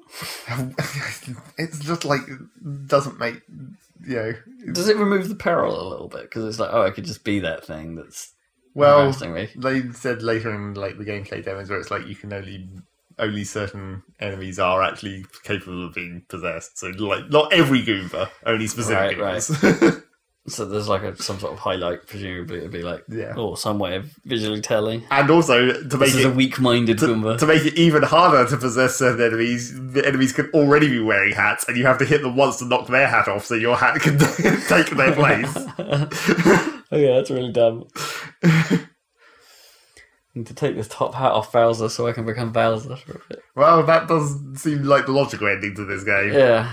The hat goes on to Bowser and then something ridiculous happens. Mario becomes Bowser and finally understands. Well, they did briefly... I mean, I'm sure maybe this is just maybe it's only in the game as a visual scene and it's not actually anything to do with the game. But when the hat first goes on the frog, you see Mario going into the frog's mind and there's something there. Oh, yeah. But is that going to be anything to do with the game, or is that just we just wanted to show it with a fancy visual? Is that a joke? The first time it happened. Yeah, maybe. exactly. Yeah. Because if you do go insane, to talk about things that I finished the Dream Team Bros, and you go inside Bowser's dreams at the end of that game, and then you fight him in there, and then you win. Dream Bowser. You fight giant Bowser because and then Luigi gets big, and then you fight. I saw it coming a mile away, because, that's the whole point of that game. But yeah, so the same thing could happen here. Put the hat on him. Or, there could be a hat fight. More than one of these hats going on. Multi-hat. Or you put the hat on Peach. And be like, fuck you, Bowser! That'd be quite funny. I'm going to fight back, I'm an independent woman. So yeah, that whole hat thing is totally fucked up. And where the hell does an actual realistic dinosaur exist in the Mario universe? Well, where does any of this game exist in the Mario universe? Well, it's like all of it's a bit off. Yeah, but that dinosaur is especially... Like, Yoshi is a dinosaur in the Mario world. Sure. He's specifically called out as being a dinosaur, and then there's just a fucking T-Rex. He's a Munchie Koopa. No, that's his name. It's not his species. Yoshisaurus. Yeah, exactly. I think that might just be his name as well. But yeah, let's just look at a fucking T-Rex, and there's regular-ass people. Apparently you can use the hat to possess regular-ass people. That's a regular-ass person, yeah. Oh, except maybe they're not regular-ass people. What, they're just ass people? Well, it's because it's New Donk City. It's a Donkey Kong thing. And there's references to Donkey Kong all over the place. And fucking Pauline is the mayor, and she's just like a regular person. But that's true of the original Mario game, because she's like bigger than Mario, and that all makes sense. Secretly, this is the world the Rabbids messed up. Like, they've taken Mario to a world where... But when they showed New Donk City the level, it's like, because, the world is like an enclosed space, by the looks of it, with just like Mario 64 almost, floating island style. Okay. But it's like a city block with like roads that just stop at the edge of the world, and like taxis still driving around on this tiny island. But it looks like it's on top of another building, like it's skyscrapers sticking out of the top of another skyscraper with roads on them. It's like why is this? How is this working? And there's like NPCs that they run past that you briefly see snippets of like random conversations that they're having, and it's like, oh, Mayor Pauline got the city working again really quickly after what happened. It's like, what did happen? Yeah. What the fuck? How did this happen? Got the city working again. I'm not sure it worked in the first place, by the sounds of it. Yeah. And how does Donkey Kong actually relate? Is he actually in this game at all? Because Pauline is there, and it's still like, is Donkey Kong back to being a bad guy? Or is he not even in here? Is this just weird Donkey Kong references to no payoff? Just because they wanted a city, I guess. And then of course, you have to ask the question, is Mario actually from New Donk City? That's because he started there in the first game. What, was that actually the name of the city? Well, who knows? In Donkey Kong? Because all of these Donkey Kong references and like the red girders are parts of the platforming in New Donk City. True. And it's like, oh, it's from that game, clearly. But then how does this all fit in? And why is Pauline there? What's she got to have to say about this? And then you fly off to other places, apparently. Land of the Dead and Land of Food. And wherever the fuck that T-Rex turns up. Land of Grass. Grassland. And that's the thing that does kind of make me slightly worried once I saw the gameplay. Right? Like, the way that New Donk City is like this one block worth of space floating in space with like a tiny zone, and then the way that like he'd like go into you'd possess a rocket ship, and the rocket ship would fly up, and then you'd appear on like another little bit of skyscrapers, and then you'd do like a little mini jumping puzzle, and that would be how you get one of the moons, which are the replacements for the stars, obviously. Right.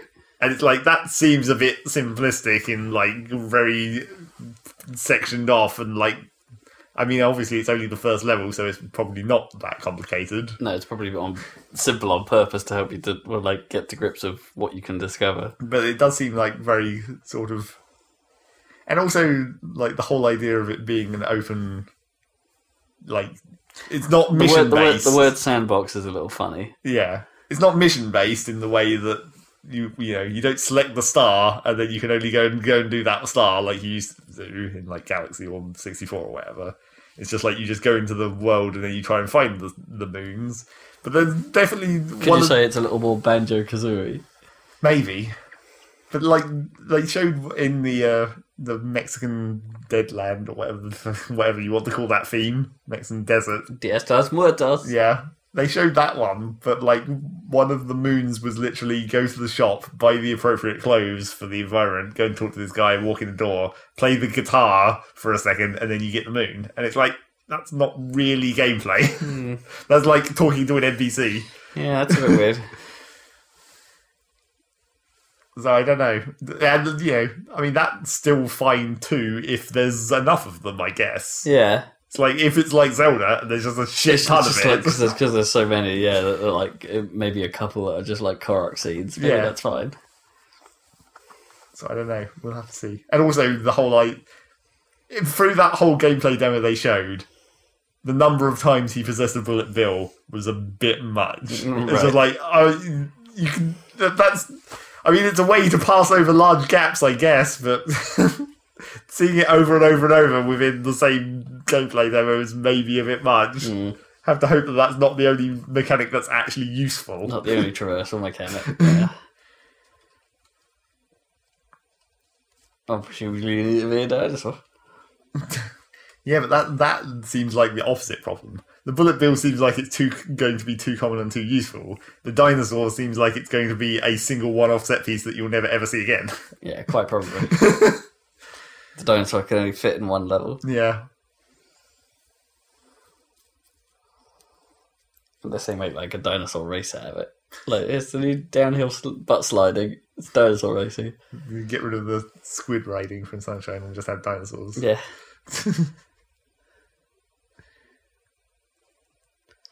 Boom. So we'll see about that. It's got to be big, that's the thing. It's got to be big. Yeah. They've set expectations too high with Zelda. It's got to be big. Because this is the thing, like what Dad was saying, where it's going to be a face-off between Zelda and Mario, and it's like, I'm not entirely certain Mario's going to succeed.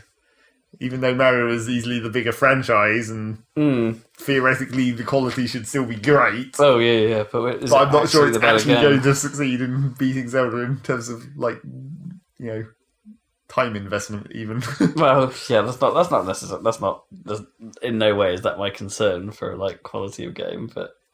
Well, it sort of might be, though. If you were to imagine Zelda, but minus how long you spend travelling in the open world. Like, if you're only doing the shrines, which there is coincidentally 120 of, like, for example, Stars in Mario. Yeah, maybe. That would significantly reduce the time spent in that game, especially if there's no, like, shrine quest type things. Yeah. So I don't know. We'll see. At least that's still coming out this year. Yep. So good. For sure. What else was happening outside the show? Like, outside the conferences? Not fucking much, really. I mean, we could talk Sonic Forces. And that they revealed that the main bad guy is some kind of pink mutant monstrosity. Well, it's no worse than Nephiles, I guess. Yeah.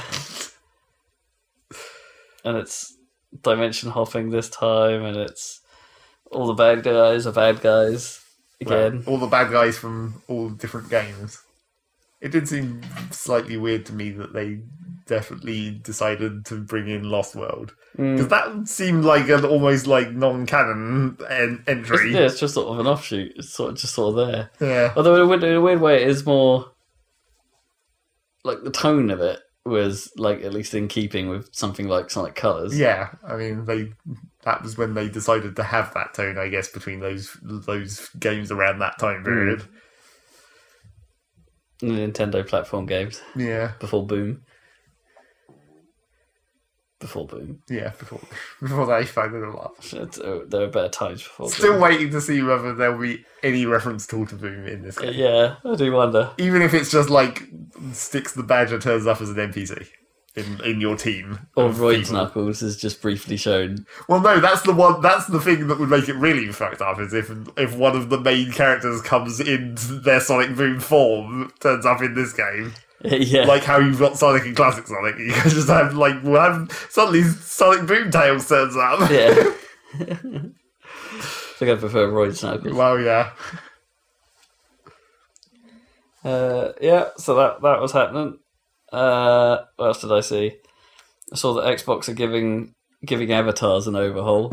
Yeah, like ridiculous overhaul. Getting a whole new graphical style because they get used so often. Is it going to auto update? Like, will it just take what's already your avatar and just use the upgraded parts that match that set? It's a good question. I think they did last time they updated it. Because, that can always lead to hilarious things when it's like, suddenly this part that you thought looked like this actually looks like this. Oh, yeah. If your avatar could be a hilarious mess. I bet I'll go ginger or something ridiculous. Like, yeah, there could be. I think last time they did it on the 360, they like halfway through the avatar's life cycle there, they did some kind of we're updating your wardrobe sort of phase. I mean, there's no that's not limited in any way, is it? You can just go and change that whenever you want. Oh yeah. And I think they still actually have paid for items. Sure. On there. I don't even know how you access. Like maybe you have to do it on the 360. Yeah. What about those? What about limited avatar items? Are those going to get updated into new quality? It's a good question. Yeah. You're going to be able to get your Portal Companion Cube in higher res or whatever. Or was it the weird? I think I've got the weird red bird from Castle Crashers. Those like ball pets, hover pets, or whatever it was. I think you could get a remote control warthog, couldn't you, and things like that. Yep. From Reach. Or one of the helicopter things. Yeah. So, that would be weird. How are those going to... are the animations even going to fit with those any longer? Are the proportions of the avatar still close enough that you can just have the animation reading be the same? Is anyone going to make a game that uses avatars? Well, maybe. Because not even Connect Sports did that. Well, what if you went back to a game that used avatars? What's going to happen then? What if you went and played Doritos Crash Course? Yeah. Would it support the new design? That's actually kind of an interesting question. That is interesting, yeah. Or would it just break horrifically? Yeah. Or you end up with Generic Man, or...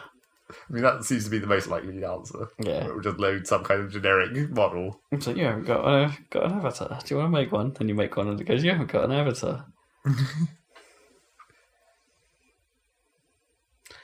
Yeah. I did have one other note, but I put my phone down. One other note that you just can't remember? No. Oh, yeah, that was it.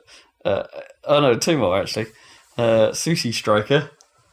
Yeah. Weird sushi stacking puzzle game coming to 3DS. Or was it called The Art of Sushi Dough? Sure. Oh, no, The Way of Sushi Dough. My mistake. Yeah, Sushi Combat. And Ace Combat 7 has been delayed. Okay. That got pushed out of this year into next year. I can't remember which conference it was at. Was it I think it was Sony, right? Because it was one of the early games associated with PSVR. Maybe. I don't really remember. Yeah, so that's no longer coming out this year. Feels like it's already come out. Because there's already been 6 of them. That's why. There has already been 6 of them. Although the last one was quite some time ago. Yeah. At this point, barrel rolling helicopters was so 10 years ago. Yes. Or 5 years ago. I can't even remember. It was a long time. Anyway, that's E3. Yeah, I guess so. That's it done. I'm really very tired. Yeah. I'm so tired. We got pizzed and then sapped us. Oh. And it is like 12:30, so... Yeah, we'll have to do some of this. You have some amount of reason to be tired. I'll have to figure out how we're going to do some of this with Dan as well. What do you mean? Like when he gets back. Well, he can talk about what he wants to talk about when he gets back. That could be his section in next week's podcast, because he will actually have something to talk about. Yeah. What does Dan think of E3? Go. What made you hype? What made you not hype? Best and worst of E3. Go for it. So probably catch some of that next week. Yep. We should probably think about doing this next week. Not a 2-week gap, just do this next week. You think so, do you? Get onto a proper cast, yeah. Okay. It's probably not going to fly at home, but...